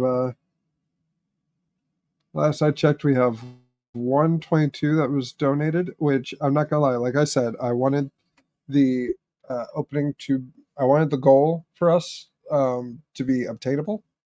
But I am still like, the fact that we're close to halfway there, I am very happy about that. So thank you to those that have donated. I like I said, this is all to go into a great cause. I personally struggle a lot with depression. And, you know, I'm glad organizations like this are here for people that, you know, are not like me. I have my wife. I have 2 loving parents. I have my son. And, you know, I have access to getting therapy. And not everyone has that. So I'm glad places like To Write Love on Her Arms are there to help people that can't get that. And yeah, I just want to pay it forward, do some good, and you know, this. I'll tell you a quick story, guys. The 2017 movie, and I highly recommend Nathan's podcast, The Power Trip, that talked about this. There's the ending where they're all being pushed into the fiery pit by Goldar, and you know they're all, you know, Trini and Zach hadn't been together at all, like they polar opposites the whole time. Zach gets rendered unconscious. Trini says, "Stay with me, Zach." You know, as they're getting pushed to the pit, Kim says, "Hold on to each other," and Jason says, "No one dies alone." And that kind of propelled into No One Fights Alone. You know, I have not found a single fight where a ranger went in by himself in a purely selfish manner and didn't win. The Kruger fight that got us briefly kicked out, he had motivation to save Kat, to avenge his wife. Kat gave him the morpher to do it. You know, that supported him that way. So, yeah, we're going to see here.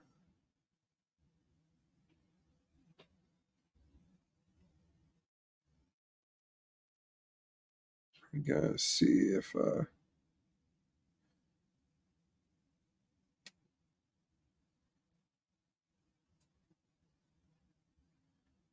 give me 1 second here. We're gonna invite some people on.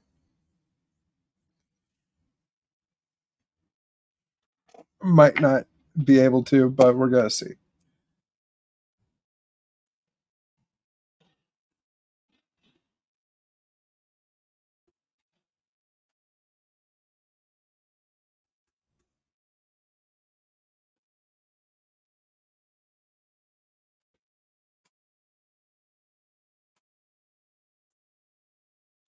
And we're gonna send it to the other two too.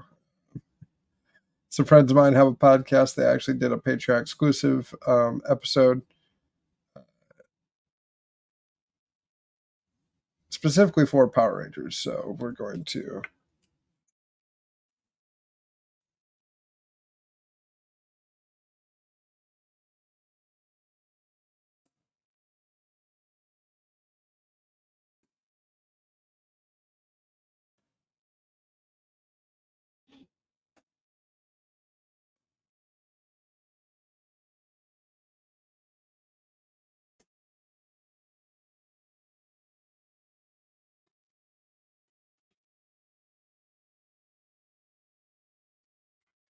And we're gonna see. We're gonna see who takes the bait. I mean bait. I don't say bait. It's an invitation. That's what that is.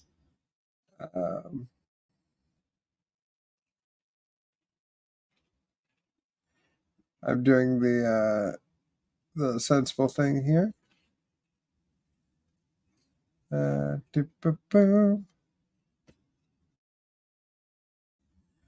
Doing the sensible and professional thing here on a live stream, and I'm checking my Facebook.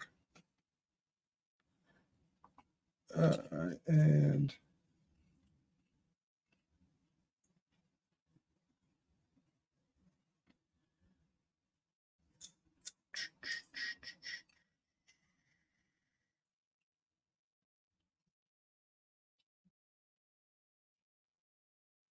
bum, bum, bum, bum, bum, bum, bum, bum.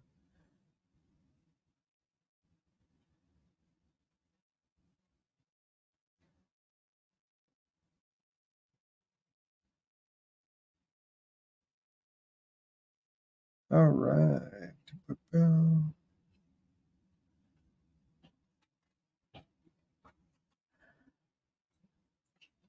All right. So while we wait for any type of response, let's do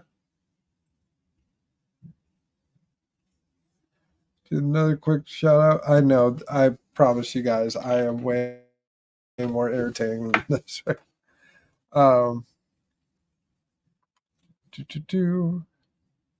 Anything I can do? Yeah, 1 second. Let me.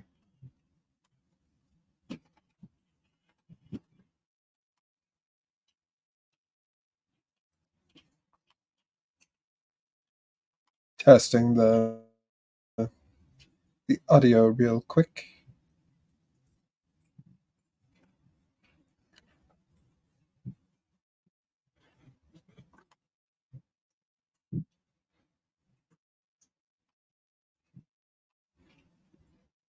Just seeing if you can hear me. Am I supposed to turn my sound up?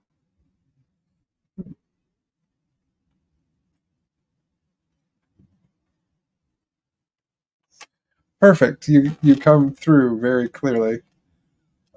So you could literally just sit there and I could interview you. So my wife's been in the room the whole time, guys. I know, it's Hollywood magic. So, my love, 30 years of Power Rangers. Yep. Do you have a favorite theme or favorite team? Well, I've made it to space. Yeah, we finished in space. We're on Lost Galaxy We're right on now. Lost Galaxy. Well, I really like Zeo. Okay. We don't talk about Turbo. We Talk about. But honestly, I think nothing has beat Mighty Morphin so far. I really like Mighty Morphin, and I would say that my favorite Ranger would be Adam. Tied Yes. with Tommy. Everyone loves Tommy. He's freaking amazing. But as for like my favorite Black Ranger, Adam hands down. Yes. Most definitely. And Shout I out. love Alpha 5. I cried when he left. What did you think of Alpha 6? In the beginning, I didn't like him. The But then they toned him down a little bit, and it got better. Yeah. Do you have a favorite monster? The pumpkin wrapper. Pumpkin wrapper. Everyone likes the pumpkin wrapper. Yeah. Oh, and what's the big one? Pudgy Pig? Pudgy Pig. Yep. Yeah, Pudgy Pig is a bit of a. But my favorite, like, enemies Yeah. are Rita and Zed. And, like, when her brother comes in, everything, like, it's just, I freaking love it. Like, they're my favorite, like, enemies. Yeah. There's something about King Mondo in Zio. He's not quite as intimidating as. Mm-hmm. Yeah. And I also like, I can never remember her name. She changed her hair when she got super evil again. Astronema? Astronema. Yeah. I Astronema's really the liked best. her. She sold that well. Shout out to our guest Nathan, who if you watch the Power Trip, all I have to say is blue wigs and black leather, and you'll get the reference. Or what was it for Turbo? Capes and corsets. Divatox. Divatox was great in the movie. In the movie, yes. I will say the problem I had with Divatox, and I noticed it when we watched the handful of episodes that we did. Mm-hmm. I can't take her threat level seriously. No. Because if you go back to Zio, like whenever there was a fight with the cogs, Mm-hmm. they had to morph and fight. Mm-hmm. Yeah. Justin, the child, could Mm-hmm. take out a Pteranodon without morphing. Yeah. Yep. I mean, I know I'm one of the few that didn't mind Justin. No, Justin's all right. I liked him. I mean, like, I thoroughly enjoyed Justin's character, but yeah. Yeah. I mean, quick reference that I just thought of. The movie Casper, A Spirited Beginning. Mm-hmm. It's supposed to be a prequel about how like Casper gets used to being a ghost. Yeah. So he befriends a child. The child has a Beetleborg action figure in his room. Oh. The love interest of that child in that movie was originally the red Beetleborg, Really? but she left the show and they recast her Oh. as the same person. Interesting. Weird. And the bully for the kid in it is Justin from Turbo. Really? Yeah. So it's this big, unique can of worms right there. That's kind of cool. Right. Just gonna check. Nope. All right. So we're gonna spin this wheel, and we're gonna do a bit of a different thing. So I had made this wheel originally to be like, okay, we're gonna take the original Ranger colors, and whatever the wheel lands on, like say it landed on. We're going by the original Mighty Morphin powers. Mm-hmm. The original idea was take any Ranger from the wheel's chosen season and give them a Mighty Morphin color. But you couldn't match their colors. So the red Mystic Force Ranger could not be the red Mighty Morphin. So you had to give them a different one. But seeing as how I have not seen all of these seasons, I'm going to do my best, whatever the wheel lands on, to explain what I remember about being told about these seasons. Okay. And some of them are not Ranger seasons. So just gonna pop this out here. Thanks to the 5 people in the stream. That's awesome. But if the wheel could pop up, thank you. Ooh. I know, shiny, right?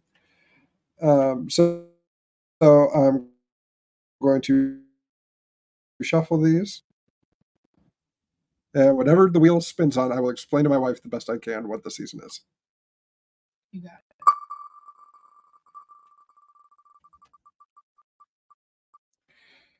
Okay, so the Stone King and Trio is just Mighty Morphin Season 2.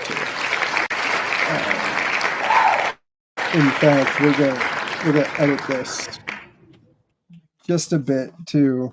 I want to take out the ones that you would know. Yeah, because I haven't made my way all through all the seasons yet. Right. So, and that's a good way to be like, hey, how far have you guys gotten? So, Alien, we did. Mm-hmm. Which no one talks about. Best episode in Alien Rangers is the bully episode where it was directed by the guy who played Bulk, and Bulk, who at that point was played by a little kid version of himself, got to voice his monster version. So that was cool. Right. My Morphin in Space we can take out. Turbo. We don't talk about Turbo. No. I'm just stealing that from the Power Trip and all my friends at Kaiju Ramen. It literally gets stuck in my head all the time, though. Right? Every time I think about Turbo, that's exactly what plays in my head. Let's see. Haven't done Time Force. Lost Galaxy. There's stuff about Lost Galaxy I can divulge. And Zeo. We'll take away. Yeah, Zeo was good. All right. So now with the new hotness, let's shuffle again. Maybe.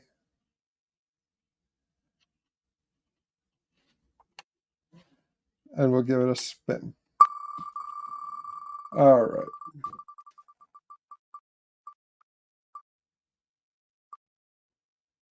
Okay. Cyber Squad. Ooh. Basically, Malcolm Frank finds a virus in his computer that takes his he's kind of an emo kid, kind of a loner, and he draws these giant monsters. And the villain, voiced by Tim Curry, brings them to life in the digital world, and they infect computers and like do weird stuff to them. Okay, that sounds kind of interesting, though. So then this one kid and his 3 friends get the power to be Servo, which is like Ultraman. Okay, I love Ultraman. And the other 3 get to be like pilots of different parts of his ship. Basically forming a Megazord for this one guy. I was just gonna say basically it's on Megazord. Sorry, I just got a no from someone. No worries, it's fine. But yeah, and then the way he morphs, for lack of a better word, is he plays a chord on his guitar. Oh, so he's like Peter Capaldi. Yeah, it was Saved by the Bell meets Power Rangers. Okay. And their morphing calls were all different. So Servo was "Let's Samurais, guys," and he had a drummer friend that said, "Let's kick some gigabutt." Gigabutt. Yes. Next time I ever have to say I'm gonna kick some butt, I'm gonna say kick some gigabutt, and then people are gonna be like, I love it. The girl she's just peppy and she's like, "Pump up the power." And then there was a dude named Trip, I believe, who was just a psycho. Okay. You later found out he's an alien. Oh. And all of his ones were different, like $2 for $1. or with a cherry on top, stuff like that. Oh, cherry on top with sprinkles. But yeah, that was Superhuman Samurai Cyber Squad. Interesting. It's actually on Tubi, the original Gridman, Okay. which has been forever stuck in my head now. Gridman, baby, dun dun, baby. Anyway, Why do all of these have like thick as fuck themes? because they Like- want you to be like, Pumped up. have we not already gotten taken off for showing the Shadow Ranger fight? Because we got bumped off for like 2 minutes. Oh, really? Yep. And I was like already prepared to make another stream, and then it kicked us back on. Oh. So I'm not going to show it, but people go out of your way, look up Gridman's theme song. It's amazing. Is it a banger? Yeah. Gridman is basically, because we watched Ultraman Blazar. Yeah. So it's Ultraman, but it's in a computer, Okay. and it's a kid, like Mhm. like Justin level kid. Mhm. So it's good. I've only seen 2 episodes so far. Okay. Well, let's see. Who else can I explain to you? Let's spin the wheel. And there's a pause because I'm doing a delay, so that way it's got time to show up on that.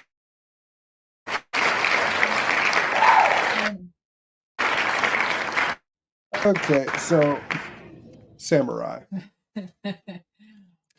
So after, in the middle of Power Rangers Wild Force, Disney bought Power Rangers. A Disney. Oh, okay. Disney owned Power Rangers for a good while. Mhm. After RPM, Saban bought Power Rangers back Okay. and started showing it on Nickelodeon. Samurai was the first one. Oh. Okay. So there's demons in the underworld that are slowly coming back, and the only one who knows how to seal them away forever is the Shiba clan, who's led by a father who's a Red Ranger, Mhm. and all the other Rangers' families are like protectors Okay. of this one clan, because this guy, when the demons start breaking out, has to be the one to seal the darkness away. Sound familiar? Yeah. Yeah. Cut to the dad, I believe, went missing. Oh. So as it turns out, his son is the new guy in charge, and all the other teenagers are sent to protect him. Like, this is their duty. Not all of them want to do it, but this is their duty. honor. Yeah. Biggest thing about Samurai, they're all not Japanese. Really? The Red Ranger is the whitest Hitler Youth you'll ever see. Jaden Shiba. Oh. It's bonkers. They adapted it straight from what the Sentai was, instead of doing their own thing. Mm-hmm. So you got this little white guy leading a samurai clan in Tokyo. Mm-hmm. You don't see any Japanese people, but it's supposed to be Tokyo-esque. But we do get a reappearance of Bulk.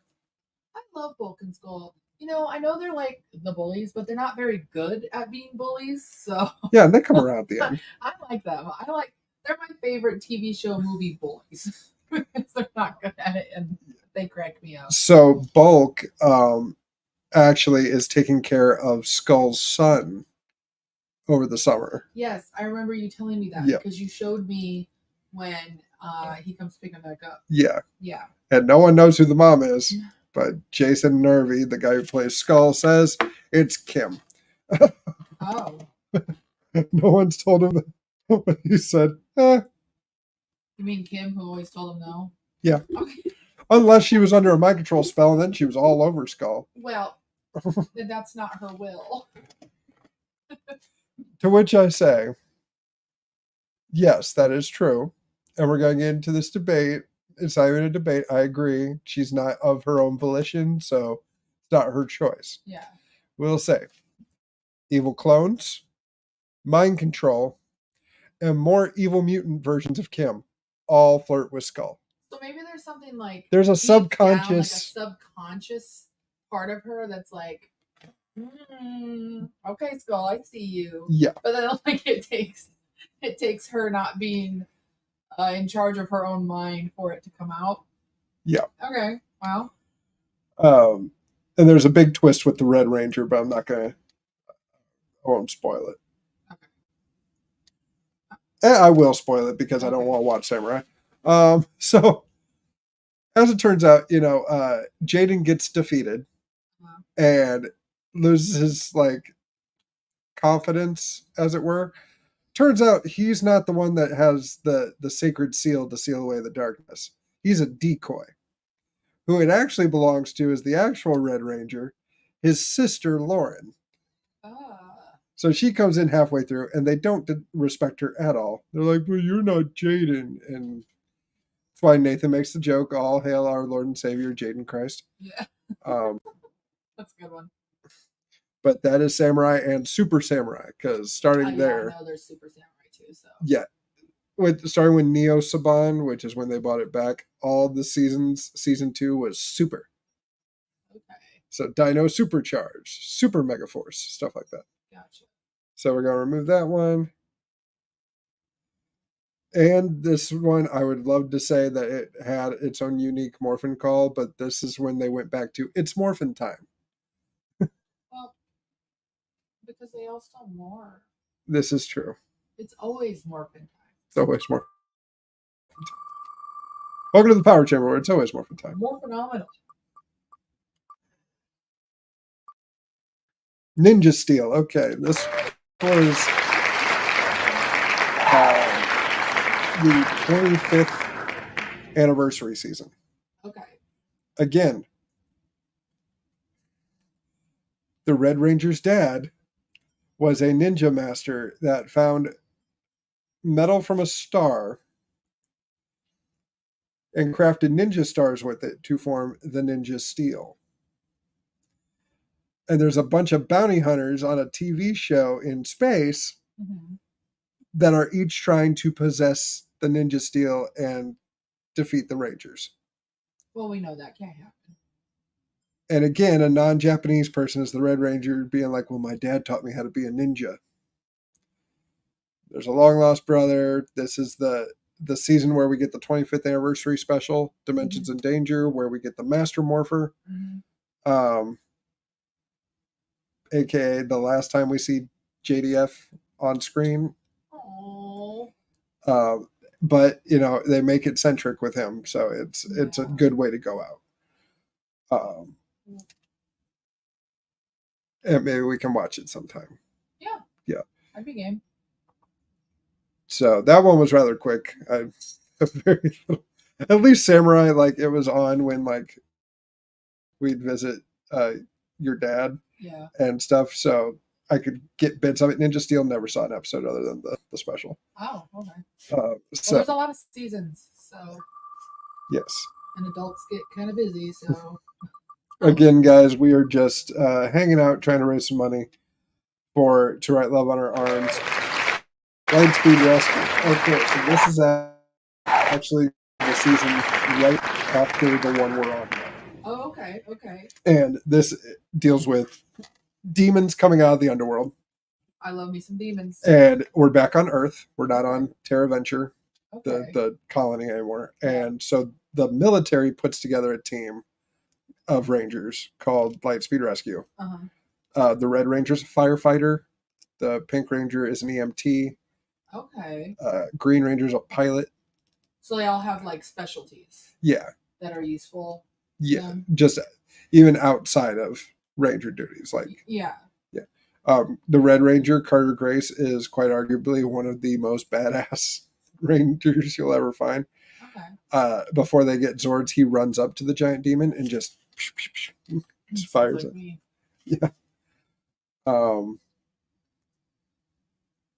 Yeah, there's a Titanium Ranger who wasn't part of the Sentai. He was made specifically for the American show. Oh, that's cool though. Yeah. Yeah, that's Well, since we're about to watch that one anyway. Yeah, I'll be vague as hell. So there we go. All right. So spin it again. Huh, Dino Thunder.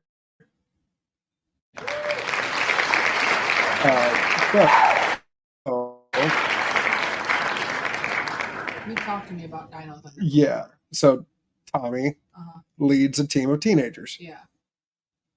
It's pretty much all I can say. Okay. He's gonna I've already shown you it's the one figure in my Tommy collection I'm missing. So Yep.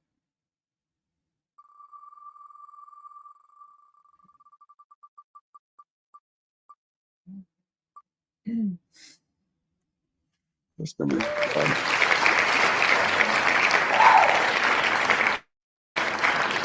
Ben 10. Yes.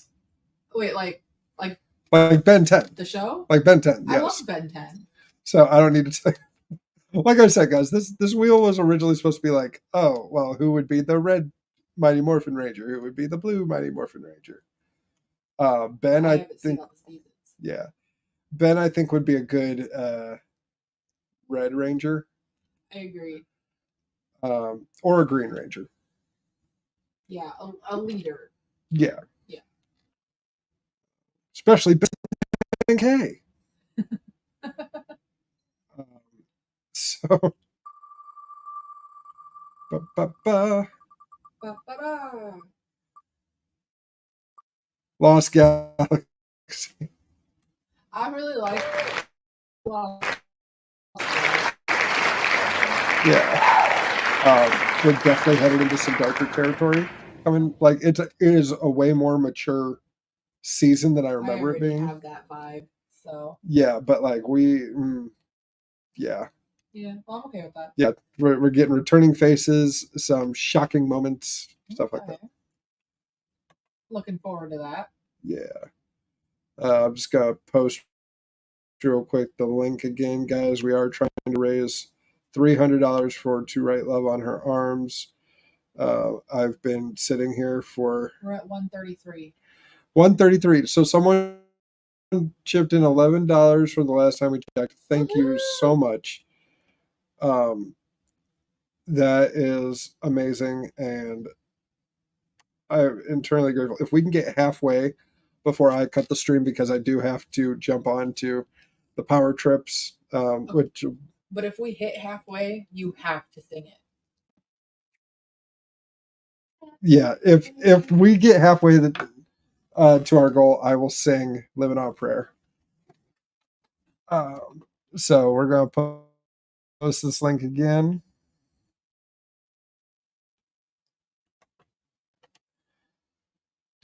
Boom.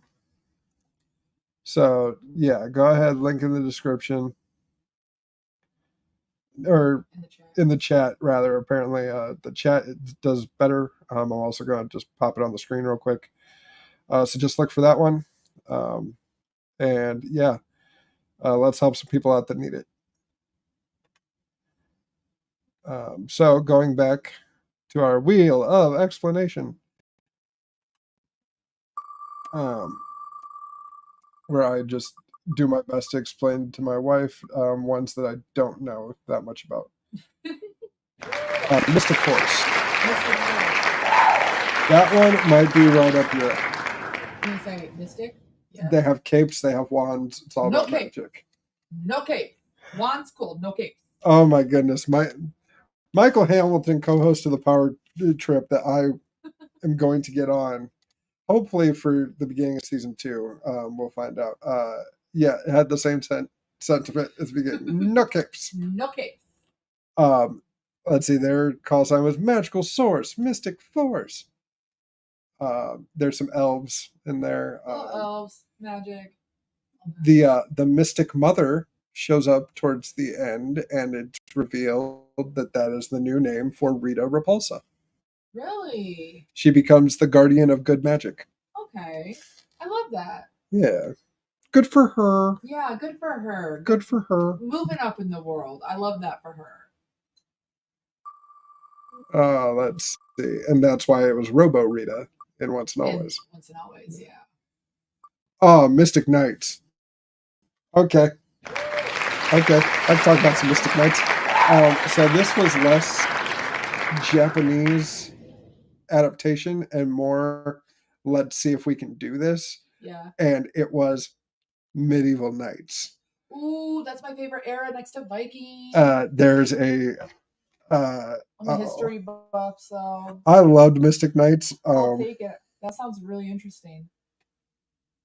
I Now, wait, I have a question. Yeah. So with Power Rangers, after the first few, every season is a different team, different. Yes. Okay, yeah. So we could like watch that one and then go back.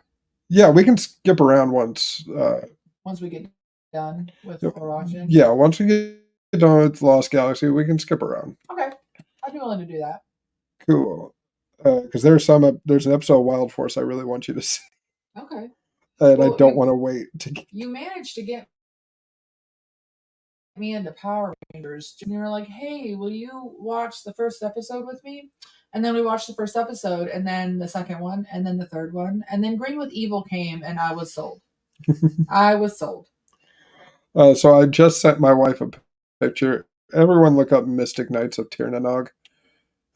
They look badass. Yeah. The red one was my favorite. That would be cool. I want to see somebody cosplay as that. I'm sure they have. That would be dope if they did. Be a lot cooler if you did. But that's Mystic Knights. They got canceled after one season, I think. With a lot of plot hooks left hanging. All right. Well, that happens sometimes. Yeah. So spin the wheel, spin the wheel, spin the wheel. And so I have to look up a synopsis for this one. This was another.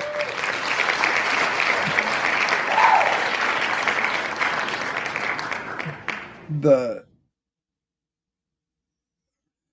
full title of this, ladies and gentlemen, is The Tattooed Teenage Alien Fighters from Beverly Hills. It was on the USA Network. So it was cable. Okay. And it's exactly what it sounds like. They were trying to capitalize on Power Rangers. The show was set in Beverly Hills. 4 central characters of the show were teens selected by a blobby alien named Nimbar to fight off the monsters sent by the evil Emperor Gorganus, who wants to conquer Earth because it is the focal point for a network of power portals that would facilitate conquest of the galaxy. Nimbar sounds like a really good candy bar. In the first episode, Nimbar recruits the 4 high school students and with a touch of his slimy finger, gives them each a special tattoo based on a constellation in the celestial sphere. When their tattoos flash, this means Nimbar needs them, and a portal appears that they can pass through to enter his chamber. Okay, I wish one of my tattoos would light up, so yeah, that's kind of cool. And then there's transo discs, and then they all become basically like giant, like Power Rangers. Or Ultramen and women. This one I'm actually going to look up because my phone is at 2%. So we're just going to pop up.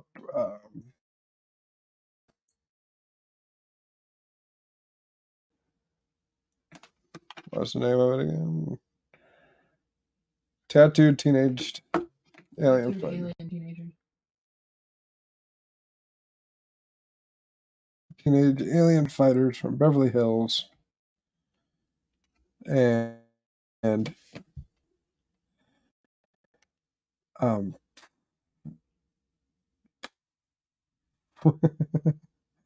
this one, guys, like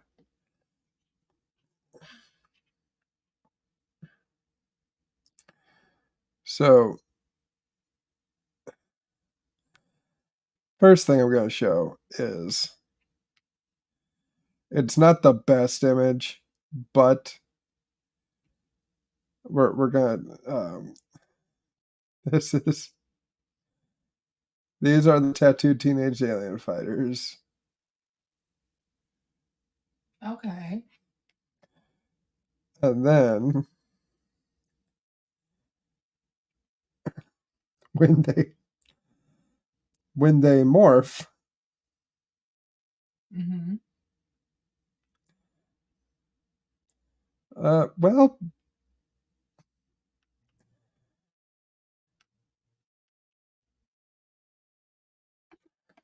they turn into this.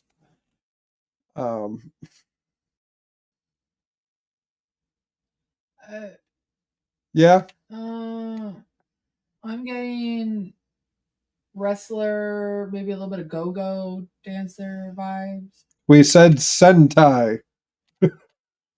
Sentai. I mean, they're not awful, but they're definitely unique. This is a future episode of the Power Chamber, ladies and gentlemen. I will get Steve to actually hop in here. But I mean, maybe if I watched it, I would feel differently. Just interesting, interesting uniforms, suits. Yeah. So that was the What protects their arms? their bodies, Okay. their skin. Okay. So we're going to remove the one. All right, and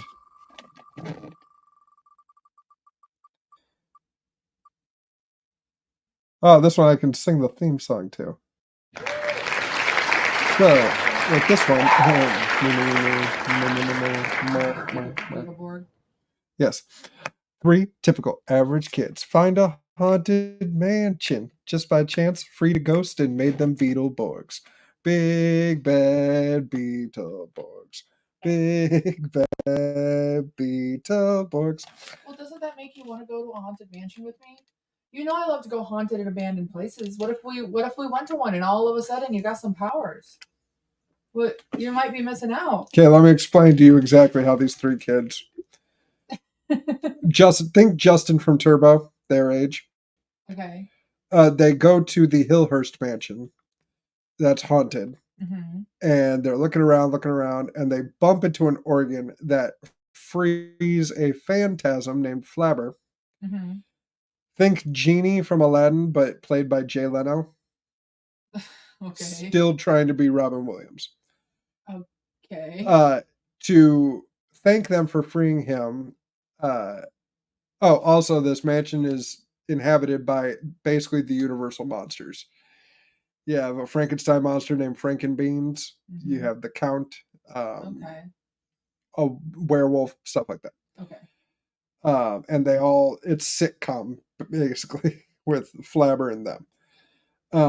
Flabber thanks them for freeing him and says you can have anything you want. And the 3, one of them is a family business of a comic shop, and they love the comic Big Bad Beetleborgs. Okay. So they make the wish to become superheroes. So Flabber takes the comic book and grants them the powers of the comic. Oh. But in doing so, there has to be a bit of a balance. He also frees the monsters.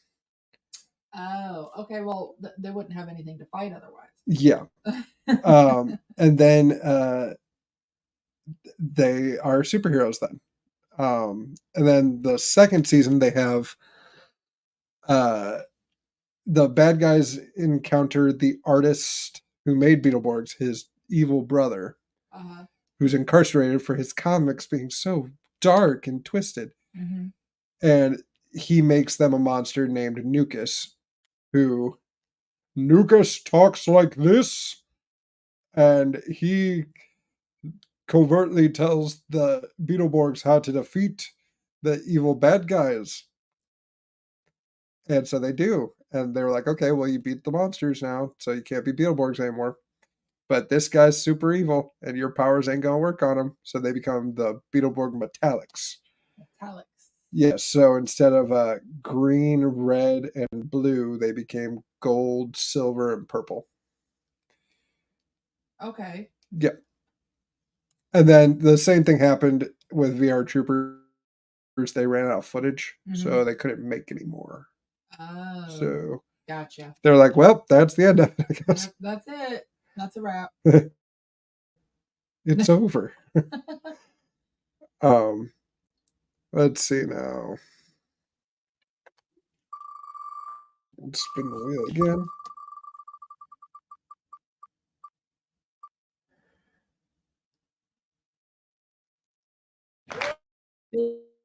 Big money, big money. So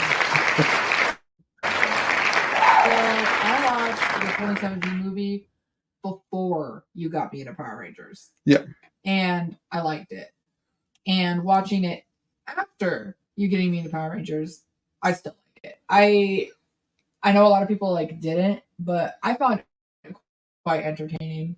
Not gonna lie, I liked it, but it's hard. It's easy to impress me when it comes to like TV shows and movies. If you have my attention and I'm enjoying the movie, I'm gonna like it. Yeah. So I liked it. Well, that's good. I never hated it, like in theaters and stuff. When people are like, "Oh, it's not my Power Rangers," I never hated it because it's a different it's a different version. Yeah. So that's this is an adaptation. Exactly. And nothing takes away the original. No.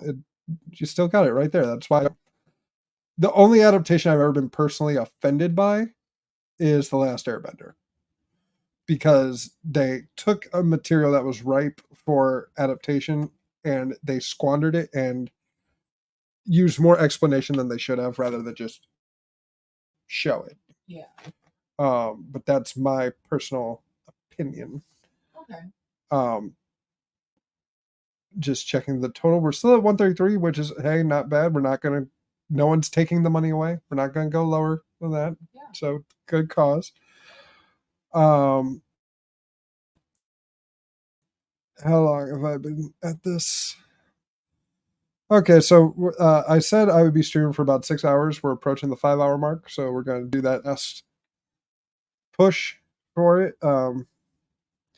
So we can get at least halfway. Yeah, if we can get at least halfway, I'll be happy. The link isn't going to go anywhere.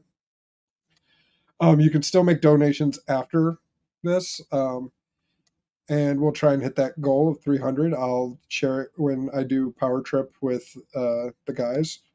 Mm-hmm. And yeah, we'll go from there. So back to the wheel.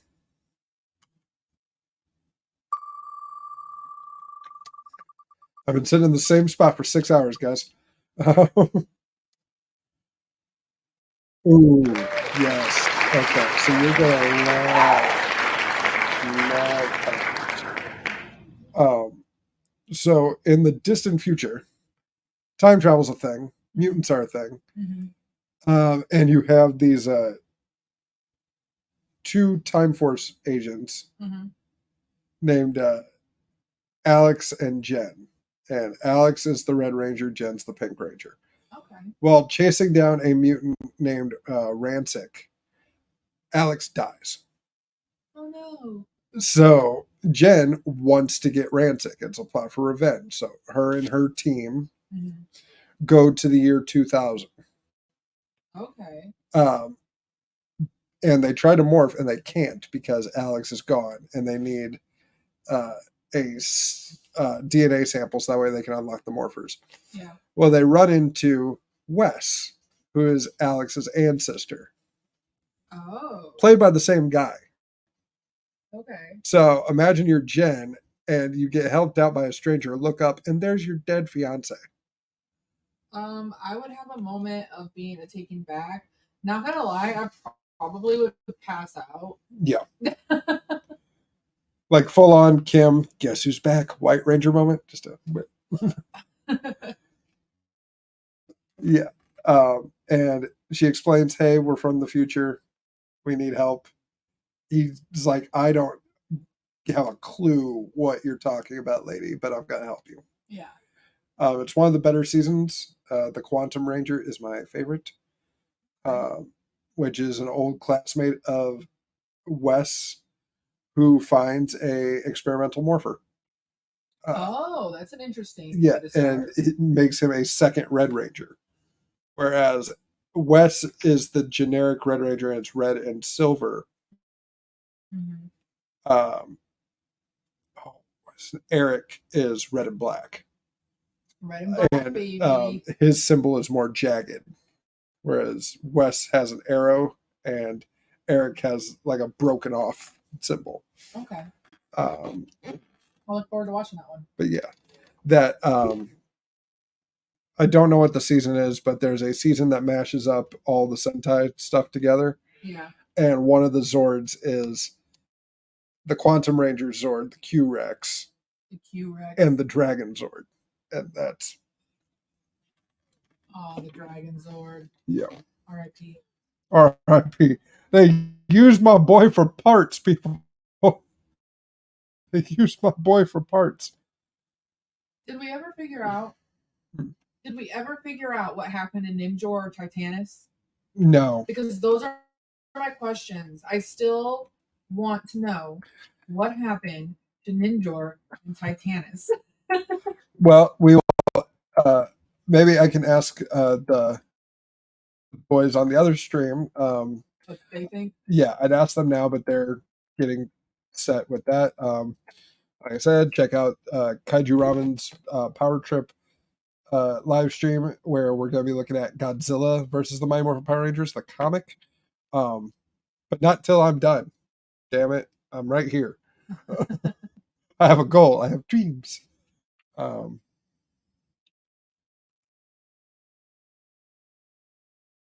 Let's see, Q-Rex. So I do like that this is just hanging out. Just get out. I figured I could help out because I don't know how much you can really live stream alone. Yeah. So, and I'm sitting here anyways, and I like to think I'm good at talking. So You are. I mean, I used to make my own content. So this is 30 years, a lot of history, guys. I know I'm 30. So this is the Q-Rex. And there is a delay, guys, because I'm Hey, I'm you have another person. He's here. I'll What's up? I'll just supervise. Yeah. But here's the Quantum Rex. I do need to be supervised. Okay. He does need to be supervised. She can't hear you because I have know, the TV but I still muted. wanted to reiterate. I do figured need I would just sit supervision. here and supervise so it doesn't get like complicated. Yeah, I was just going through a wheel explaining the different seasons that she hasn't seen yet. Oh, so seasons I haven't seen as well. Exactly. So this is the Time Force Quantum Rangers Zord. Now, do those things on their shoulders shoot? Yes. Okay, that's badass. I like that. Yep. And then if we combine that, this is an actual figure A that figure we could buy. that Bandai made.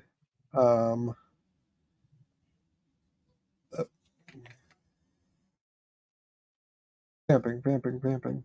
We are close to halfway to our goal.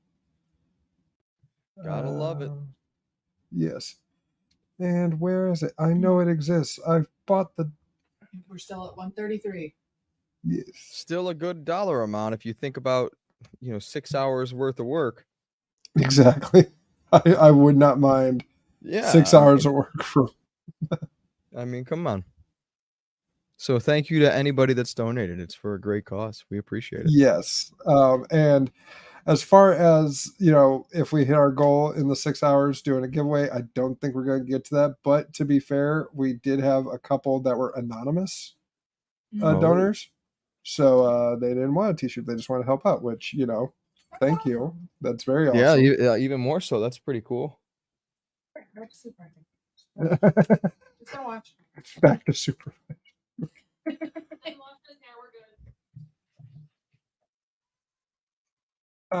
And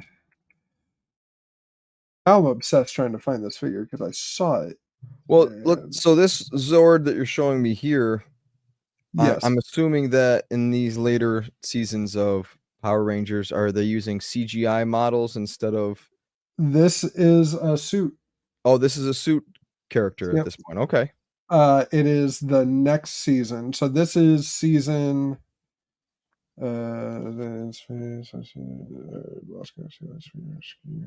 Season 9.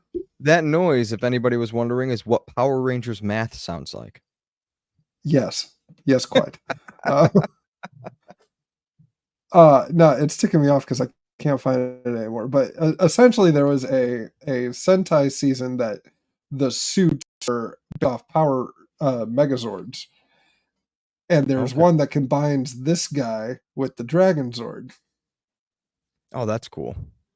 Yeah, and I can't think of the name of the season anymore, but close enough. This is part of it. We'll just.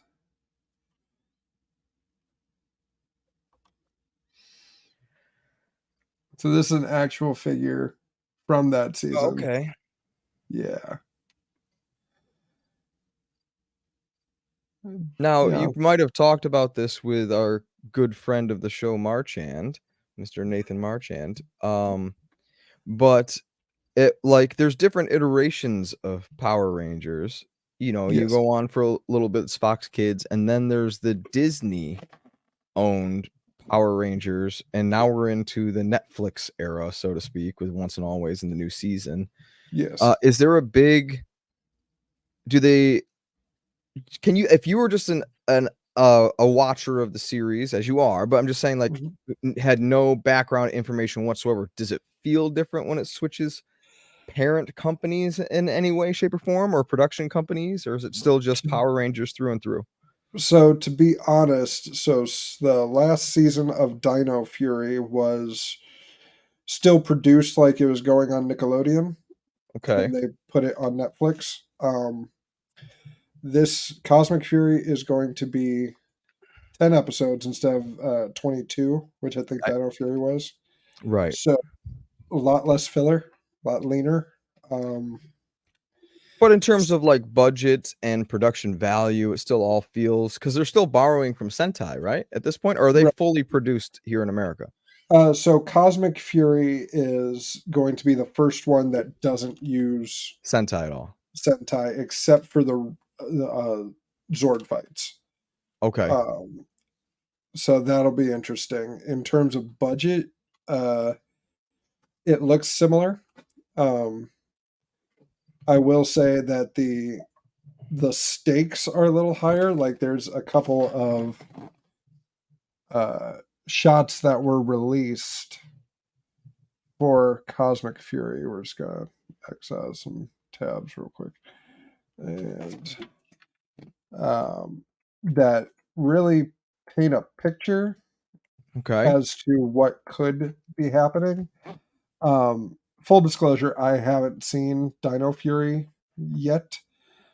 But full disclosure as well to anybody that's come on and been like, that's Steven Reckless. Yes, I do have the haircut of a 90s teen girl, but it's fine. It's okay. We'll all be okay with it. It's gorgeous. It's even dyed blue, people. Don't worry about it. Don't worry about it. Images. There's a lot of concept art that I wasn't expecting, but okay. But like, okay, this shot right here. So, I'm on now. All right. I forgot I had stopped sharing, so I can't just click on the screen. It happens. What are you going to do? All right. So, load. There. So we have our basic team right here. Yes. One side. And this is the new Cosmic Fury suits. These are the new Cosmic Fury suits. Definitely more padded. Are they now? Is this a 4-ranger team, or is it a 3-ranger team with an extra, so to speak? Kind of So like you this get is Zeo with the Black Ranger that comes, or the Gold Ranger, whatever you want to call him, that comes in from. So from what I've gathered, this is a 6-ranger team. Where's the other 2 Rangers? So the red one actually died at the end of Dino Fury. Not this one. Okay. But the previous one, named Zato. and he's an alien just like our boy Gold here. The Morphin Masters that I mentioned were in Big Sisters in season 1. Not Okay. mentioned again till here. Bring him back to life. And he is the Omega Ranger, which is more of a champagne color. He's basically the White Ranger. Oh, wow. And we're missing the Blue Ranger, and it's an interesting tidbit that I'm gonna put a pin in and get to later. But my man in the black, Javi here, in other scenes, this wasn't part of his costume. So you're thinking This he arm. lost an arm? I think he loses an arm because there is a cast photo where they're just hanging out in civilian clothes where he still has that arm. Gotcha. David Yost is appearing in all 10 episodes, That's cool. which is dope as hell, yeah. And the one promo shot they have of come on now, you bastard. Language. My computer's not the best. Yes. I mean, their So, suits look cool. Again, you said a little bit more padding. It even looks like it almost has a muscle sculpt for the guys. oh yeah. It's definitely just a like I'm getting 90s superhero suit vibes from these. Hey, we like the 90s. Like a, No, go ahead, love. it was like a combo with Star Trek. I don't know why I'm getting Star Trek vibes. Well, they are on a spaceship.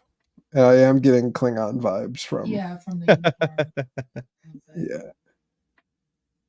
Like it's very Klingon. But an interesting note is that the Blue Ranger at one point in Dino Fury rather is mind controlled and is turned against the Rangers, and they get him back and everything. And Okay. whatever. But very interesting. Hi, Gizmodo. Can we not just cut everything off? Thank you. Every shot with David Yost doesn't have the Blue Ranger.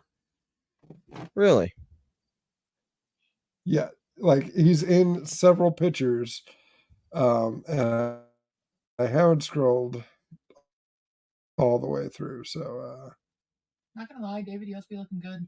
oh, he looks amazing He for does. pushing 50. He really does. I would play the opening, but I don't know if you noticed, Steve. We got kicked off for a handful of minutes No, I did not see that. Did because you I get did a some kind bad. of copyright infringement or something? Yeah, I got a little sidetracked showing the Shadow Ranger of SPD's first fight. This is a 5-minute long clip. Oh, there's a And, lot of licensed music and everything. Yeah, well, I thought we were okay because we muted it, but Isn't it like you're supposed to do it in like 30 seconds, and then you're supposed to talk? probably. I feel like, I probably could have paused it every once in a while to break up the. yeah. Right, instead of just showing But yeah, it. we got lost into it. Yeah, so that was a mini little panic. I was like, "Oh shit, I'm gonna have to start copy I think that's pasting, how setting everybody stuff up for a new stream." I think that's how everybody gets away with what do you call it? Like trailer reactions is because they're like, "Oh, ooh, ah." They're talking over the trailer as it's playing. So it constantly counts as, and it's probably why on Hey Buddy we did both of the Xbox showcase and the PlayStation state of Yeah. play, but we talked over the whole thing as well as showing it. So it didn't. I'm wondering I wonder if your wife is correct in that you're supposed to have your own words every now and then. Oh, I'm sure. Also, hey love, can you give me a hand real quick? I can't move. What? Can you hand me my belt? Oh yeah. Because I'm checking our goal here. We are $2 away from our halfway point. Ooh, nice.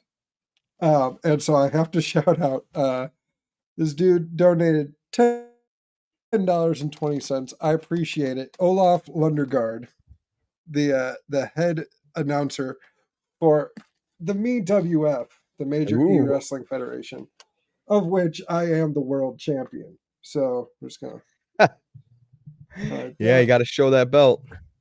just yes. Also, shout out to Jeff in the chat for another show we have coming up. And hey, buddy, have you seen this shit? Yeah, he did an episode with Joshua Reckless where they talked about the first two Gremlins movies. Yeah, That is I on Hey have Buddy. not seen them. Yeah, I will have to check out the Hey Buddy Patreon to see what they think of it. Well, I mean, to see what they think of it, but that video exclusively is just on the YouTube. It is a Oh, free for well, then all there we on go. YouTube. Wait a minute, sir. Do you mean to tell me that if I wanted to see a hilarious commentary of two 80s classics, I would just have to go to the Hey Buddy YouTube channel? That's pretty much what I'm telling you. Oh, I know what I'm doing as soon as I get done with the other stream. But yeah, we are $2 away from the halfway point. Nice. But back to Cosmic Fury. Like I said, I would play the intro. Doesn't really give anything away other than Zed has new minions, like new foot soldiers. They're not In terms putties. of their design and all that? Yeah. They are, what are they called? Z Warriors, Okay. I want to say. Zed foot soldiers Cosmic Fury. Welcome to the news portion. $2 away Yes. from halfway there. For 148. Yes. Lord Zed's new forces. But yeah, they're impressive looking in that you can tell American footage for Power Rangers always has this style of like they're trying, and you definitely get that. No, I get it. Yeah. But yeah. David Yost is going to be on all 10 episodes. They're saying it's not going to have perfect connection with Once and Always, but there are little Easter eggs. Okay. Which I guess they were in talks with David before Once and Always was a thing. So I get it. But at the same time, I'm like, you just gave me a new Yellow Ranger, and we're not doing anything with it. And we're not touching it. Well, I guess maybe Cosmic Fury is trying not to touch original MMPR, but Yeah. I mean, with David Yost there, you kind of already are. Yeah. And there's rumors of a hiatus after Cosmic Fury, which, with the strike and moving out of New Zealand where they've shot everything since Ninja Storm, which was like the 11th season, it makes sense to take a break. But I personally would love a reboot of MMPR, just modern day. You don't have to give me Jason, Zach, Trini. Just give me Min, give me legacy characters, and cool. I'd be happy. Yeah. Because otherwise you're recycling Jason, Zach, Trini, Kim, Billy just over and over and over again.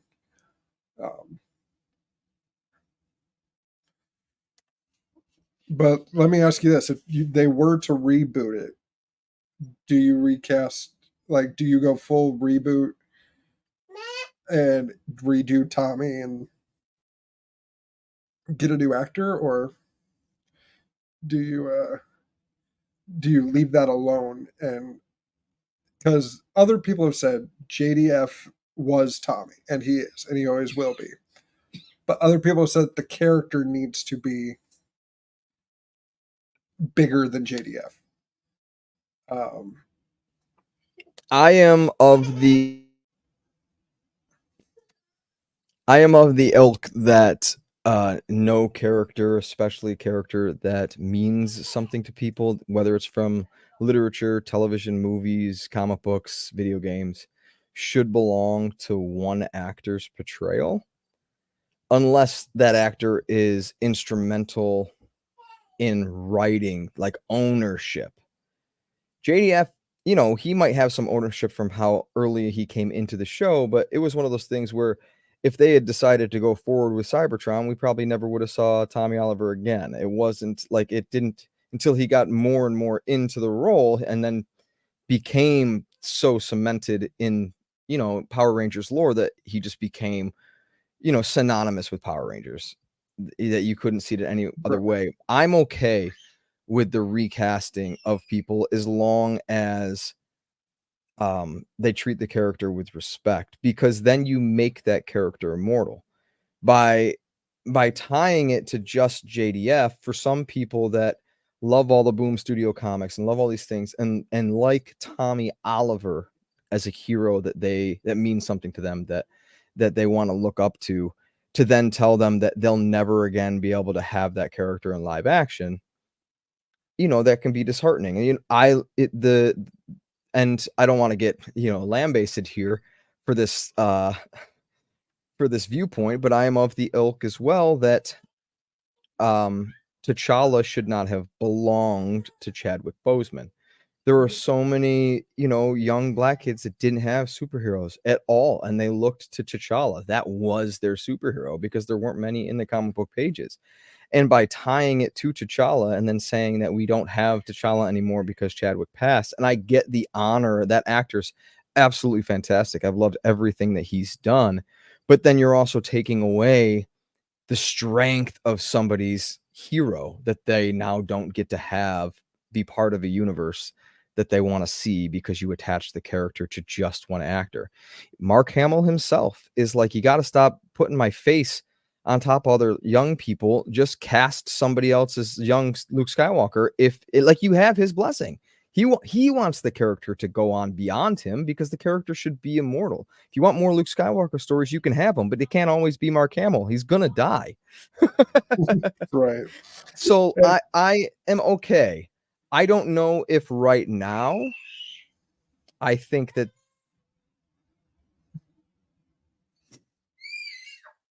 that's what happens when you live stream during the day.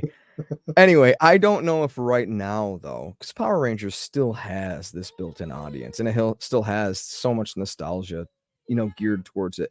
I think the right move, if I were to do it right now, would be a back to basics, almost like a reboot, but you make it tie into the lore they've already created. So you do bring in Min, you do maybe some of her friends, maybe somebody that is the spiritual successor, and you can twist these stories where you have Green with evil again, and it's a replay of what we originally had, but it's a new character going through it. So it still belongs to the timeline of everything we've seen thus far. It's just, you know, a reinterpretation without destroying anything that came before. Or I shouldn't say destroying, but without erasing anything that came before, because it could still be part of moving forward. Yeah.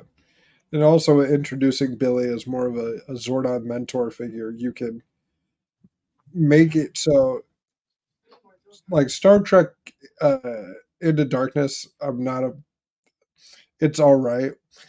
But I love them being able to, once they find out, spoilers, kids, that Benedict Cumberbatch is Khan, that the first thing Spock does is call his future self to be like, hey, did you ever come across Khan?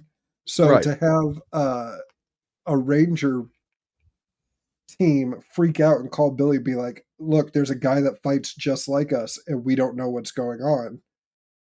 What can you tell us about this coin? And him just freak out like that evil got the Green Ranger coin. What if the way to reboot, soft reboot, we'll call it a soft reboot, because you're not, it's like the Kelvin timeline, except we're not going to use timelines. It's still going to be part of the same one. Mm-hmm. What if Billy becomes Zordon? In the fact that Billy's trying to save Zordon's life. And what if he figures out that maybe I can use my own life force as a lightning rod that draws Zordon's particles across time and space back here. And by doing that, he accidentally makes a mistake. And Alpha, at the last second, is able to stop Billy from dispersing. And now Billy is stuck in the tube as the new Zordon. See, the 2017 movie did something similar where Yes, Billy Ryan died. Cranston. Yeah. Brian Cranston got stuck in the... Yeah. Right, but more so the ending where Billy died, like he was dead. Right. And then this was the time for Zordon to come back, and he trades his chance to bring Billy back. to bring Billy back, right. And I always thought it would be way more fascinating if Zordon took over Billy. Yeah, Like, that would just have been. full on, I have an empty vessel. Like, kind of like... maybe you do that too, and it gives David Yost a chance to play a completely different character while still physically being there on set. Yeah. You know, As but long that as- would be, you know, just watching Once and Always and watching him so torn up about trying to still save Zordon and find Zordon, accidentally makes a mistake and brings Rita. But if I've learned anything from any superhero thing,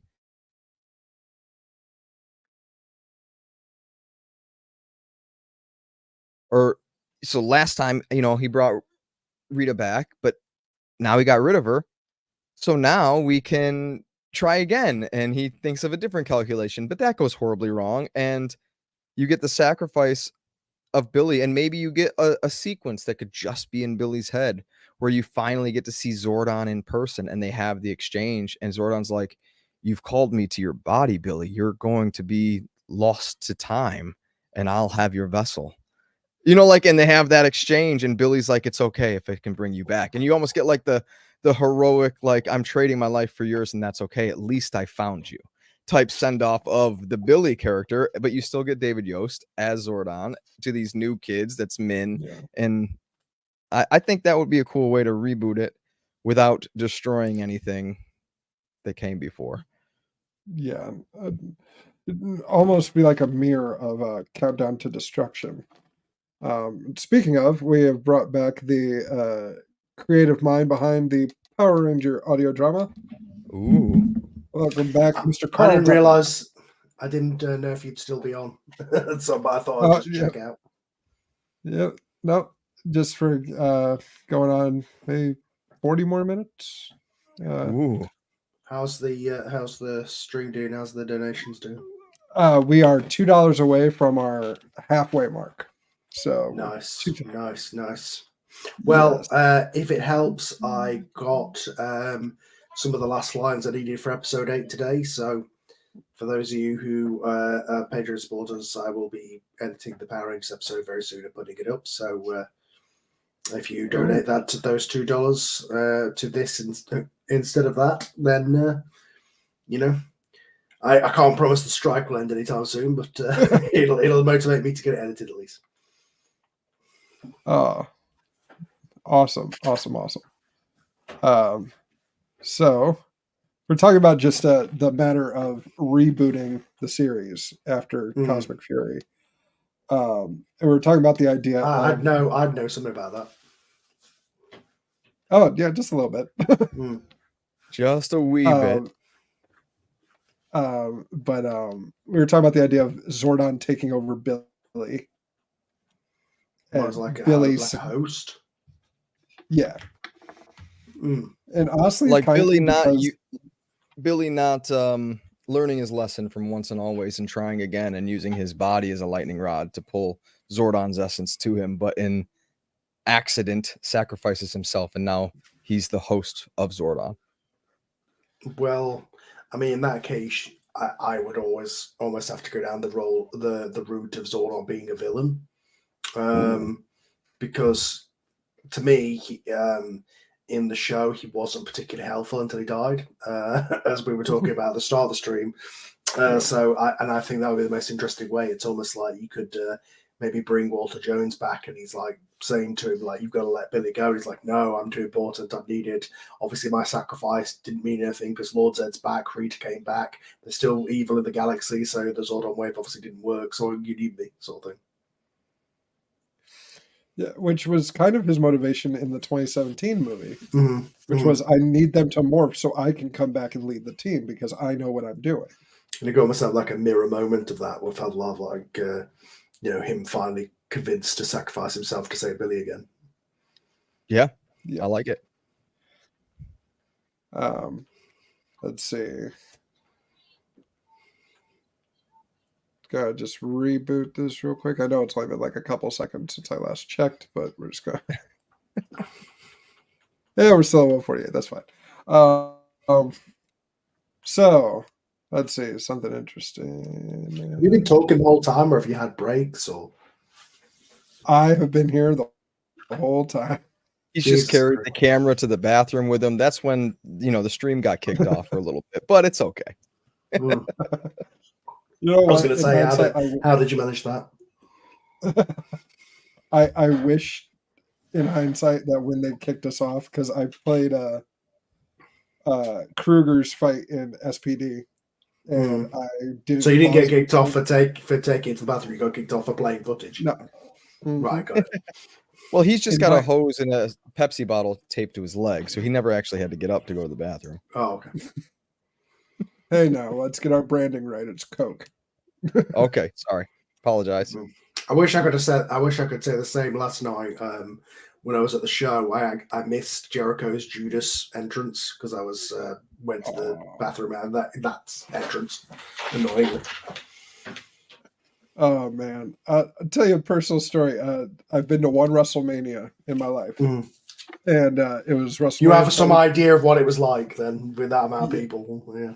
Oh yeah, 23 and 4 field. Mm.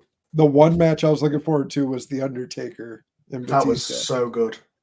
Yeah, except so we're in the nosebleeds. This couple waited till the end of the night to be like, "Hey, you're in our seats." So we Don't spent the force whole feed them. match trying to find our new. He needs to eat it. I know, but you can't force feed. Wait, that was Yeah. like halfway through the show. What were they doing Yeah. for the rest of that time? No idea, but I completely missed the one match that I wanted Yeah. to see. I was like, Wow. I would have just stood in the aisle. Well, fuck 'em. Yeah. Yeah, no, that was amazing. That was a good show. That was a really good show, actually. yeah. And I brought it up in the beginning that as a wrestling fan, we had the tragic loss of Terry Funk on my birthday. And then Bray Wyatt, which was the And then Bray bigger, Wyatt. crazier one. Like Terry Funk was at least an old man. Like, Right. But the loss of Bray, I'm like, damn, like I've been feeling like it's hurt because when Eddie Guerrero passed away, like I had seen Eddie Guerrero like when I was a kid, but Bray was a guy I saw from the beginning, like from the beginning of his career, Husky Harris to this, and it was like our age as well. It was like he was 2 years older than me. 4 years for me, man, and yeah, so I'm glad I have access to therapy. I got a great support system. Not just my family. I got you guys and everybody listening and stuff. And yeah, just having something like To Write Love on Her Arms would help people that don't really have a support system like that.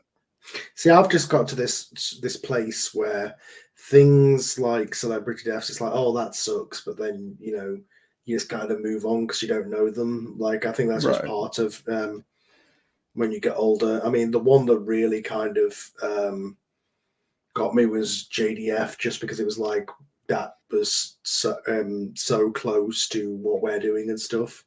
But I mean, like I said, I wouldn't say I was upset. I was just kind of down, and like, and also obviously, it's been this weird thing with me and Lost, because obviously we've now got 2 eulogies on one of our feeds for 2 of our people who've died on our production team. So like, and it's this crazy thing where it's like I almost don't feel like I had a right to be upset, because like I only knew them online through text chat and stuff like that, or we spoke on Discord, on voice, like we're doing here. So I almost felt like that about it, but at the end of the day, somebody. So yeah, celebrity deaths to me at this point are just like, that sucks, obviously, but like, Yeah. You know, I'm not going to let it affect my daily life. All I can do is just be sad that they're not going to be around to produce the work anymore. Or obviously be sad for his family and all that kind of stuff. It's shocking, but you know, I don't let it cast a shadow over me, sort of thing. Yeah. Yeah. Just kind I of have to think let it. the biggest shadow is just when you see the age of some of the people. Mhm. That to me, like personally, yeah, I feel for their families and stuff like that, but I try not to. Like, I've got enough stuff, and we all got enough stuff on our own baggage to try and deal with, you Mhm. know. And again, no one fights alone. And you got to look for your local support structure in terms of what you're going through. That, like, their tragedies, I can't let bring into my own tragedy. But when I see the age, it's just how unfair it is. Yeah. Or like in a case of Bray Wyatt, it's like, you know, that was a big dude who was smaller than I am, and you think, oh, you know, maybe I should take better care of myself because you never know. Yeah. Yeah, it's crazy. I mean, to just and a freak thing. Because I think his whole thing was he had COVID and then complications from COVID. Then he was getting better, and it still didn't. And so it's just not Just a fair. heart attack, and you Yeah. think a lot of people survive from heart attacks because somebody's right there to, you know, Right. but you know, if they don't get to in time, you know. But I Yeah, do hard think, to live. you know, what you said in terms of like the most recent person that really like is JDF, just because again, you look at the age number there, that's completely unfair. And then not to mention, you know, I'm older than the two of you here, but still I've been following JDF since I was 9 years old, Mhm. you know, and wanted to be, and he was always, yeah, every time I saw JDF, you know, I thought at one point I'd get old enough to be okay, but I always just saw him like he's still cooler than me. Son of a Yeah. bitch. And it was so You know, you always just, they were so part of the fans and doing all those other yeah, and he was projects and stuff. such And a nice guy, and yeah, you Mhm. always just saw him and was like, that's a person to strive for. So for them to go through something emotionally, mentally, and you know, to yeah, you get like that can hit you a lot harder. So I understand JDF hitting you. It hit all of us, I think, that are part of the family, the collective extended family of Power Rangers. Yeah, I remember saying to Joey on our tribute show, I was like, you know, you are the closest thing to a successor right now. You're carrying on that baton of Tommy at this point. So Yeah. And just it's comforting how close Joey sounds to JDF. It's yeah, he's made a pride of that. Like our show is, you know, some of them are very different, some of them are very close. He is one of the ones that made a conscious effort to, you know, copy his mannerisms or his vocal style. Like he makes it his own, obviously, but right. he definitely is very, very close to JDF in terms of the performance and kind of the timbre of the voice and that kind of stuff. So yeah, it's almost like having a you know, like a ghost on our podcast or something. Yeah. We need to give a it's shout not, out it's to not, Jeff right now because Mr. Friend of the show, Jeff, has given us the $2 to reach halfway. Nice. I better Donated get a edited second then. time to make sure that we had the $2 needed to get to halfway. Thank you, Jeff. Nice. Thank you, Jeffy. Whoa, we're halfway there.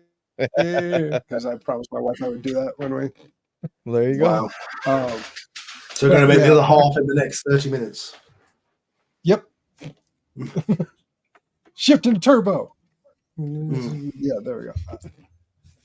But Any I will amount say, at the end of the day is okay. Like, to be honest, it's for a good cause, and the people that want to support it, you know, thank you so much, and love and shout outs to everybody.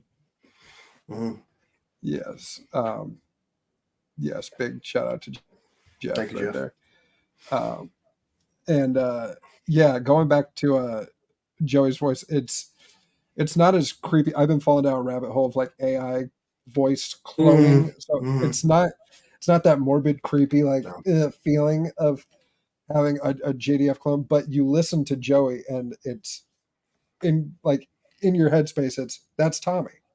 Yeah, I know. One of his personal goals would be to maybe play JJ. I think that would be a great because he sounds like he could be his son.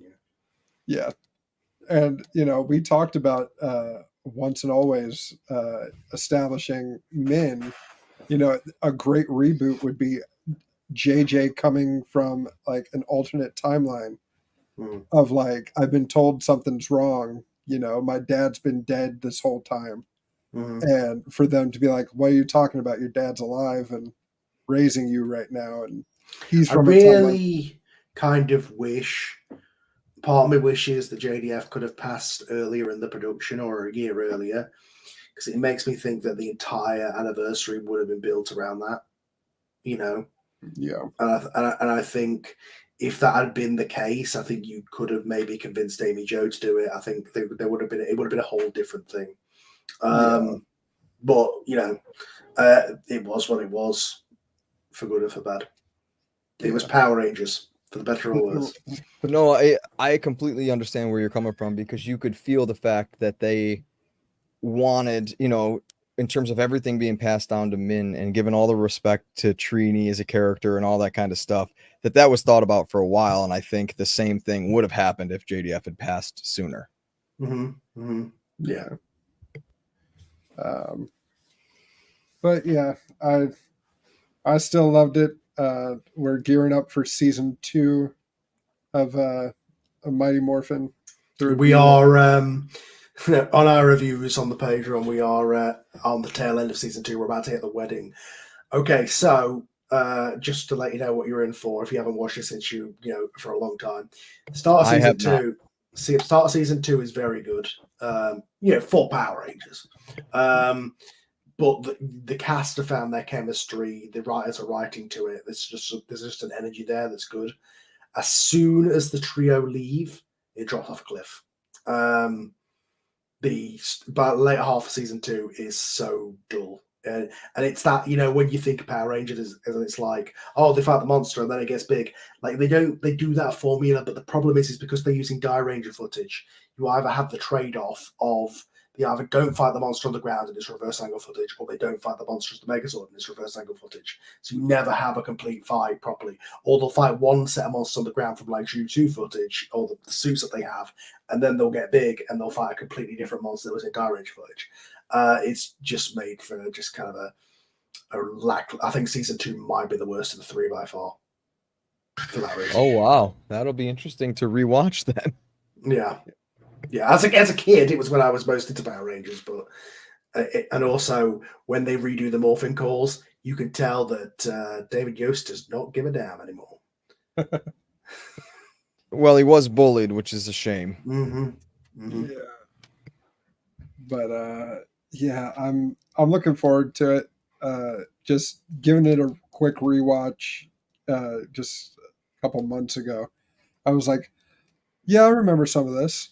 But the weirdest part is that transitional period where they're still trying to pretend that the actors are still there with archive footage or stand-ins. That's the weirdest bit.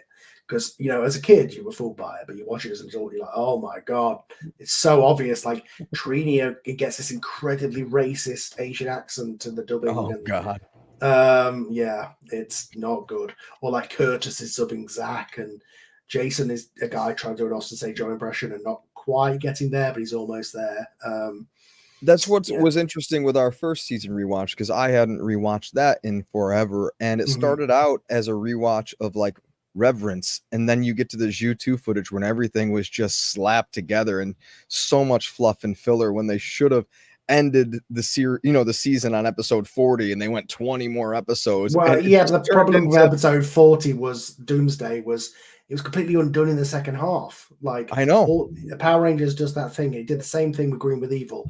It's like, oh my God, the stakes are never higher. We've lost all these things. All the Zords destroyed. What are we gonna do? Cut to the next episode. We fixed that. You know, exactly. That's my problem with, like, honestly, I almost felt the other way around. Probably because I watched Jew Ranger at the same time, and I could see how slapped together the show was to begin with, and just how badly they were cutting up the footage. Like, there was literally, like, I said this to Rob earlier, there's scenes in the early half of season 1 where they'll teleport into a fight for about 10 seconds, teleport back out, then teleport back in. It's like, oh my God, just because they won't use the footage. And yeah, Zootoo at least has a consistent narrative.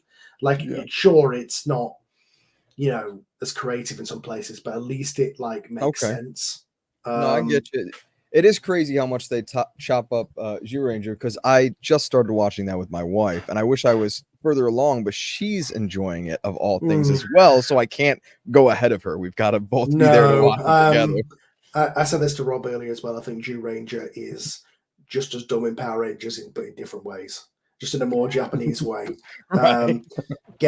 By the end, I was sick of the kids of the week. That's for sure. Oh yeah, okay. Like, there's no character development for the characters. It's all just the kids. Well, because the characters themselves are superheroes that woke up thousands of years later. Yes, but except apparently they know every kid in Tokyo is their best friend.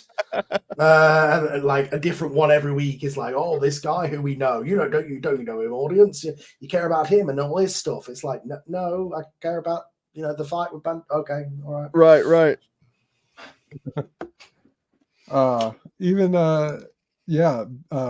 Kai, the child at the end is Zyuranger. Sorry, spoilers, Steve. But yeah, it all comes down to a child and not the team or the struggle. And even the Barai stuff is not as cool as it reads on paper. When you read a synopsis of Zyuranger, you're like, holy cow, she's sacrificing kids to the devil. That sounds amazing. Like, but it's not as like the whole thing with the king and all that. It's like a lot of the backstory, it feels like it's been filled in on Wikipedia's because it's not in the show. Oh, that's fantastic. So, like I say, I realized that this reverence for Sentai was not necessarily like I used to go into it like, oh, this is obviously better, and obviously I adapted a lot of it into my show. But I'm realizing that there's good Sentai, bad Sentai, and Zyuranger was kind of on the bad side. It's just iconic because it became the MMPR. I mean, that makes sense. You know, they were Zyranger's fantastic. I'd like that a lot more. Even with the little kid White Ranger that became... He hasn't turned up yet. He doesn't turn up till right to the end. But at this point, Ranger's much more serious and focused on the characters.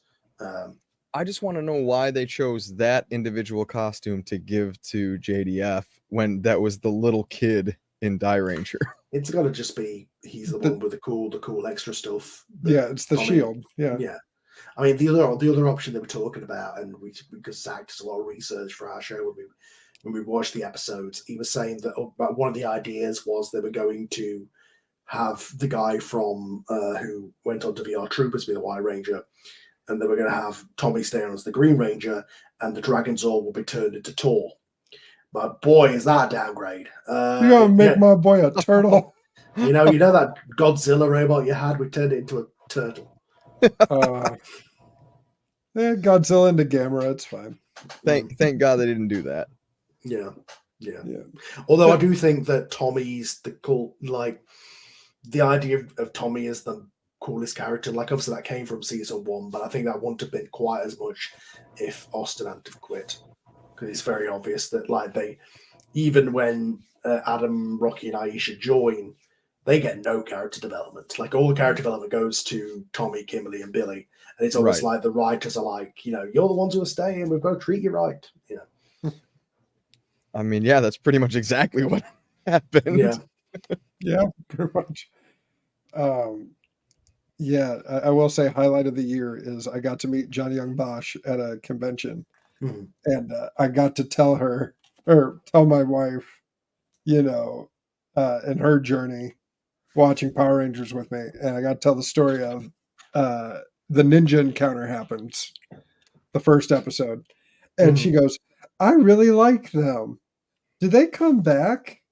And I got to be like, yeah, for a little bit. A little bit they come back. It's interesting as somebody who's never watched the show, she didn't pick up on what was going on, the fact that suddenly Jason Zaccarini were not around anymore, other than archive footage, and suddenly these guys have turned up wearing red, yellow, and black.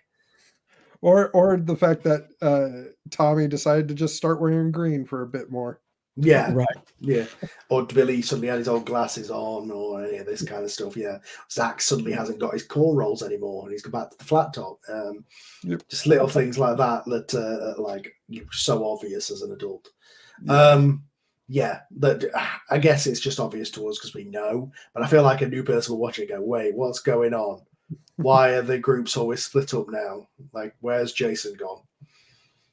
Yeah. I do think there is space, though, in terms of what you're doing. Like, we take these things that we have so much nostalgia and reverence for, and we just update them to how it made us feel when we were then. That's the like, tagline in my show. Yeah, like yeah, I like, make Power Rangers the way I made it feel me when I was 8. and that's Um, the way to do it. Because I rewatching Power Rangers. I haven't got up to what is considered the good seasons, but MMPR, I can say without a shadow of doubt, I have the nostalgia for it, for the suits, the Zords, all that kind of stuff, the character names, just because that's what I loved as a kid. As a show, it is a bad show. It is written dumb for kids and takes no attempt to even try and treat its audience with any amount of respect. It just goes, we're here to sell toys, we're writing a dumb kid show, who cares? And Well, they just yeah, write a dumb kid, it might have been in the early 90s, but it's using the exact same formula as me being older than you guys, as He-Man, which I watched, and Transformers, which I watched, as Thundercats, which I watched. And I remember all of those as if they were, He-Man was this clash of barbarians and technology, and everything was high stakes, and you watch it and it's just Skeletor, you royal boob, and you're just like, oh, all right, I guess it wasn't as serious as I thought. No. Or the fact that Tommy has a sword, Saba, and he barely ever uses it as a sword. Most of the time it cuts things with its eye lasers because, of course, he can't use it as a sword because it's a kid show. Just things like that, or just any given episode makes no sense. And there's a million, like, not just beyond the concept. Like, you can obviously everything makes fun of the concept, but like you just little logic things, or you come up with things of like, you set this, like, wait, Kim, you just got together with Tommy and now you're just going to pretend he doesn't exist anymore for 20 episodes? You just stop hanging out with him because he's not at school, because he's not a ranger anymore? What? Yes. They're not your friends, Tommy. They're not your friends. Yeah, they just stop hanging out with him, I guess, or he's just off screen. It's just this really bizarre thing, or like they can't write to the characters much, or just logic things, and you can just tell how much they just make stuff up out of thin air. And it's like, that's what makes Zordon such a character that's just terrible in hindsight, because you watch him in the show, you're like, wait, what, Zordon? I had this thing all along that I just didn't tell you about. Like, this thing that could have won 2 weeks ago. You're telling me about it now? Go to hell. You had your giant Brachiosaurus shoot at me to teach me a lesson while my friends were almost dying. Okay. I also love when they show up with a problem every single time. Zordon's like, I know. Well, tell us sooner, asshole. Tommy, where's Tommy, Zordon? Oh, yeah, he's been kidnapped. You didn't think you could call us to tell us that? Oh, well, I thought we could handle it. Oh. Yeah. Mm-hmm. What was it? The pumpkin wrapper episode where Tommy's like, hey, I should investigate this. Hey, Zordon, what do you want me to do? Oh, Tommy, you golden boy, go to your karate tournament. I'll get the other ones to look into it. Don't you worry. Which, literally, how many martial arts tournaments does Tommy go to? And he got his supposed girlfriend. He's just like, nah, I'm going to go to my karate tournament. Yeah, I don't want to support you at all. We talked about this on the power chamber, but I love how he can't use the power. And instead of ever using that correctly in the script to write out why he's not there, they always mention it when they're going to use him in the story. What? Yeah. Every time you complain about his power going away is when he turns into the Green Ranger, and yet you could use that as an out so many times where he doesn't show up. Or his first run was even worse in the case of they didn't have that excuse, and they just kept making him an idiot. Yes. Oh, I lost my communicator. Oh, the putties keep taking my communicator off. Oh, I'm tied up to a tree. Yeah, like it just got like, Tommy, you're a moron. Like, but yeah, that was my problem with it. It's like, obviously they were trying to write around the whole Barai thing, but to me, they could have just introduced the green candle thing right from the start, which is kind of what I did, and have it so that it's always a looming threat. So that's why he always has to turn up late, because his powers are running down throughout the entire time, like he is in Jew Ranger. you don't have to kill him. You could just have that set up. And then they did what they should have done in Due 2. But I don't know. It's like anything. It's one of these shows that we have incredible nostalgia for, but it's not what we remember, which is literally why I made my show. Because I was like, people may or may not agree with some of the creative choices I've done in some cases, but at least, especially for season 1, I'm like, this is I wanted to just go from a place of how do I make this make sense? Right. How do I want to do this thing that I remember from my childhood, but how do I give a reason or a logic behind it that when you're listening to it, like, sure, if you think about it, it all falls apart, but you got verisimilitude as you listen to it. Whereas the original show, you watch that now, you do not have any verisimilitude whatsoever. Half the time you're just going, sure, I get, okay, that's a thing, apparently. All right. Well, that's why Rob says on our show, when we get towards the end of every episode, he's like, they have a fight and they win. Yeah. Like the monster may as well go, oh, I can hear Ron Wassman playing. Well, kill me. Yeah. There's lost my train of thought. I've been sitting here for about 6 hours. A legit one of the funniest reasons to write Tommy out of the fight in the first bit was the Samurai Fan Man episode, where they just literally gave him a concussion. They find him like under leaves, like Jeff Goldblum after the T-Rex attack in Jurassic Park. Like, it's true. Like, yeah. I enjoy that episode just because I enjoy it when they actually write them as teenagers. And I enjoy the teen drama stuff, which is why I've embraced that in my show, where it's they're people first and Rangers second. And that's what annoys the shit out of me. It's like, as a kid, Tommy times Kimberly, but you watch it as an adult, you're like, wait, they reference it every like 15 episodes, if that. Right. Oh yeah, by the way, they're dating. We can't have them hold hands or kiss at all. But by the way, they're dating. And then every other time they're going to forget that when they're dating. There's more references with Zach trying to get with Angela than Tommy and Kimberly. Yeah. There's 3 straight episodes where they kiss. And it's not will they, won't they, it's are they. Right. Yeah, I swear they kissed. Are they together? Like, I think so. She broke up with him, so I guess they were together. Again, they almost write, and then like they'll have episodes where they explicitly call them just friends and stuff. And I know this is down to some censorship stuff at the time and this decision that they couldn't have romance in kids shows and all this kind of stuff. But I specifically remember watching X-Men and seeing Gambit and Rogue getting on the same network. So, oh yeah. Like, I don't see the issue just because it's live action. I guess because it felt like kids would imitate it or something, which God forbid. What's insane about the fact that X-Men was on Fox Kids, Batman the Animated Series was on Fox Kids, and Power Rangers was on Fox Kids. Power Rangers is the only one that feels like a legit kid show, because you go back as an adult and watch the X-Men and Batman the Animated Series, and a lot of that holds up. They did some excellent storytelling. Most of it does, absolutely. Right.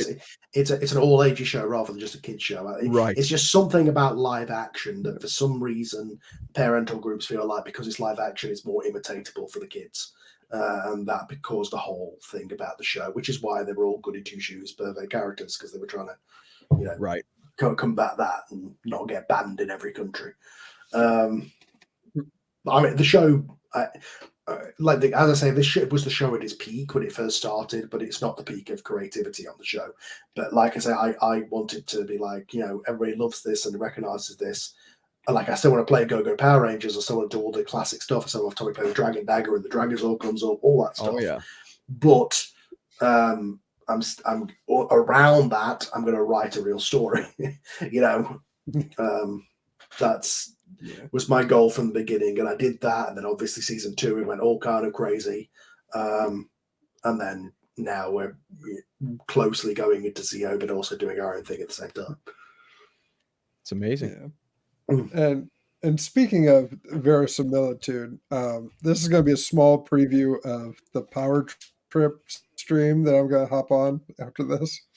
Looking at Godzilla vs. the Power Rangers. Okay, people. Wait, hang on. They're doing a stream after this? I didn't know about this, and I co-host a show with them.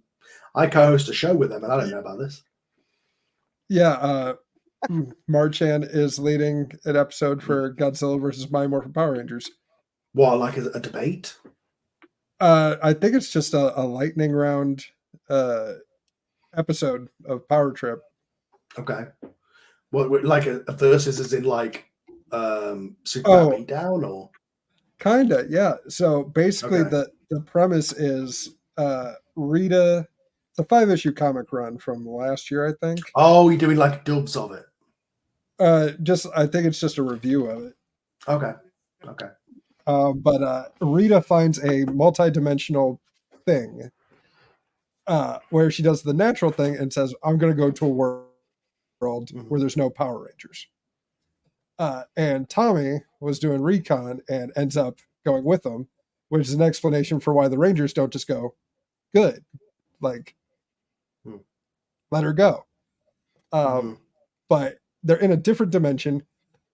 Godzilla's there, and the part that throws me out of it is that Tommy calls the Dragon Zord.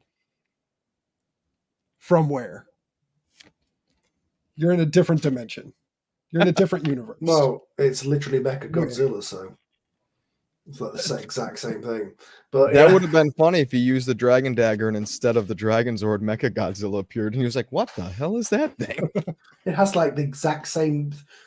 And when you knew that out, you're like, how did Toei get away with that? Exactly. Because like, they're not the same production company. Like, it is blatantly Mechagodzilla. It has the finger missiles and everything. Right. Yep. Well, Barai was already Ultraman in that episode where he grew to fight the Megazord, so it's fine. Yeah, also, while we're on the subject of weirdness with the original show, Jew Ranger also has that. It's like, okay, so if you think about it, it's a dinosaur season with about 2 dinosaurs in it. Yes. Because a pterodactyl is, a pteranodon is kind of a dinosaur, sure, we'll throw that in there. Do you know any of the backyard baseball about why it's not pterodactyl and mastodon, it's pterosaur and mammoth? Why did they? Because they're the real names. That it's like the colloquial names. Like, nobody calls it a pterodactyl anymore. Like, the actual that creature that has the long neck and the big pointy head, that's a pteranodon. A pterodactyl is a completely different one, which has like almost like a T-Rex. But there is a difference between mastodon and mammoth. They're actually 2 different species, and in Jew Ranger, it's mammoth that they're calling, and that's what the Zord actually looks like. But for the States, we just decided it was mastodon when they could have easily just kept it mammoth. Yeah. Which I love that little exchange you put in. When he's like, call an Emmy a thing, and Zach's like, mammoth. It's not working. Oh, you put that in there. That's amazing. Yeah, that was in the episode 1. Yeah. Oh, that's amazing. And they're like, try Mastodon. Mastodon? Oh shit. Or like the fact that Jason doesn't say Rex, which he kind of should do. And then for some bizarre reason, they then decided, okay, so half of them aren't actually dinosaurs, and then a dragon? Yeah. What's that got to do with anything? And it's not even like a dragon, it's just Godzilla. Right, that's not an actual dragon, especially not by Japanese standards. So they try to say that dragons did exist with dinosaurs? I'm not sure what the decision was there. Like, obviously, it's part of the show now and stuff. Like, even I had the joke in there where Tommy's like, a dragon didn't exist. And they're like, how do you know? Oh, okay. You thought it was aliens didn't exist until 2 months ago. Well, fair enough. Okay. That's true. I try and hang a lampshade and all that stuff in my show. That's the whole point of the whole thing. But also, I have crazy things happen that are like, okay, you've taken this, you've grounded this show in any kind of reality. Of course, all these kids are going to try and screw each other because that's how people work. But I have to keep it PG-13, so fade to black. Although I said this the other day, I do regret the Scorpina thing. I think it caused a lot of good drama between her and Kim and her and Goldar, and it was all bouncing up. But I think it was worth it for that breakdown scene of Tommy in season 3. But for the backlash I received from a couple of people about it, and I heard it put some people off the show. I did it for drama and for character stuff. But if it turned anybody off, I apologize, and I didn't mean for it to be that sort of thing. I was just trying to add drama to the show. So. Right. You can't make everybody happy. That's the thing, no matter what you do. No. But some people thought it was weird, just on a kind of, this is too far even for an adult Power Rangers. And obviously, nothing explicit happens or anything like that. It's just what's implied is what people were like, oh, that's weird. Yeah. But, at the end of the day, I say give it a listen if you haven't already. And, there's no need to, like the parents groups of the original show. There's no need to be like, this offended me, so no one else should be able to experience this. I've only had like maybe two or three people ever say it. It's just, you can get 100. I get 100 things saying how amazing the show is, and I have 2 things that are negative. And unfortunately, our brain works as you focus on the negative. And like, I hear the conversation of like, Chloe wasn't very good as Trini to begin with, but I think she grows into the role, and I think by the time she left in season 3, she got really good. So. Oh yeah, Trini was one of my favorite characters in that. Yeah, just some of the fun. So I did the whole Ryan Parrott thing of her calling it, a Kittysaurus and that kind of stuff. But gave her a whole thing with Billy, and yeah. Billy's a trip. Like, just the actor. That's yeah, he's basically even nerdier Cisco from The Flash.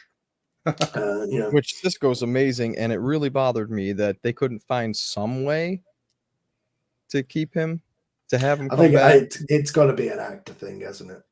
Well, Cisco really just like I don't think the effort was seen anymore in the show, and he himself just wanted to be like, he gave up so much of his entire 20s to that show that when his contract was done, it was no offense to the show, but he was just like, I'm done too. Yeah, contract's done. I'm surprised that they didn't get him to come back, but it's almost like an Amy Jo Johnson situation where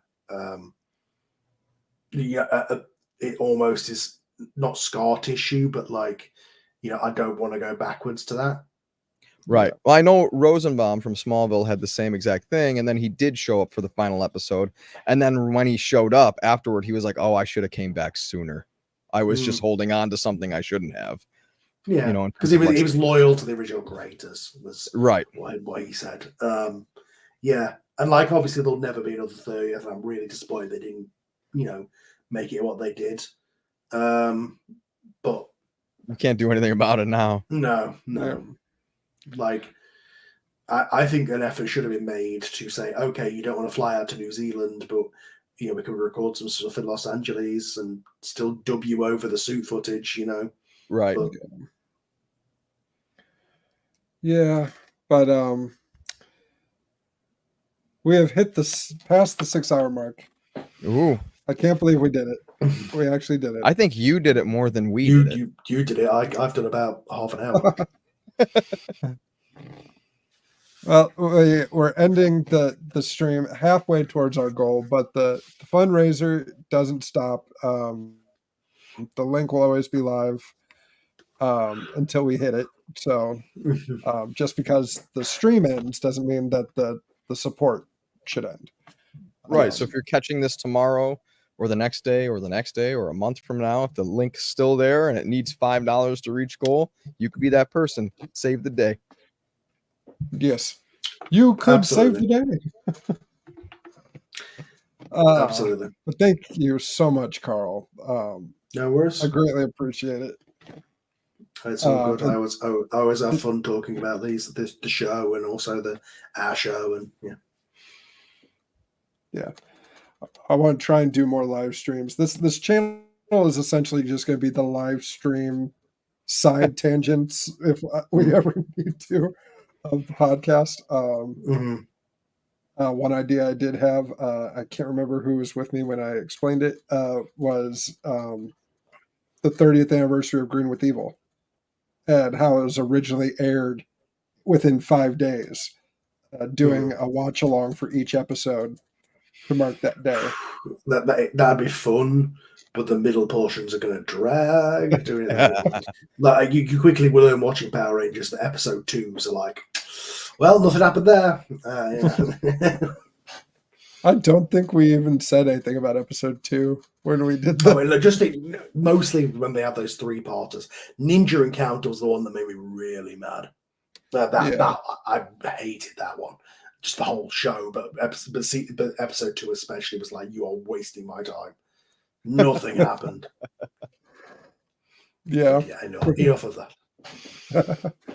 But Carl, thank you very much. Everyone check out Cypher.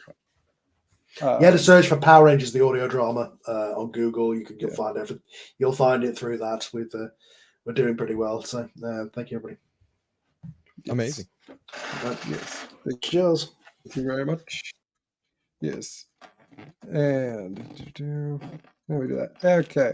So we're gonna wrap it up proper. Holy shit. Like Good job, man. I mean, I would have been here longer if I could have, but your ass must be numb. Oh, it is. It is. I have not left this spot in 6 hours. So Whew. oh my goodness. Thankfully there's a bit of a buffer between showing up on the Power Trip feed and then this, so I can rest myself. That's good. But I do want to plug people that, because this is a separate, it's a branched off destination. Everyone check out the main Hey Buddy channel proper for all the good, the just juicy content. Yeah, that, we bring you. if you're used to seeing my face, then you understand what Hey Buddy is, and it's the pop culture filtered, I'll be honest, mainly through my lens, because my friends, I tell them what to like, except for Rob. We became friends because of the show, and Rob was like, you like Power Rangers? Well, I own you now. And then all of a sudden I was in a Power Rangers podcast, which I never knew would have happened, but I'm having a great time. So yeah, just Hey Buddy is pop culture in a nutshell, just siphoned through my own fingers, catching the things that I like, along with Joshua Reckless. Yeah, I just realized that, like, what started a year ago as Josh saying, hey, anyone got ideas for rock operas to be on a channel, and then him just being like, you want to be on one? Yeah.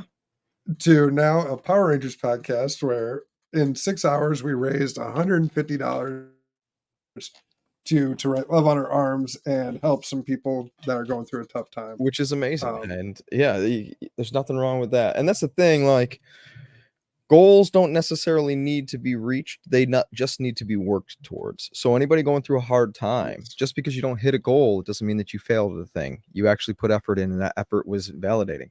Believe in yourself because of just the effort that you tried to do. So I look at the fact that we raised $150 as a success, not like, oh, we didn't reach the goal. Like, we sat here for 6 hours staring at Rob's face and raised $150. Like, that's an amazing achievement, because I couldn't stare at him for 6 hours. Why do you think I kept leaving? Yeah. Why do you think we recorded like 3-week batches? Yeah, exactly. But no, I mean, in all reality, it's an amazing thing. Yes. And I'm going to keep the link active so everyone can donate. I'm going to post it up with Nathan. But I need to run to the bathroom and grab something to drink. And I'm going to do this full damn name because I'm tough.